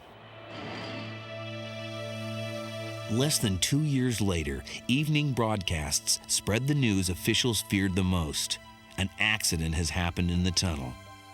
On November 18, 1996, fire rips through a freight train bound for England, 11 miles from the French entrance. Trapped in smothering fumes for nearly half an hour, passengers ignore requests to wait for help and abandon the train, groping their way to safety in the service tunnel. The fire is so hot, it transforms the cargo of mammoth trucks into unrecognizable lumps of melted steel. 8 of the 34 crew members suffer smoke inhalation, and the tunnel is badly damaged. What has been called the safest tunnel in the world is now brought to its knees. Amid a firestorm of public controversy, the Eurotunnel is closed. 1,500 feet of railroad track and 150 feet of the tunnel's concrete lining are wrecked and need to be replaced. The damage caused by this accident, estimated at almost $100 million, makes it one of the costliest rail accidents in history. While no one was seriously injured, public confidence in the tunnel plummets. Eurotunnel officials go on the defensive. 12 hours later, nobody was in hospital, yet there'd been a 1,500 degrees centigrade fire 300 feet away from them. Nobody was in hospital. Now say that about a highway crash, or about a ferry sinking, or about a plane crash. You can't. 17 days later, Eurotunnel officials stage an emergency evacuation exercise designed to reassure the public the tunnel is safe. A drill critics say has more to do with public relations than public safety. Despite this disaster, the northern tunnel reopens to passenger traffic several weeks later. But the badly burned section of the southern rail tunnel is closed for 6 months while the damaged tracks are repaired. Finally, commercial freight traffic resumes on June 15th, almost 7 months after the accident. As this disaster fades from the headlines, memories of the accident slowly fade with it. But what hasn't gone away is the sacrifice made by over 13,000 men and women who created this architectural marvel. This plaque at England's Shakespeare Cliff pays tribute to the 12 workers who lost their lives working to create the Eurotunnel. Theirs was the ultimate sacrifice.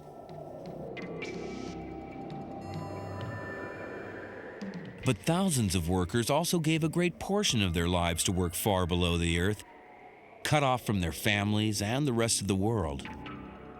My son was 1 when I started on it, and when I finished he was 6. Now I do feel I missed a major part of his growing up by being on the tunnel. The job of being a tunneler, of staring at a mountain or ocean and seeing a way to cross it, has always required a special type of person. A person who can exist without natural light. In suffocating holes, working for long periods of time towards a seemingly impossible goal. Tunnelers are a special breed of people. They move around the world building holes in the ground. And most of their work is never seen by anybody else, but they do take a pride in building a good tunnel. It remains to be seen whether or not the Eurotunnel will be a financial success. But officials say immediate financial return was not the sole concern of every investor. The philosophy of the investors was not, curiously, mostly financial. They said it doesn't matter whether we don't see any return. We think the benefits for our children, our grandchildren, are going to be extremely important.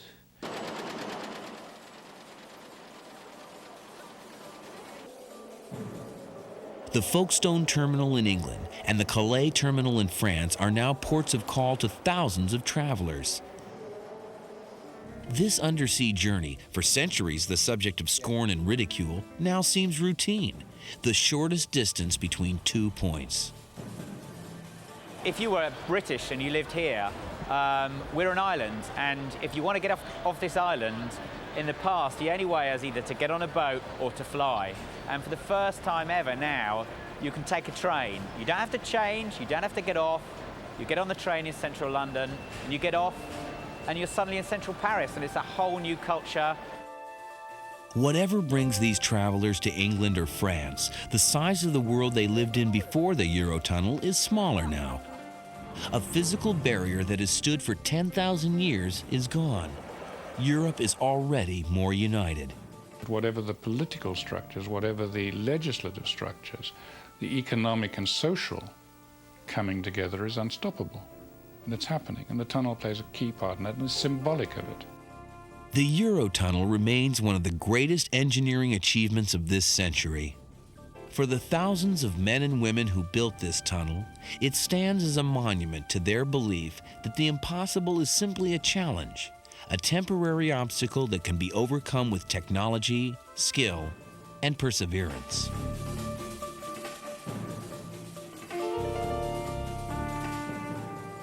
Having lived with it for the last 10, 12 years, I feel something special about it every time I come in. I'm quite amazed by the amount of work that went into the tunnel, the complexity of all the equipment, and the short time that it took to build this modern wonder of the world. In the end, the Eurotunnel may be viewed as more of a bridge than a tunnel. As these high-tech trains speed beneath the ocean, crossing cultural barriers as they go, the free exchange of new ideas they carry with them will remain their most precious passenger.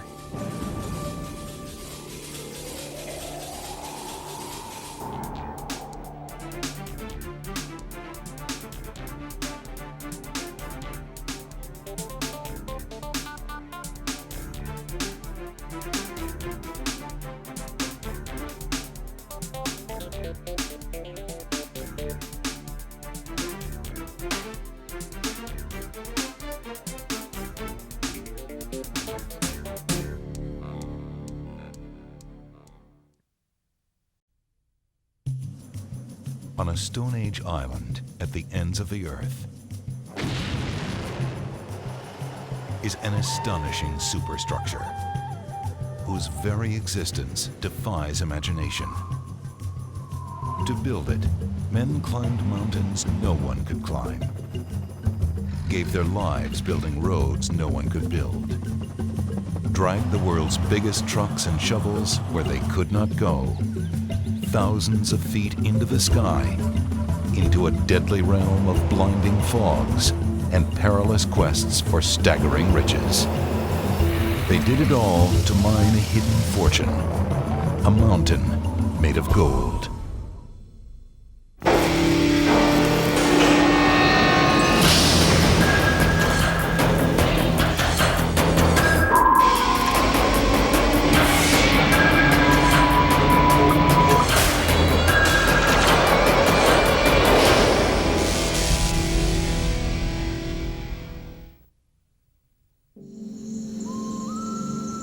In our age of satellites, cell phones, and cyberspace, there are still a few hidden places left on Earth. One of them is Irian Jaya.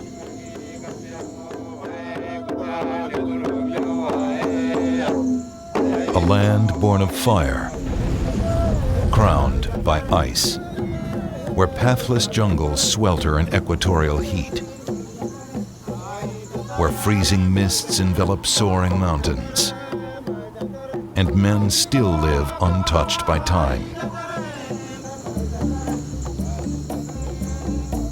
Some 75 miles from its jungle shores, a wall of mountains soars to 16,000 feet, the highest peaks between the Andes and the Himalayas. Atop them gleams a natural wonder, magnificent glaciers spawned by the Ice Age some 15,000 years ago, only 5 degrees south of the equator.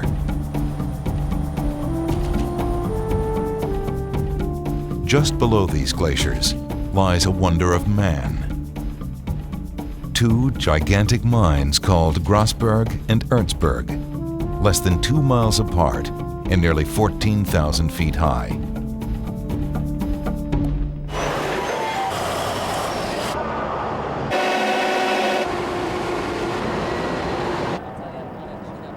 Before it's exhausted, this megamine may yield more gold than the entire California gold rush.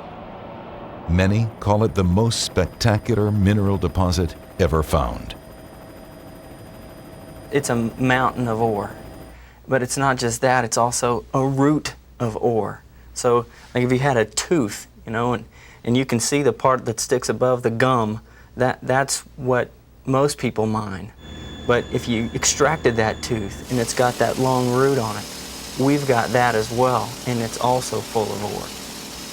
So you're looking at a vertical mile of gold ore body. It's just incredible. Grasberg and Erzberg lie some 700 miles north of Australia and 2,000 miles east of Indonesia's capital, Jakarta, in the western half of New Guinea, second largest island in the world. Once a Dutch colony, Irian Jaya is now an Indonesian province and home of some of the world's richest deposits of copper and gold.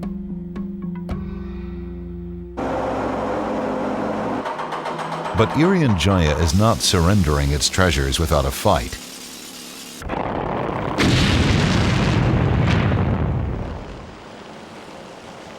The Grasberg-Erzberg mining complex took 20 years to build, cost more than $3 billion, and took its toll in human life. At its dizzying altitudes, men must work 24 hours a day, 7 days a week, to make mining profitable in one of the most remote locations on Earth.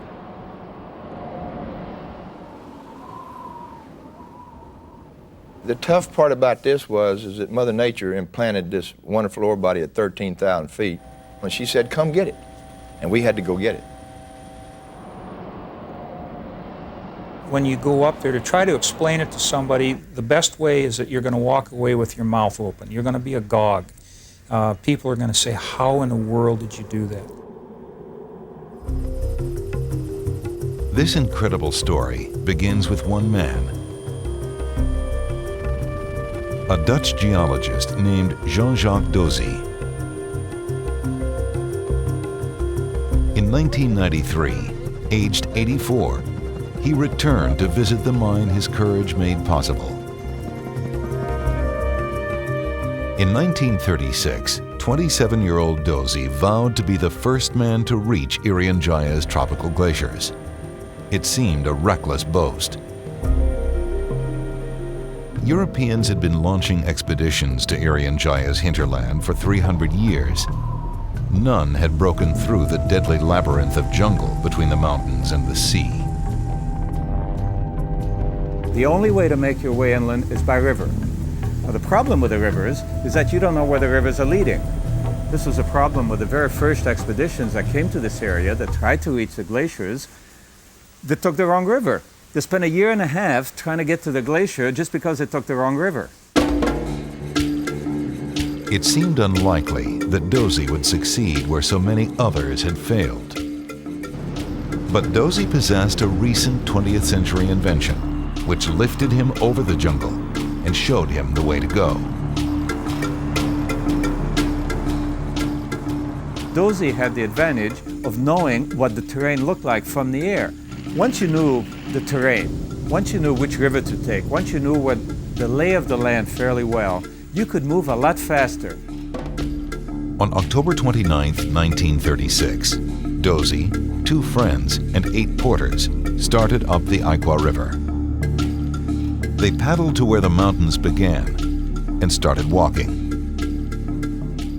We just walked up as far as we could, started cutting, followed a trail, made a trail, and the higher we came, the more tougher it became.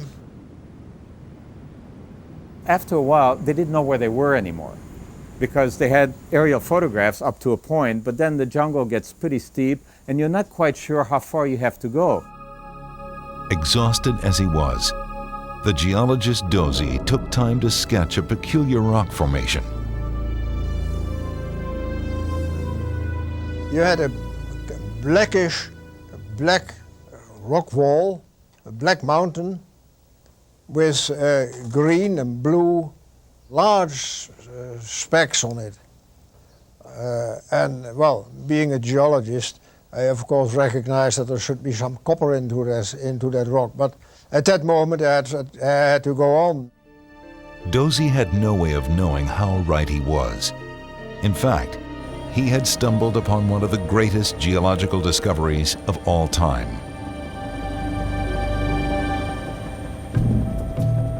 3 million years ago, a series of volcanic eruptions injected riches into the mountains of Irian Jaya.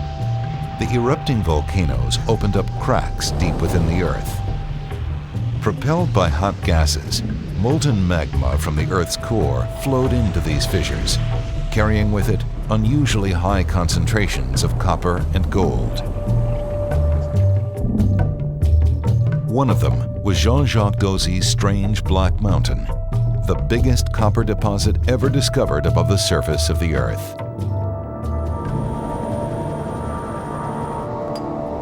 Dozy collected a few ore samples from the curious copper mountain. On his field maps, he named it Erzberg, Dutch for Mountain of Ore. Back in Holland, he wrote a report describing his discovery. But his timing could not have been worse. Dozy published his report in the summer of 1939. On September 3rd, World War II began. While Holland suffered under Nazi occupation, the Erzberg report gathered dust. 20 years later, a Dutch geologist gave it to Forbes Wilson. Wilson was chief mining engineer for Freeport, an American mining company. Forbes was a man who had to be the best or the biggest or the fastest or the smartest with anything and everything. And indeed he was in many areas. That's part of the reason I think that we today are mining in the Erzberg complex.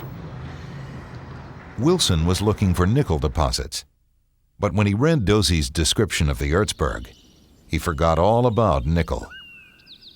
After Forbes Wilson read the Dozy report and it became part of his being, we can almost say that it became a holy grail for him. He was a man 50 years old at the time and a heavy smoker. He gave up smoking, got himself in shape, and organized this expedition. He had to find and see for himself Erzberg.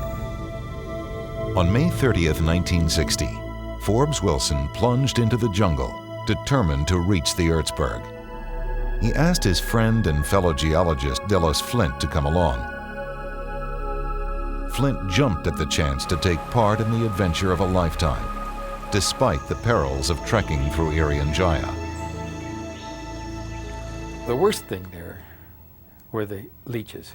And if you looked at a bush, the leech would be there trying to find something warm that he could attach to. We'd always get a few. And one time I found one in the roof of my mouth. If I hadn't been busy talking, I guess I wouldn't have had it happen. But leeches weren't the only unfriendly locals. Only 1 year after the Forbes Wilson expedition, the explorer Michael Rockefeller vanished in Irian Jaya. Some believe the son of Governor Nelson Rockefeller drowned or was killed by sharks, but others are convinced he was eaten by cannibals. When Del Flint and Forbes Wilson first encountered Irian's indigenous peoples, they felt threatened, but for a different reason. Even though you've seen pictures of them with their gourds covering their privates, the first time you see it, it's a real shock. You feel very, well, unequipped, that's the way I would put it. They came in with all their finery and charged like they were being arrayed in war, which sort of gave you, whoop, you know, but they turned it into a dance and everybody was happy. On June 16th, 1960, after 18 days of hard travel, Del Flint and Forbes Wilson found the Erzberg. A surface inspection convinced them that it was indeed a mineralogical marvel, thickly laced with enormous chunks of the yellow copper ore known as chalcopyrite. There'd be blobs that up to 4 feet across, or perhaps even longer, that were solid chalcopyrite. And when you saw that, it was just, you boggled your mind. When I first got there and got up on the thing, I just screamed like Tarzan, "Yoo-hoo, God, it's mine, all mine!" The two American geologists had proved that Erzberg was really a mountain of ore. But Jean-Jacques Dozy had called it a mountain of ore on the moon. Who could build a mine in one of the most inaccessible places on Earth? In the 1960s, Irian Jaya's mountain of copper and gold appeared as spectacular as Forbes Wilson believed it would be.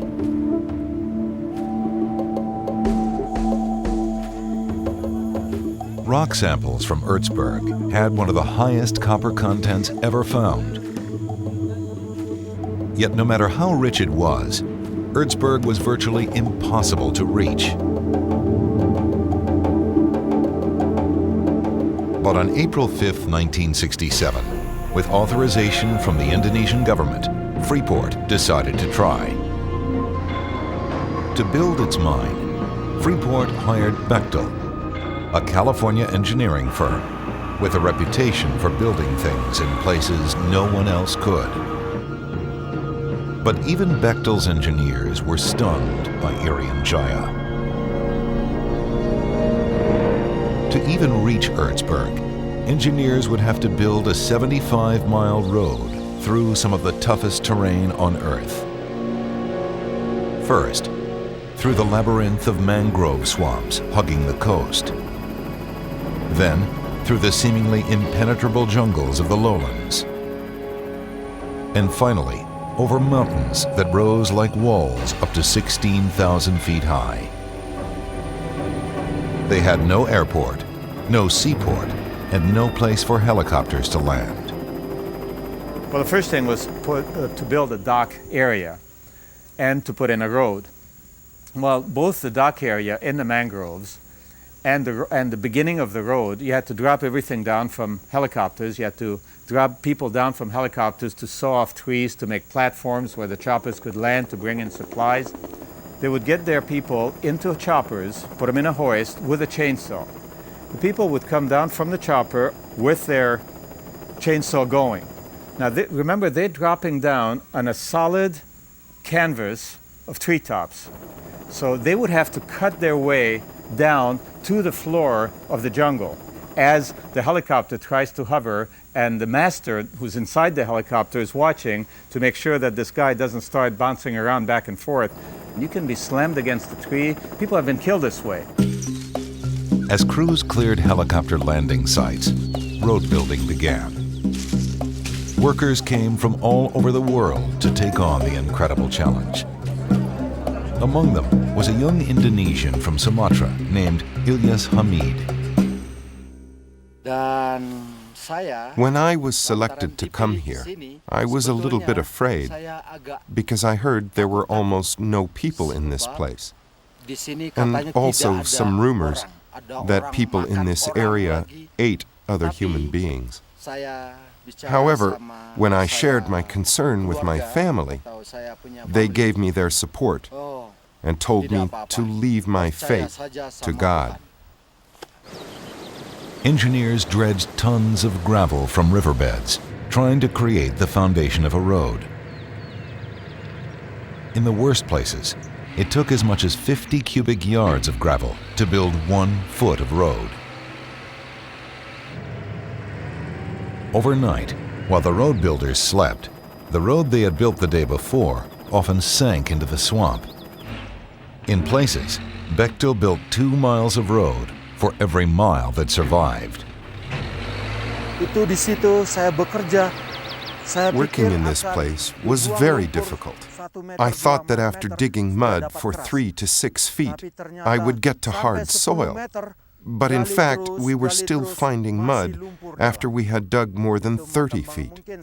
In one day, we could make only 15 to 20 feet of road. As the road inched forward, landslides buried tractors. Trucks fell into rivers. Helicopters sank into swamps.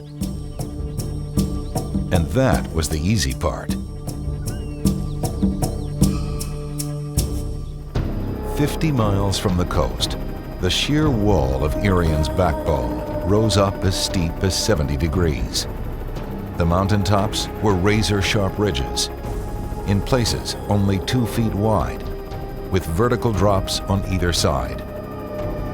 Yet 25 miles of road had to be built over those mountains if Erzberg was to be reached. If you're willing to put enough S-curves into the road, you can put a road up almost any slope. Then the problem is to put the road along the ridgecrest. Now what Bechtel did is from helicopters, they dropped down very small bulldozers that are the size of small lawnmowers. They would drop these down, and these bulldozers would cut off the top part of the ridgeback. And then slightly larger bulldozers would come in. Bechtel went through 6 size bulldozers between these very small lawnmower-type bulldozers until they got to the big boys the size of a house, which eventually did build the road. So you started getting a flat ridge line, and then you started going down in S-curves, going down to the bottom. Tremendously difficult. Bulldozers would fall over the edge. Who knows where they ended up? The bulldozers pushed forward. Drivers kept one eye on the dizzying drops below them, and the other on the crumbling cliffs above.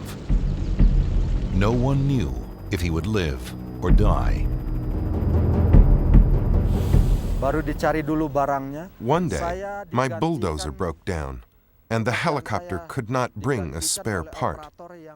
The next morning, my friend, an American whose bulldozer was working, replaced me as the leader of the work.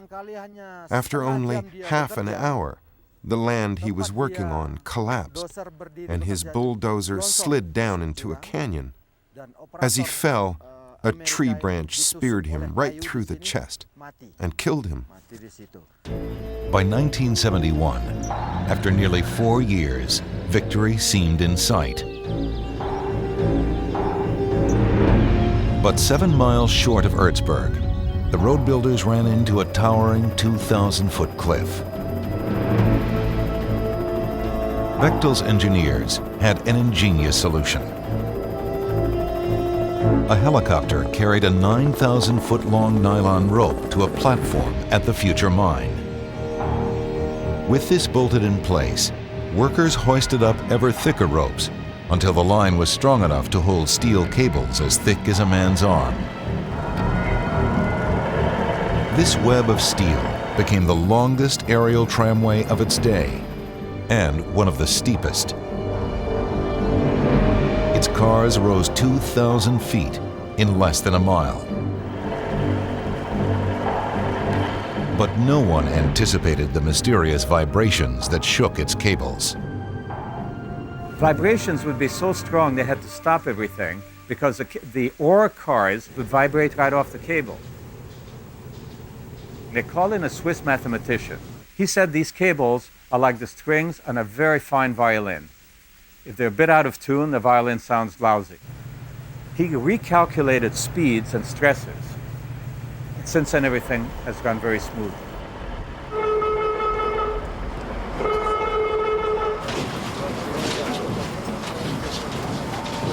With the tram in place, Freeport could lift men and equipment all the way to the mine entrance. At the tramway's base, Bechtel built mine offices and an ore processing mill. After 5 years of battling Irian Jaya, the Erzberg mine was ready for operation at a cost of over $1 billion. But engineers had to solve another problem. How were they going to get thousands of tons of ore down the mountain?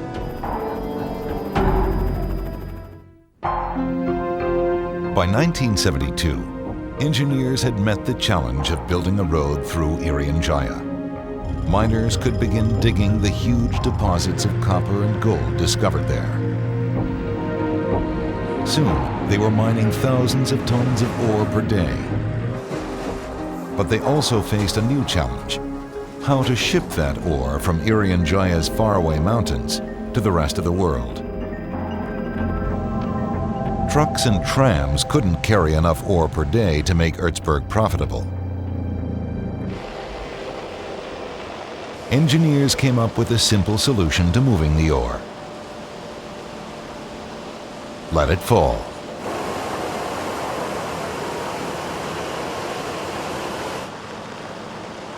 Newly mined ore begins its journey to the world through a series of ore passes. These giant chutes send it plummeting 2,000 feet to the base of the tram. As the ore hits the ground, it breaks into smaller pieces, making it easier to move. Conveyor belts rush the fallen ore to a mill. Inside the mill, it pours into the world's largest ore crushers, some nearly 40 feet in diameter. Whirling inside these enormous drums, thousands of steel balls attack the ore, grinding it into smaller rocks, and finally into a powder. At the mill, workers mix powdered ore with water to create a concentrated liquid slurry of copper and gold. But this concentrate is still 10,000 feet high and 70 miles from the sea. Gravity gets it there. Mill workers pump the concentrate into a pipeline running beside the road. After 20 miles, the descent becomes so steep that gravity alone carries the concentrate another 50 miles to the sea.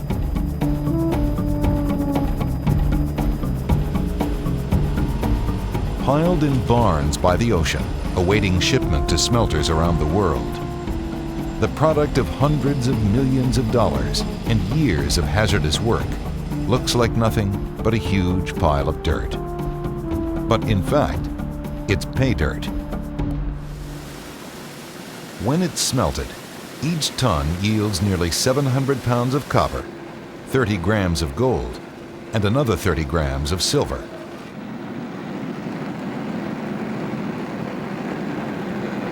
We mine the ore at 14,000 feet and we sell it at sea level. And that's a 75-mile distance between those two. Nobody else does that. In December 1972, the first ship loaded with ore from the Erzberg mine sailed from Irian Jaya. By the 1980s, Erzberg was a huge open-pit mine. The ancient glacial meadow sketched by Jean-Jacques Dozy echoed with the sounds of one of the world's most ambitious mining operations. But Freeport knew that big as it was, Erzberg wouldn't last forever. The company sent geologists deep into the surrounding mountains to search for an even bigger body of ore, a mother lode that would make mining in Irian Jaya profitable long after Erzberg had played out. It was a dirty, dangerous, thrilling job for a few exceptional men and one exceptional woman. We spent many times really running for the helicopter. You'd be just exhausted and you'd just get in and almost collapse, but it was either that or spend the night, and it was very cold up there at night. In the early 1970s, Frank Nelson was one of the first geologists to explore the wilds of Irian Jaya. Working with him was his wife Eleanor, also a geologist. Our first chore really was developing a map, first topographic and at the same time geologic. We had one camera that we mounted below the helicopter that Frank would work on a remote control, and I took handheld pictures out the door of the helicopter. Just open the door and point the camera out. And sort of surprise our drillers sometimes. They'd say, who in hell is that up there? And Ellie'd be sitting there at the edge of the seat with her feet off the edge and shooting straight down and trying to get a montage, a mosaic of the area. And even these big, rough, tough Maori drillers, they were impressed by that. So that is one cool woman. People were not familiar with the natives. And we were lucky enough to have more direct day-by-day contact with them. And you got to really like them. A lot of people feared them.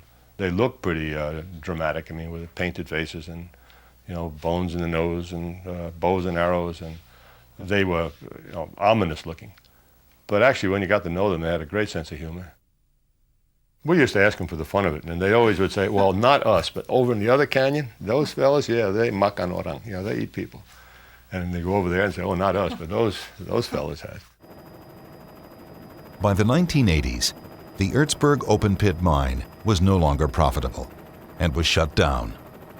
But by then, Frank and Eleanor Nelson and other geologists had discovered huge underground copper deposits nearby. It was a rich find, but it wasn't the mother lode Freeport had been searching for. In fact, in the mid-1980s, Freeport almost quit mining in Irian Jaya as a new technology threatened to destroy the world demand for copper. Fiber optic cable was revolutionizing world telephone systems. Many believed it would soon make copper telephone wire obsolete. But in 1984, a new chief executive took over at Freeport. James Robert Moffett was a field geologist who'd spent years exploring for oil and minerals. He wasn't ready to give up on Irian Jaya. He believed in the mother lode. I looked at New Guinea and saw Papua New Guinea with hundreds of mines that had been explored over the last 150 years, and Irian Jaya with basically the small Ertsberg mine. And it's what we call state line geology. It happens all the time. Just because this terrain was so horrible in terms of trying to explore it, and people quit at the Papua New Guinea border, and they began to tell themselves that this state line really was some sort of a geologic boundary. Well, that's ridiculous. Geology doesn't know political boundaries, and it never has and it never will. Moffat was convinced there was more gold in Irian Jaya's primeval hills. He told his geologists to find it. As it happened, a Freeport geologist in Irian Jaya had been thinking about gold and staring at a mountain called Grasberg, less than 2 miles from the Ertsberg mine. Every morning I'd look up and I'd see the outcrop, I'd see that mountain sitting up there, and I'd think to myself, gee, there really should be something up there. It literally drove me nuts to stand down at the bottom of that mountain and look up at it and know that there was a rock up there that I hadn't been on. And that was an itch that I just had to scratch. And after about 2 years, we finally got a chance to do it. The rocks Dave Potter collected on Grasberg assayed at 1 to 2 grams of gold per ton. It was enough to justify further investigation. Potter set up diamond drills and took core samples. The first one came back, which was an angle hole that went directly under the outcrop, and not only did it have gold in it, it also had copper values. And for the first time, I started thinking to myself, there's something more here than just a gold deposit.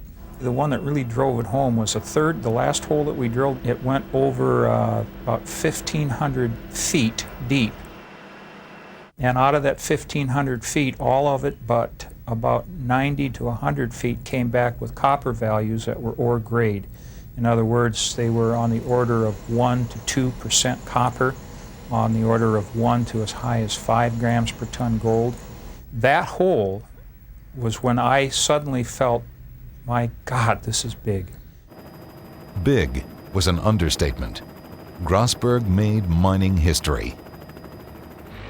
Dave Potter's hunch led Freeport to 1 billion tons of ore, the biggest gold deposit and the 3rd biggest copper deposit ever found.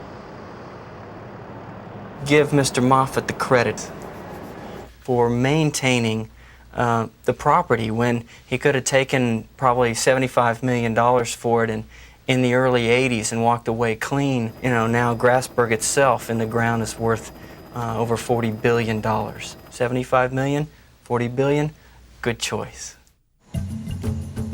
But as the first euphoria faded, a sobering realization took over. A wall of cliffs blocked the Ertsberg road from reaching the Grasberg. To mine its bonanza, Freeport would have to haul the world's biggest trucks and shovels up Irian Jaya's nearly vertical cliffs to a mountain even more remote than Ertsberg. At Ertsberg, engineers had achieved the incredibly difficult. Now, at Grasberg, they faced the impossible.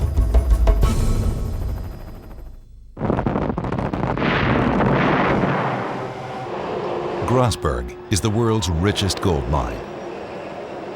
It's also one of the most productive and cost-efficient. Working 24 hours a day, 7 days a week, its miners dig 600,000 tons of ore in a single day. To dig this staggering amount of ore, they must use the world's biggest mining equipment. Gigantic Bucyrus electric shovels, picking up 80 tons of ore in a single scoop. And the Komatsu 930, the leviathan of ore trucks, carrying over 300 tons in a single load. Other mines use this colossal equipment, but none has faced the task of transporting it up sheer cliffs in a remote and primitive land to a mountain peak nearly 14,000 feet high. In the 1980s, this seemed impossible. The Erzberg tramway can carry only 15 tons. A single Komatsu ore truck weighs over 200 tons. Towering cliffs blocked the Erzberg road from reaching the Grasberg site. In the late 1980s, the Grasberg miners faced this daunting challenge and won. This is the Heat Road. HEAT stands for Heavy Equipment Access Trail. The Heat Road is unlike any other highway ever built. The Heat Road begins at an elevation of about 8,000 feet and traverses up the mountainside for about 7 miles and comes out at about 13,500 feet. Some of the grades are in excess of 22 to 30%.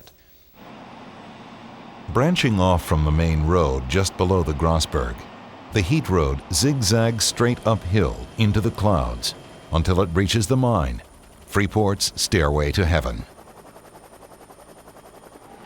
The largest single contributing factor to this mine is the Heat Road. If we didn't have the Heat Road, Grasberg Mine would not today be moving 600,000 tons a day. Over this nightmare of a road, colossal trucks and shovels must be brought up piece by piece, like this ore truck chassis weighing 40 tons.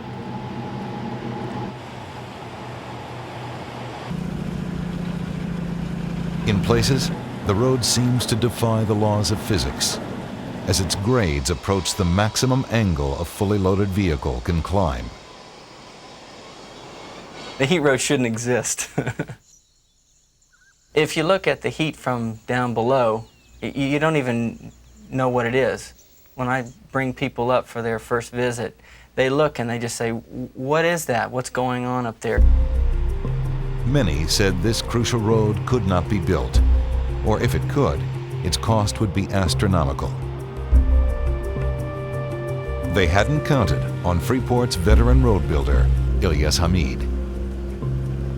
Freeport asked several independent contractors from Australia to give them an estimate as to what it would cost to build a road, and the estimates came in dozens and dozens of millions of dollars. He heard about these incredible estimates and he thought to himself, this is crazy. I can do this for a lot less money than what these people are asking. So his expat supervisor agreed to let him try.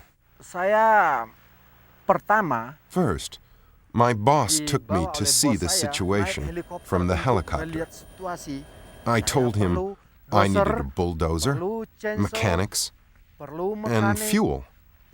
My boss said, "Okay, Ilyas, I give you everything you need."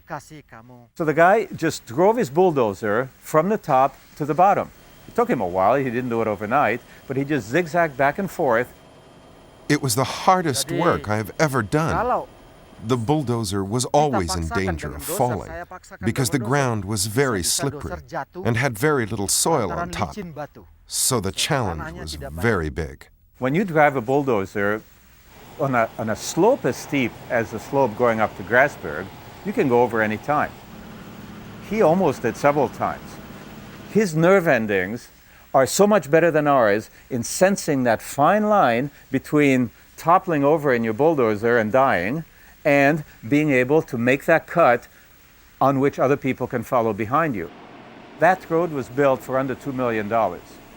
Incredible, just because of one guy who had whatever it took, brave enough, to go and drive his bulldozer from the top to the bottom. He's kind of a mellow guy, but inside I think he's a tiger, and he loves the challenge.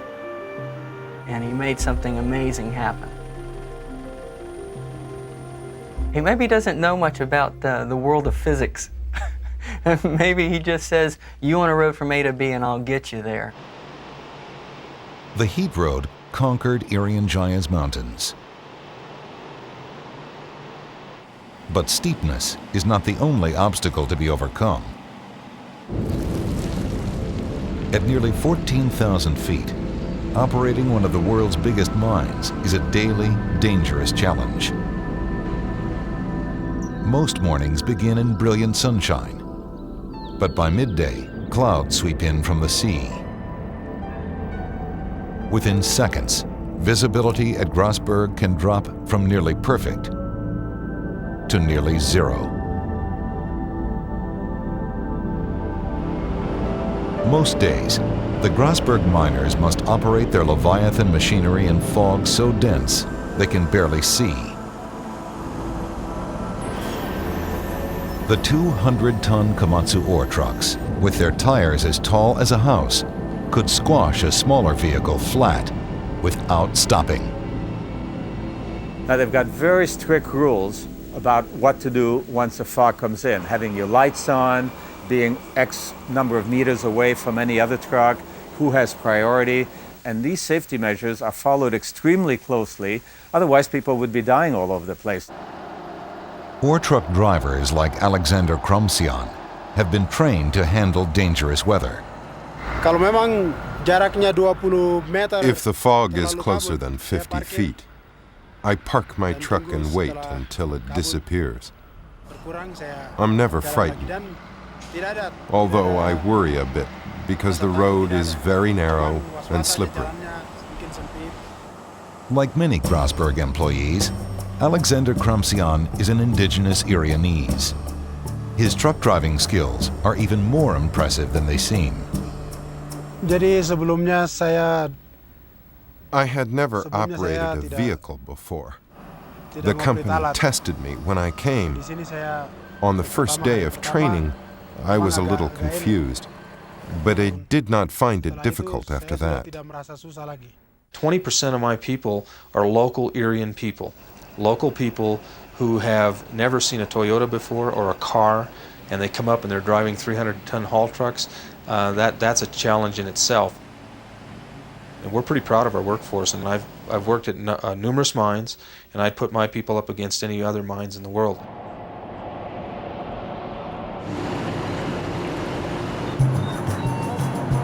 Grasberg's miners won't be stopping work anytime soon. Geologists believe the deposit is even bigger than originally estimated and may still contain billions of tons of ore. But Freeport has not given up its quest for new bonanzas of copper and gold. The search has sent geologists on death-defying explorations. Today, the Grasberg mine remains the biggest gold deposit ever found. Freeport geologists continue their search for an even bigger one. Today's scientists have tools unimagined by the explorers of the past. They pore over magnetic imagery and high-resolution satellite photography, zeroing in on potential ore bodies they call hotspots without leaving the comfort and safety of their lab. But someone's got to evaluate those hotspots, and the only way to do that is the old-fashioned way.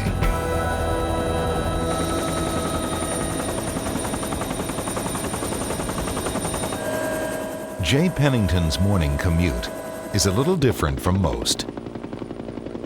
We just pop out of the helicopter basically 2 at a time with a sampling pack and a survival pack. And then we're 1 at a time down the hoist, say from 100, 120 feet, so like a 12-story building. The first time I was lowered out of a helicopter, it was extremely invigorating, and it was scary, and it was fun all at the same time. You got to have ultimate faith in your pilot, the hoist master, who's going to have your life on the line there for about 90 seconds, and then the people that maintain the equipment, both the hoist and the helicopter. So you get through that, and let's face it, you can't do the work without that confidence. As soon as you have that, the rest of it can be as fun as you want. Exploration geologists like Jay Pennington are the front line of Freeport's search for the next Grasberg. That's good stuff. Despite all the high-tech science that leads him to a hotspot, Jay works with tools any California 49er would recognize. 8 hours a day, he pans for gold like an Old West prospector in some of the last true wilderness on Earth. A lot of the times when you hit the ground, you gotta feel that no Westerner, no non-native has ever been where you are at that moment right there. So you have the potential to stumble over a 50-ounce nugget of gold, and just as easily as you can step on a rare poisonous snake. When Jay finishes sampling one hot spot, he radios for the helicopter to pick him up and take him to another one. But when a helicopter leaves Jay in the jungle, there's no guarantee it can return. You can't fly if you can't see. I mean, you don't play mountain tag with a helicopter. It's not advisable. There have been times when you wind up in a sandwich of clouds. Okay, either one can get you from the top down or from the bottom up. And if you get a helicopter stuck in that sandwich, you're asking for real trouble. And then I'm there for the night, and that's happened a lot. When you're stuck out there, it's miserable.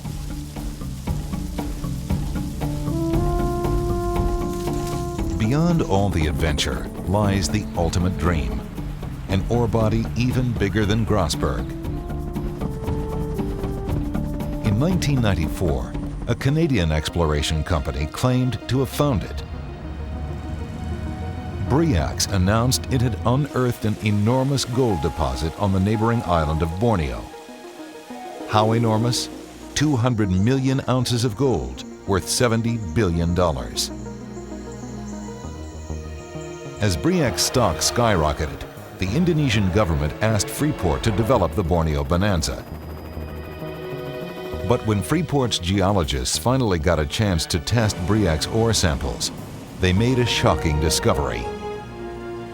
What they were finding was particles of gold in that rock powder that were 10, 20, 50 times the size of the rest of the powder. So they were obviously salted. The gold that we found in our samples that we had drilled and processed, the few grains of gold we did find were very small, minuscule compared to what they found, and it just told us that somebody had falsified the information by adding gold to the samples. The Briax gold strike was a hoax. Freeport executives asked Michael de Guzman, Briax's chief geologist, to meet with them and explain the falsified ore samples. It was D-Day right there. That was when Steve was going to make the first confrontation and say, hey guys, you know, what gives here? We don't think you're on the level. And he never turned up for the meeting and never turned up after that anywhere. We had a message from Jakarta coming in where they had heard that de Guzman had disappeared out of a helicopter, and he was the only person in the back seat of the helicopter and supposedly opened the door and jumped out. Indonesian authorities claim to have found de Guzman's body and ruled his death a suicide. But some believe the case is not closed. The whole thing about his remains and how they were identified, it's all very questionable. I kind of feel like he's probably hanging out in the Philippines somewhere, enjoying his money. Despite the Briax hoax, Freeport continues looking for another Grasberg, a geological holy grail hidden in the mountains of Irian Jaya.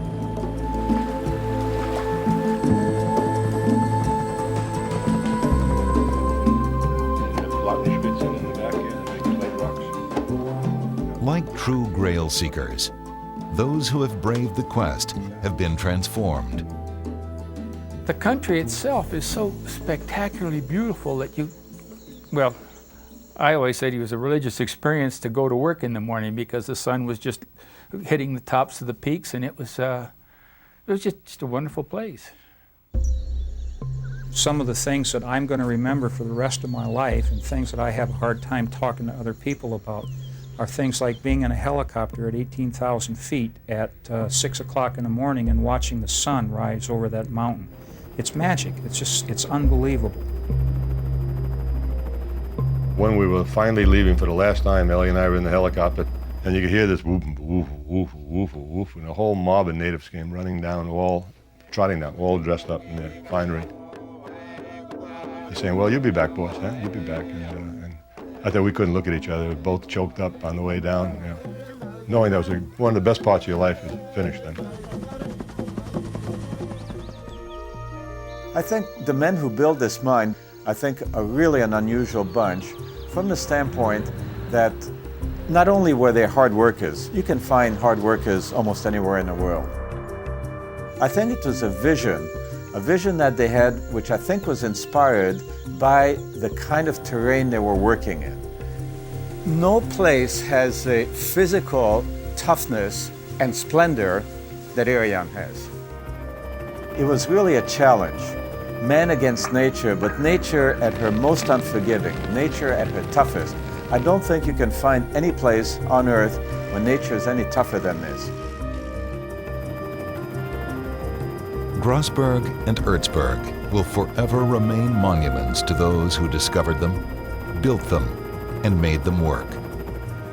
A tribute to the human courage and determination that, against stupendous odds, erected a superstructure above the clouds at the ends of the earth.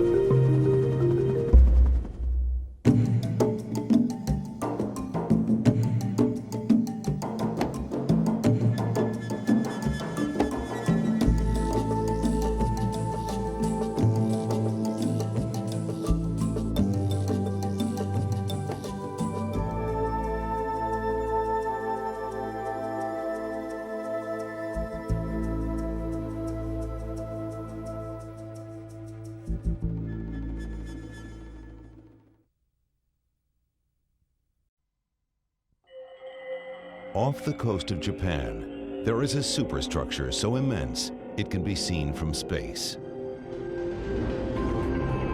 The world's first airport in the midst of the sea. The largest man-made island of its day. The longest bridge of its kind. And one of the world's architectural masterpieces. But its brilliant design could not conquer a hostile Earth.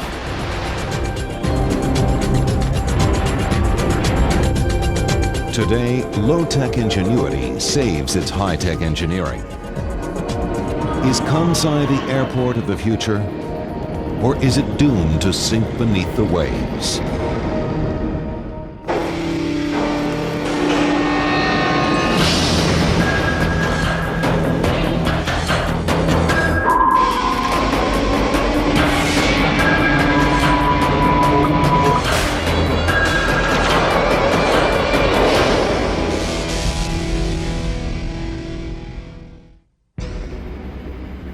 Japan, where modern skyscrapers dwarf the monuments of ages past. Where timeless serenity mingles with industrial might. And one of the world's engineering marvels rises from the sea.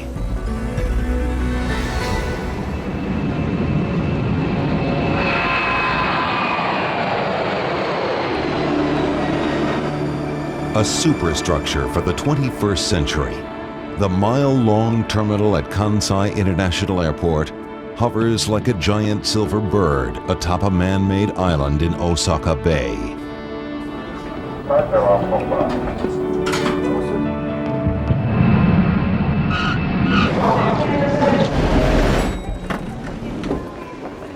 Graceful in design, Japan's aerodynamic airport is a triumph of construction and a technological wonder. It was quite extraordinary to me that when the building first opened, it was getting 10,000 visitors a day who were not there to fly, they were there to look at the building. And that says something.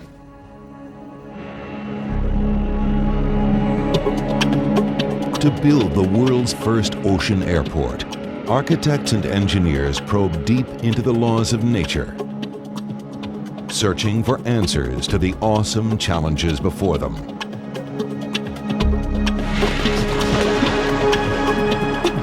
Thousands of workers labored 7 years building the biggest man-made island of its day, more than 3 miles from shore in water 60 feet deep. Then crowning it with the world's longest building, the biggest public works project of the 20th century. The airport is the first place and last place people normally see at your city. So you want it to represent something about your city.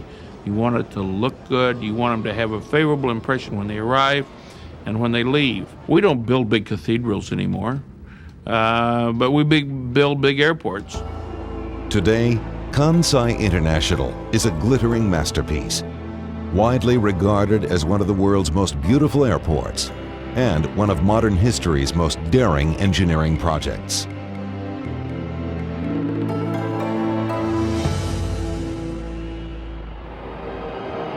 Before Kansai, no one had ever built an island in water so deep or so far from land.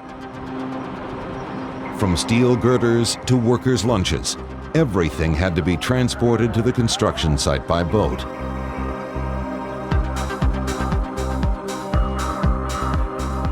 To create the island, work crews had to move 750 million cubic feet of earth, pound 1 million steel columns into the ocean floor, and labor over 10 million man-hours. I scouted the location by helicopter, and I thought, oh my God, this might be a big challenge. Why did Japan take on the challenge of building an airport on the sea? Because daunting as that challenge was, building Kansai International Airport on land would have been next to impossible. Kansai is a 10,000 square mile region in central Japan, straddling the island of Honshu, some 300 miles southwest of Tokyo. Within its boundaries lie 2 of Japan's most important cities, the sprawling industrial centers of Osaka and Kobe. In the 1960s, Kansai cities were losing ground. Japan's imports and exports flowed through Tokyo. To compete with Tokyo, Kansai needed a new international airport. This airport was not only very important for Kansai, but also for the whole Japanese economy. Before Kansai Airport, manufacturing companies based in Kansai had to send their cargo all the way to Tokyo to ship it out of the country. That was very inconvenient.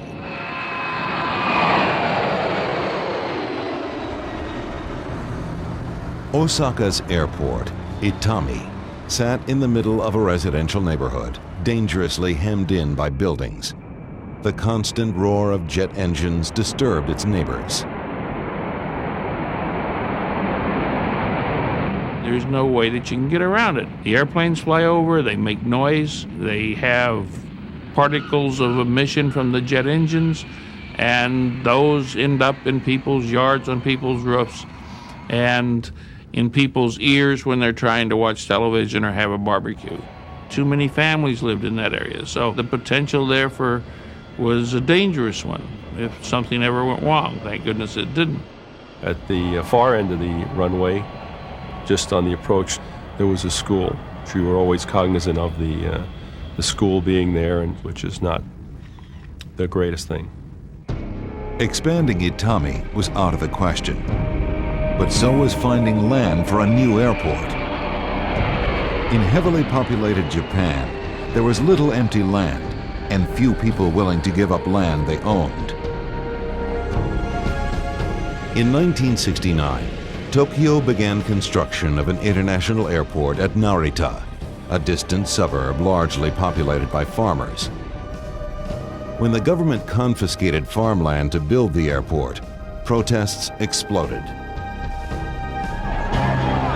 Outraged farmers besieged the Narita construction site. Leftist radicals fired rockets across the runway.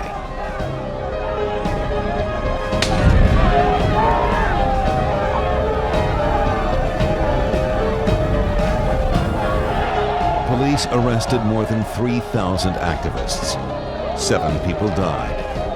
Protests delayed construction of Narita Airport for nearly a decade.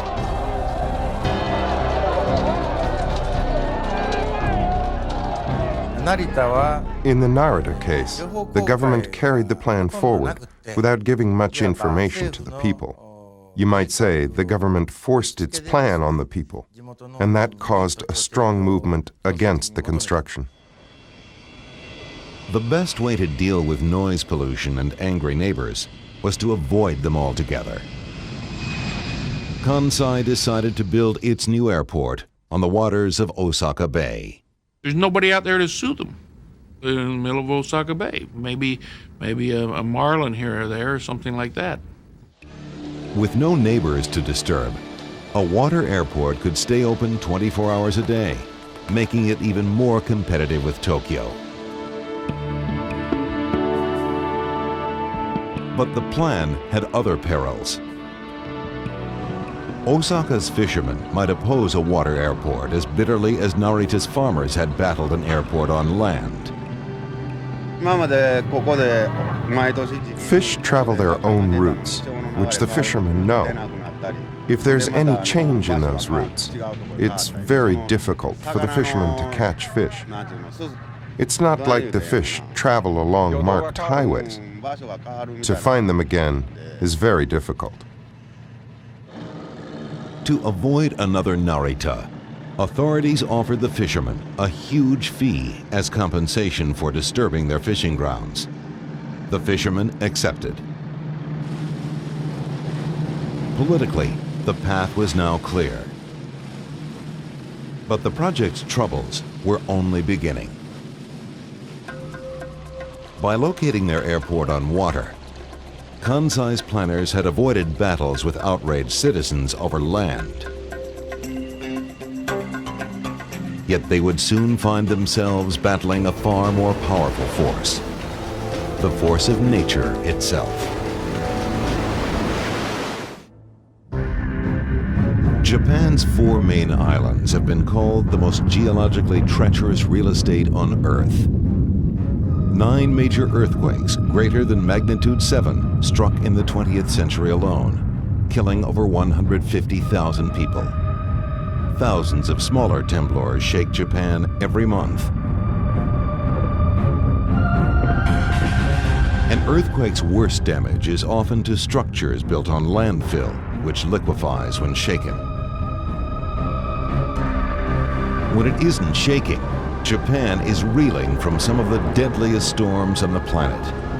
Since World War II, hundreds of typhoons have ravaged the Japanese coastline, killing nearly 7,000 people.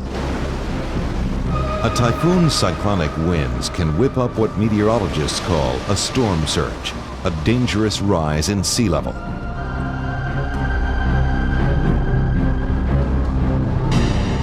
On September 21, 1934, a storm surge raised the level of Osaka Bay 10 feet for several hours. That typhoon killed 3,000 people.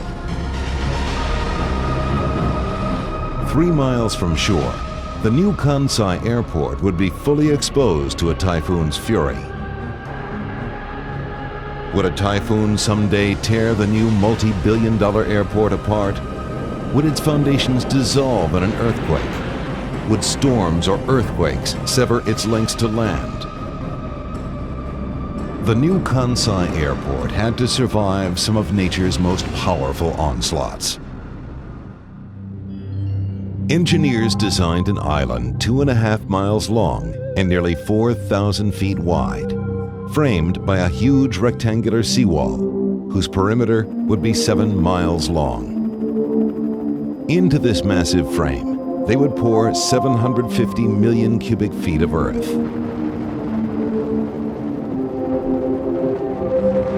It seemed like a simple plan, a larger version of other projects Japanese engineers had successfully completed many times before. In land-starved Kansai, the shore is lined with industries built on man-made land. But 3 miles from shore, conditions were very different. The seabed is something like 100 meters or so depth of soft clay. So soft, in fact, that if you could drain the sea away, you wouldn't be able to walk on it as a marsh. Tests showed that the airport island would rest on 2 levels of ocean-bottom clay. The upper layer, called alluvial clay, didn't worry engineers. They had built on it many times before. But 3 miles from shore, there was a deeper, older stratum called diluvial clay, extending 1,000 feet below the alluvial layer. Engineers had never built anything on this diluvial clay. No one was sure how it would react when the world's largest man-made island began pressing down on it. So the new problem is how to predict the compression of deep-seated, old, stiff clay. That's, I think, the first case in the human engineering history. In order to know the condition of the foundation ground, we developed a method of sampling the clay itself. We calculated things like strength and pressure density correlation to learn the characteristics of the ground. Scientists analyzed core samples from the ocean floor and gave differing predictions of how far the airport might sink into the clay. Some believed it would sink only 19 feet. Others insisted it could sink as deep as 25 feet.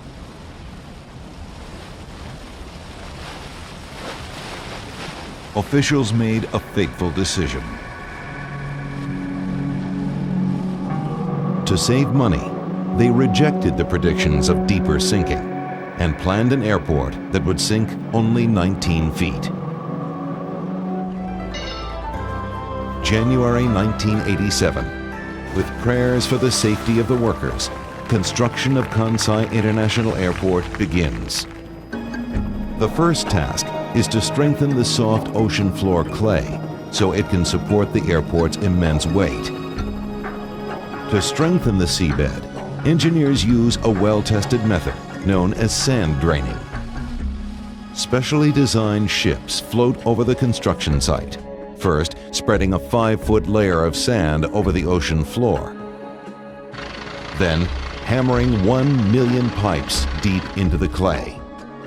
It's a fully automated process, controlled by shipboard computers.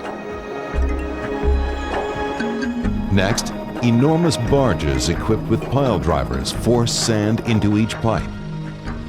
Finally, the computer-controlled ships pull out each pipe, leaving 1 million columns of sand. When the finished airport presses down on the waterlogged clay, its weight will squeeze the water from the clay into the sand piles, draining the clay to make it harder.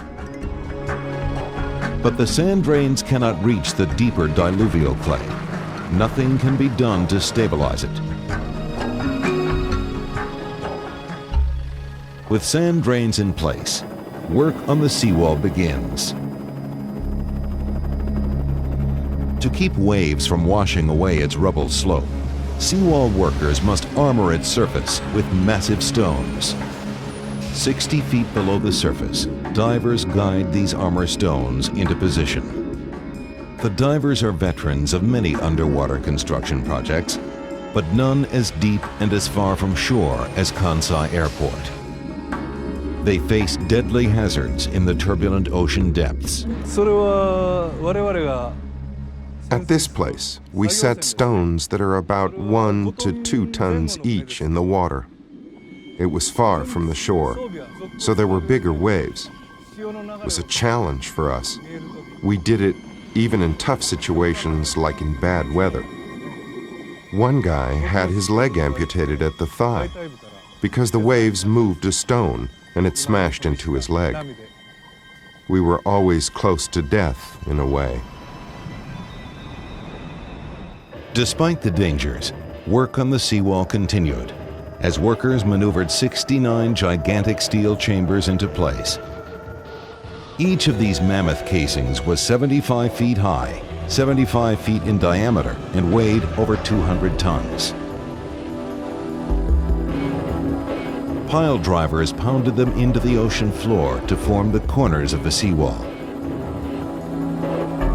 Workers placed 48,000 four-pointed concrete blocks along the seawall's south and western edges, where the sea was strongest. These strange-looking blocks are designed to dissipate the force of breaking waves. By June 1989, 2.5 years after work began, the seawall was finished. Now, the airport builders had to find enough soil to fill it. On the mainland, crews worked round the clock excavating 3 entire mountains. Huge barges transported the excavated soil to the airport site. For 3 years, a fleet of 80 ships dumped earth inside the seawall until it rose over 100 feet above the ocean floor.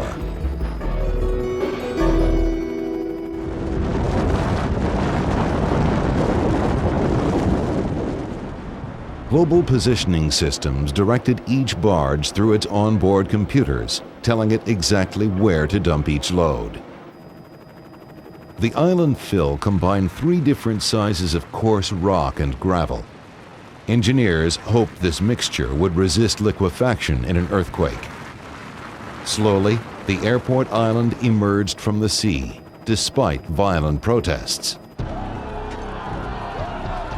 The same leftist radicals who assaulted Narita Airport launched a mortar attack on one of the quarries supplying the island's fill. No one is hurt, but the exploding mortar rounds ignite a forest fire, which rages for hours. It is only one of more than 24 attacks on the airport project during construction. Planting bombs, firing rockets, and setting fires, the radicals destroyed equipment and injured 4 people. But work never faltered. While some workers built the island, other crews were busy linking it to land. In the fall of 1987, giant floating cranes brought the first pre-assembled bridge pier to Osaka Bay, anchoring it on pilings driven into the seabed. By the spring of 1989, 29 of these piers stood in line between the airport island and the mainland.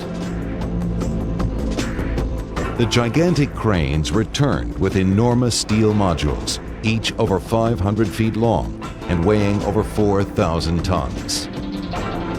Bolted together, they formed a double-decked truss bridge over 2 miles long, 1/3 longer than the Golden Gate Bridge, with a price tag of over $1 billion. Its upper deck was a highway, its lower deck a railroad track. Flexible joints connected its spans, so the giant bridge would bend, not break, in a typhoon's deadly winds. By March 1990, the bridge was built, and the airport island was nearly complete.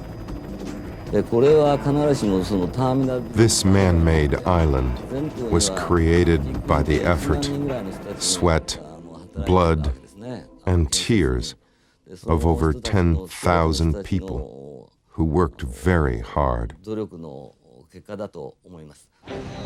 But the island builders' celebration was a muted one. By then, they had discovered a new and relentless threat, an enemy so powerful it could defeat them.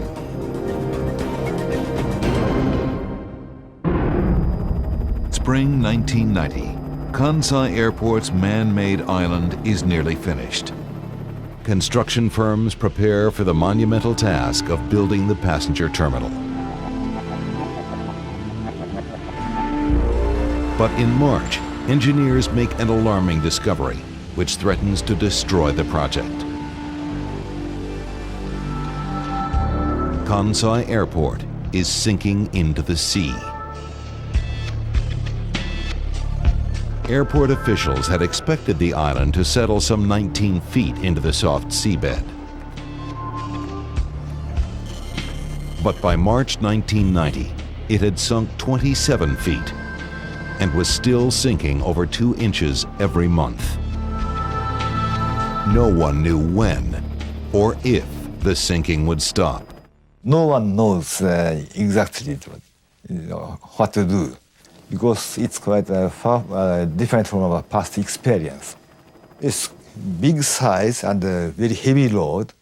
These two factors combined give rise to the effect of waking up the sleeping lion. The revelation stunned Osaka and the nation. The international press dubbed Kansai Japan's sinking airport.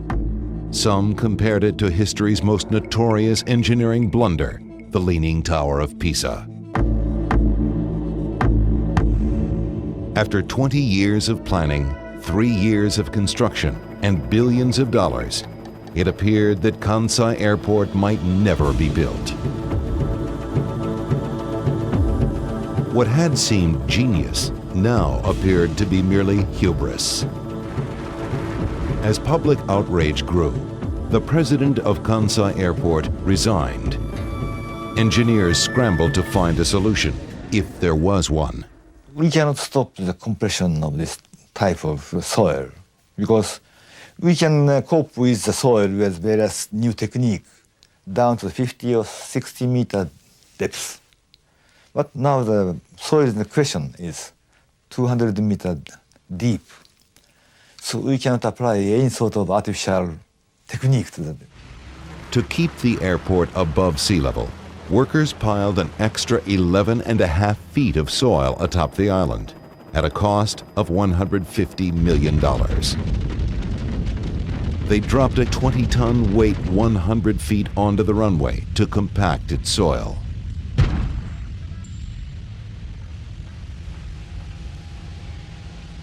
They decided to pave the runway with asphalt because asphalt would absorb earth movements better than concrete. Yet their greatest problem remained unsolved.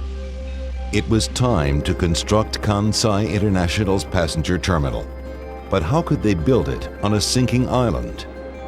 While engineers debated, the terminal's architects perfected its design. Noriaki Okabe had spent 25 years in Europe working with world-renowned Italian architect Renzo Piano. Together, they had created some of the world's most remarkable buildings, including the famed Pompidou Center in Paris.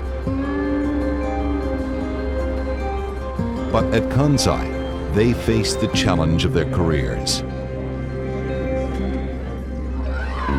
The Kansai terminal had to be small enough to fit on a man-made island, yet big enough to house all the complex functions of a modern international airport. High enough to inspire passengers with its beauty, yet low enough to allow air traffic controllers an unrestricted view of every airplane on the tarmac. It seemed an architectural paradox. Architects usually get stimulated by looking at the site before the work starts. This project was unique because there was no site yet. There was no ground. Seeking new sources of inspiration, the architects turned to the structures of nature. Nature's geometries solved their most difficult problem: how to make the terminal both high and low. Answer: the toroid, the remarkably versatile shape of magnetic fields, convection currents, bicycle tires, donuts, and fruits. In its architect's eyes, the enormous Kansai terminal is only the small visible portion of an immense toroid over 20 miles in diameter, circling through the Earth.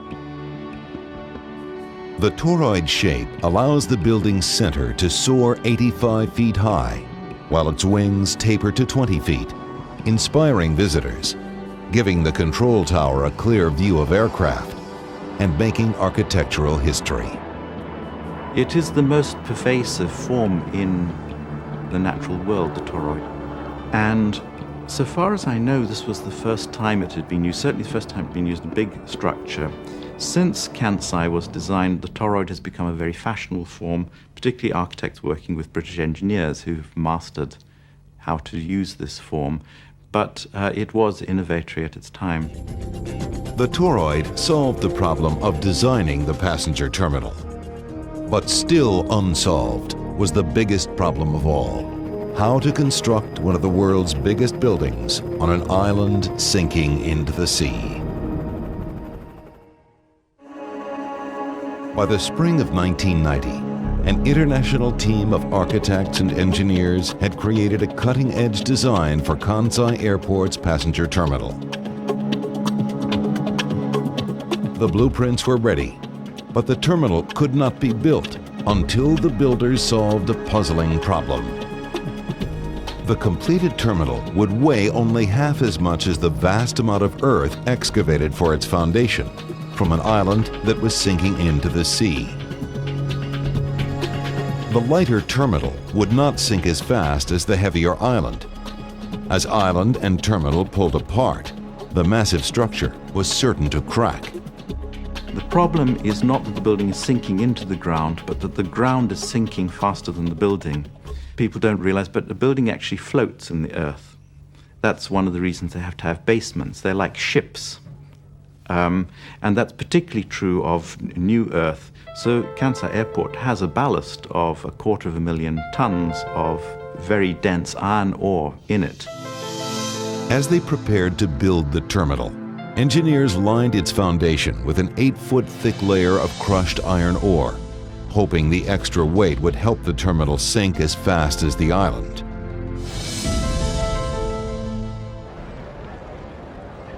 On April 24, 1991, terminal construction began. It would take nearly 3 years to complete. Following the architect's blueprints, workers erect some 30 steel trusses to support the roof.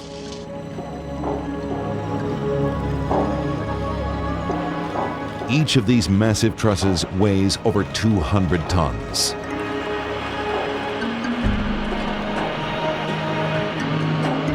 Then, workers assemble the terminal's skeleton of 250 ribs, each forged in England and carried by ship to Japan.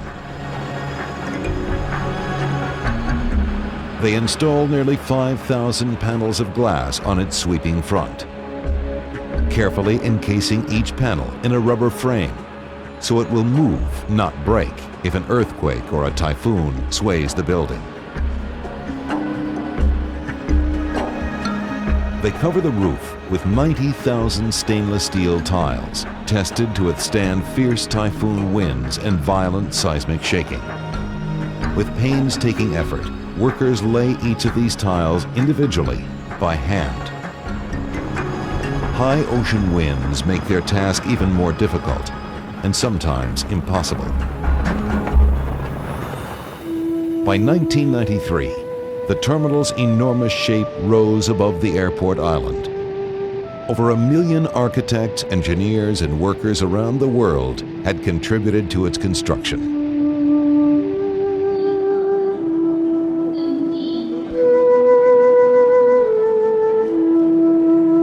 Today, Noriaki Okabe wanders with pride through a superstructure. Widely proclaimed as one of the most brilliantly designed airport terminals in the world.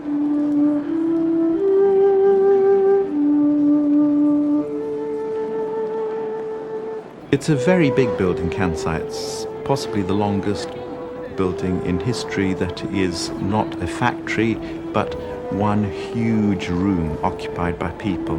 But what's very striking is the very intimate relationship it sets up between you, the person moving through, and the building that is making way for you, leading you through, guiding you through. This is a very extraordinary sense to get in what's a highly technological, enormous building. I think that's one of its most extraordinary achievements.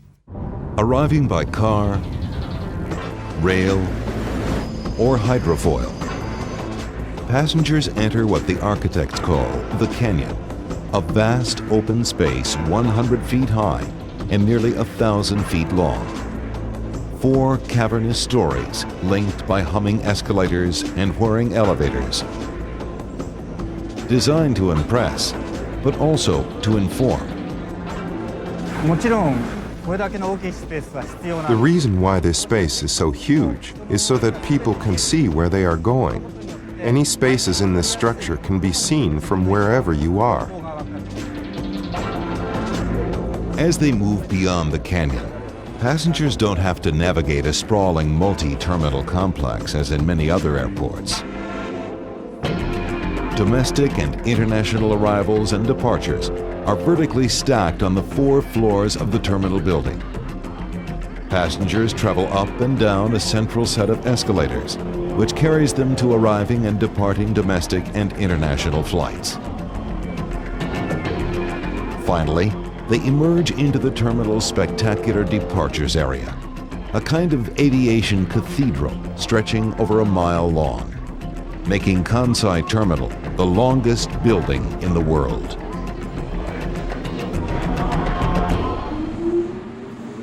Automated trains whisk passengers to its 41 aircraft gates. Travel time from the central terminal to the end of each wing is only 90 seconds.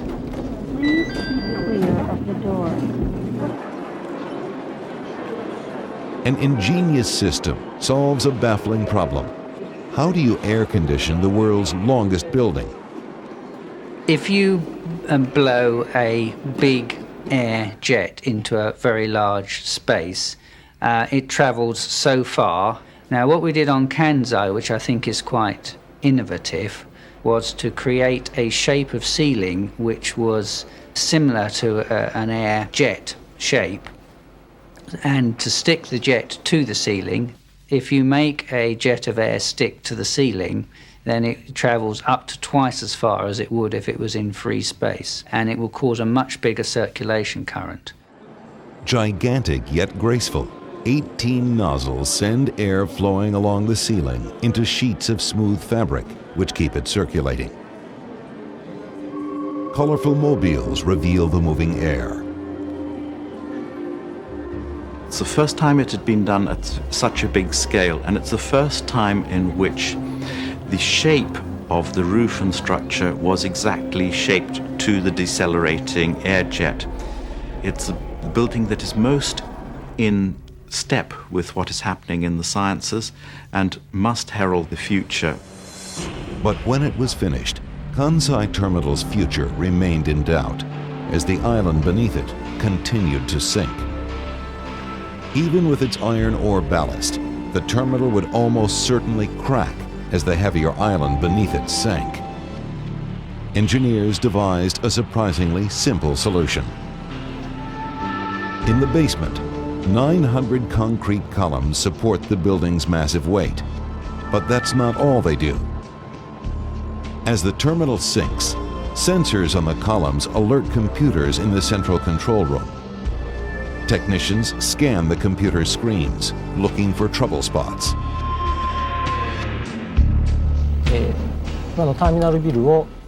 This screen shows the current subsidence of the terminal building.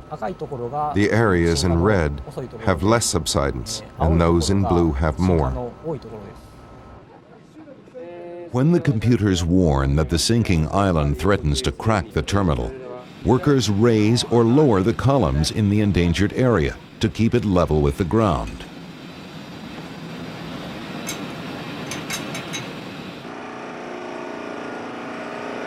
They use powerful hydraulic jacks, which can move columns up to 15 inches if necessary.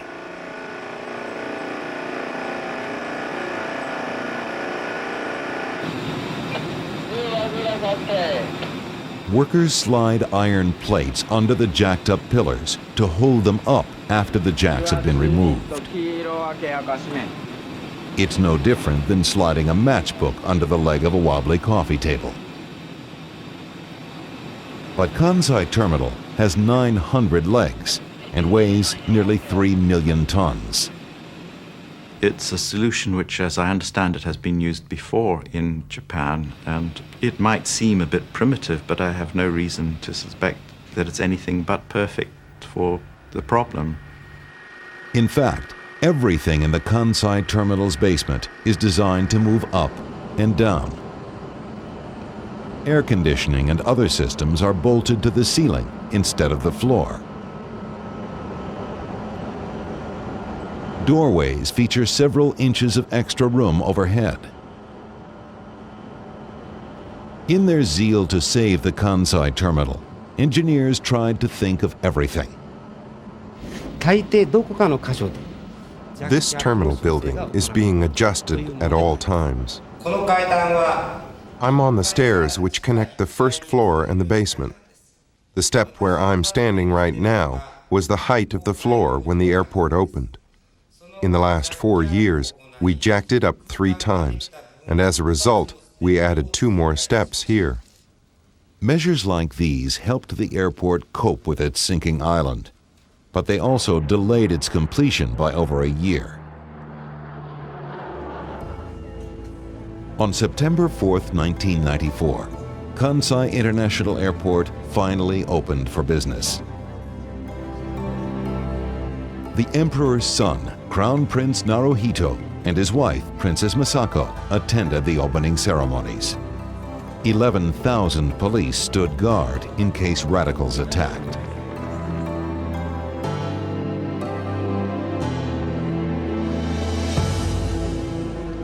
As they celebrated, the airport's proud builders could not know that nature's fury would soon assault their masterpiece.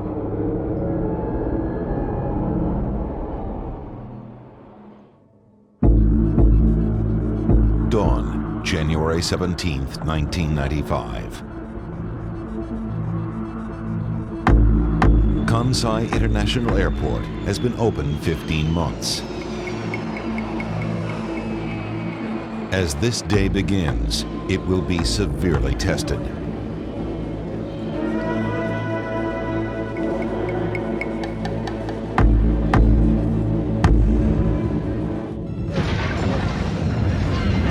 5:46 a.m. on January 17th, a devastating 7.2 earthquake rocks the Kansai region. The massive temblor is the deadliest quake to strike Japan since the Great Tokyo earthquake of 1923.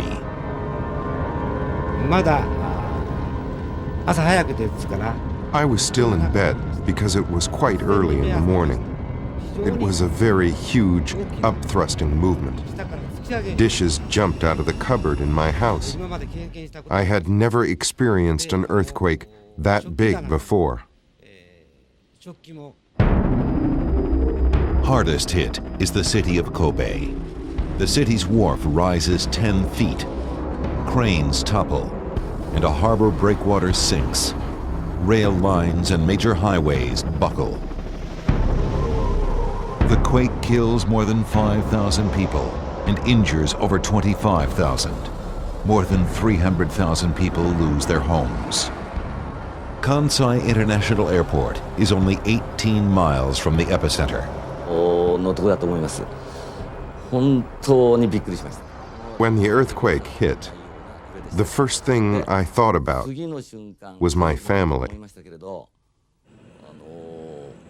Then I thought about the Kansai airport. Maybe the glass has broken. Fearing the worst, officials rush to the airport. Outside the terminal, they find a cracked sidewalk and few other signs of damage.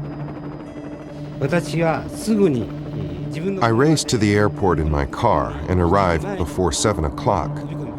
When I rushed into this control room, all the machines were operating properly.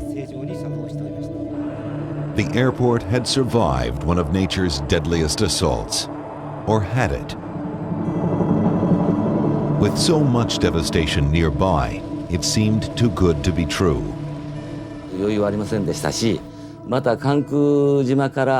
When I came to Kansai Airport, we could see Kobe was burning.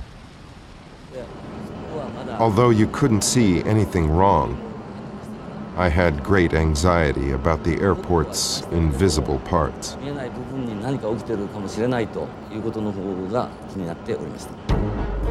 The inspections confirmed that the airport's anti-earthquake measures had worked. Engineers had used a mixture of large rocks to build the airport island. When the earthquake hit, this coarser landfill absorbed the shaking. Had the fill rocks been smaller, the island soil might have liquefied. Airport buildings would have collapsed, as so many other structures did.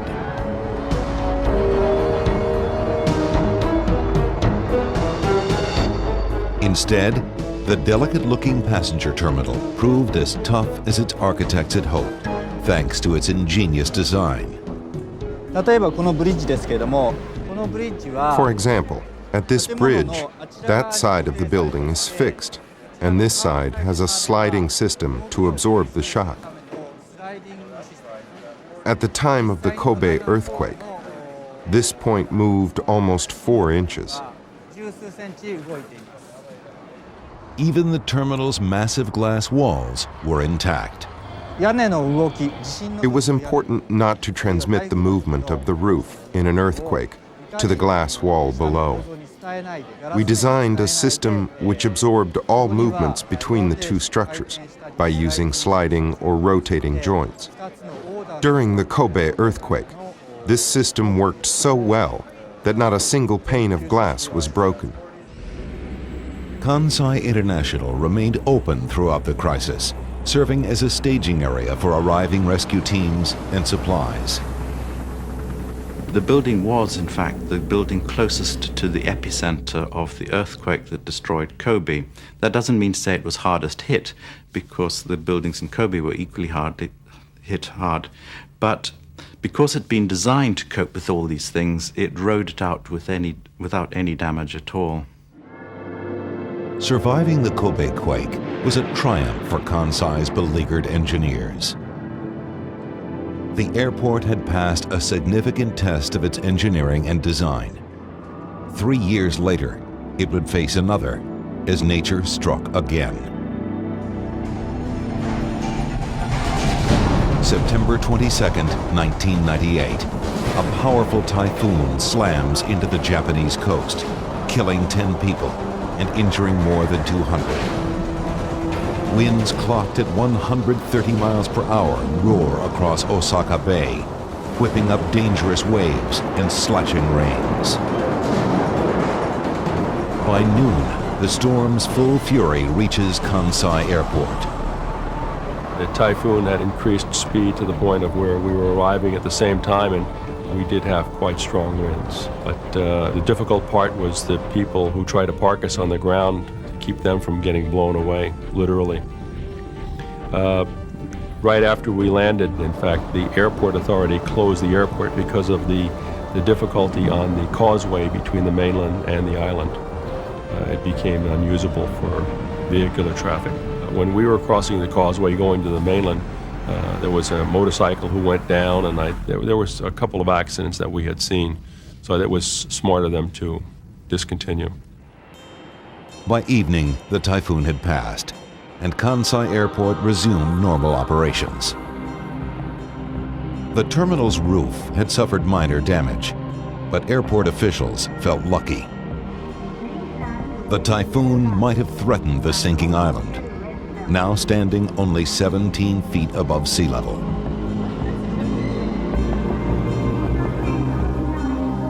Kansai's ingenious jacking system keeps the terminal building level, but it cannot stop the island from sinking. Every year, the airport sinks a foot deeper into the sea.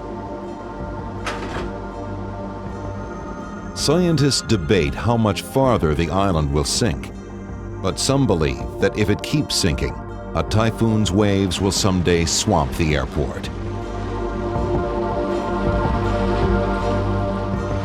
Next countermeasure is how to prevent the invasion of water. We are going to start with this sort of countermeasure maybe 5 or 10 years time from now. If the top elevation of the man-made island going down beyond some special value, in high tide time or typhoon time, it's quite easy to seawater to flush inside the island. That's our greatest concern at the moment. Airplane cannot land in the pond so runway must be dry all the time. To keep out storms, engineers must build a higher seawall around the airport. But this is not the only challenge they must meet. If Kansai Airport is to survive economically, it must expand. Since it opened in 1994, its volume of international flights has nearly doubled. Its single runway can handle 160,000 takeoffs and landings a year. By the year 2007, it will reach that number. Without a second runway, Kansai will choke on its own traffic. The airport plans to build a second runway and terminal on a parallel island connected to the original airport. But this island must be built in water even deeper than the first. The seabed is even softer. Scientists believe the second island could sink even farther than the first. At the new site, we have to construct the island on a bad, soft foundation. Since it is impossible to do away with subsidence, we are thinking of constructing a second terminal building between the old and the new islands, which will float on the sea like a ship. Then we won't have to worry about it settling at all. But sinking isn't the only obstacle to expanding Kansai International. Battling the sinking problem drove the airport's price tag to $15 billion, 40% over budget. Interest alone on the airport's debt is $560 million a year. Building a second runway will cost an estimated $14 billion more. Even if it never slides beneath the waves, Kansai International may sink beneath the crushing burden of its debt. And yet the second runway must be built. The airport's future, and perhaps the lives of its passengers, depend on it. If you're going to be a major hub airport, you're going to really have to have two runways. Because what happens if something goes wrong? What happens if you have an airplane that blows a tire and you're really a hub?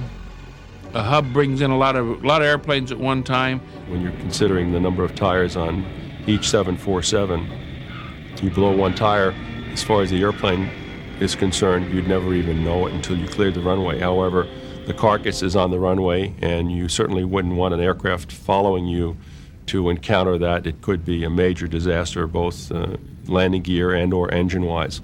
So they'd have to sweep the runway, and that takes time. And when you have 10 airplanes or 12 airplanes waiting for arrival, it gets to be a very ticklish affair. So a second runway is very, very important. Though surrounded by water, Kansai International Airport finds itself between a rock and a hard place. Hong Kong and Singapore now have new state-of-the-art airports. Tokyo's Narita is building a second runway. To hold its own in the highly competitive world of Asian aviation, Kansai must expand. Engineers need the second island as much as airport officials do. They want to build higher seawalls to keep typhoons from someday swamping the first island. To build those walls, they must temporarily close the original runway. Yet the immense cost of saving the airport, added to its already huge debt burden, may cripple its future. Kansai International Airport may never fulfill its builder's dream of becoming one of Asia's leading aviation hubs. But somehow, it's not Kansai's troubles most people remember. It's Kansai's achievement. Its landmark design has won the praise of critics the world over and earned the approval of the thousands of awestruck travelers who pass through it each year. I think it will be some time before what has been achieved there will be fully understood. The lessons will be learnt probably in the 21st century more than in the next few years from Kansai. People will understand more deeply what's been achieved there.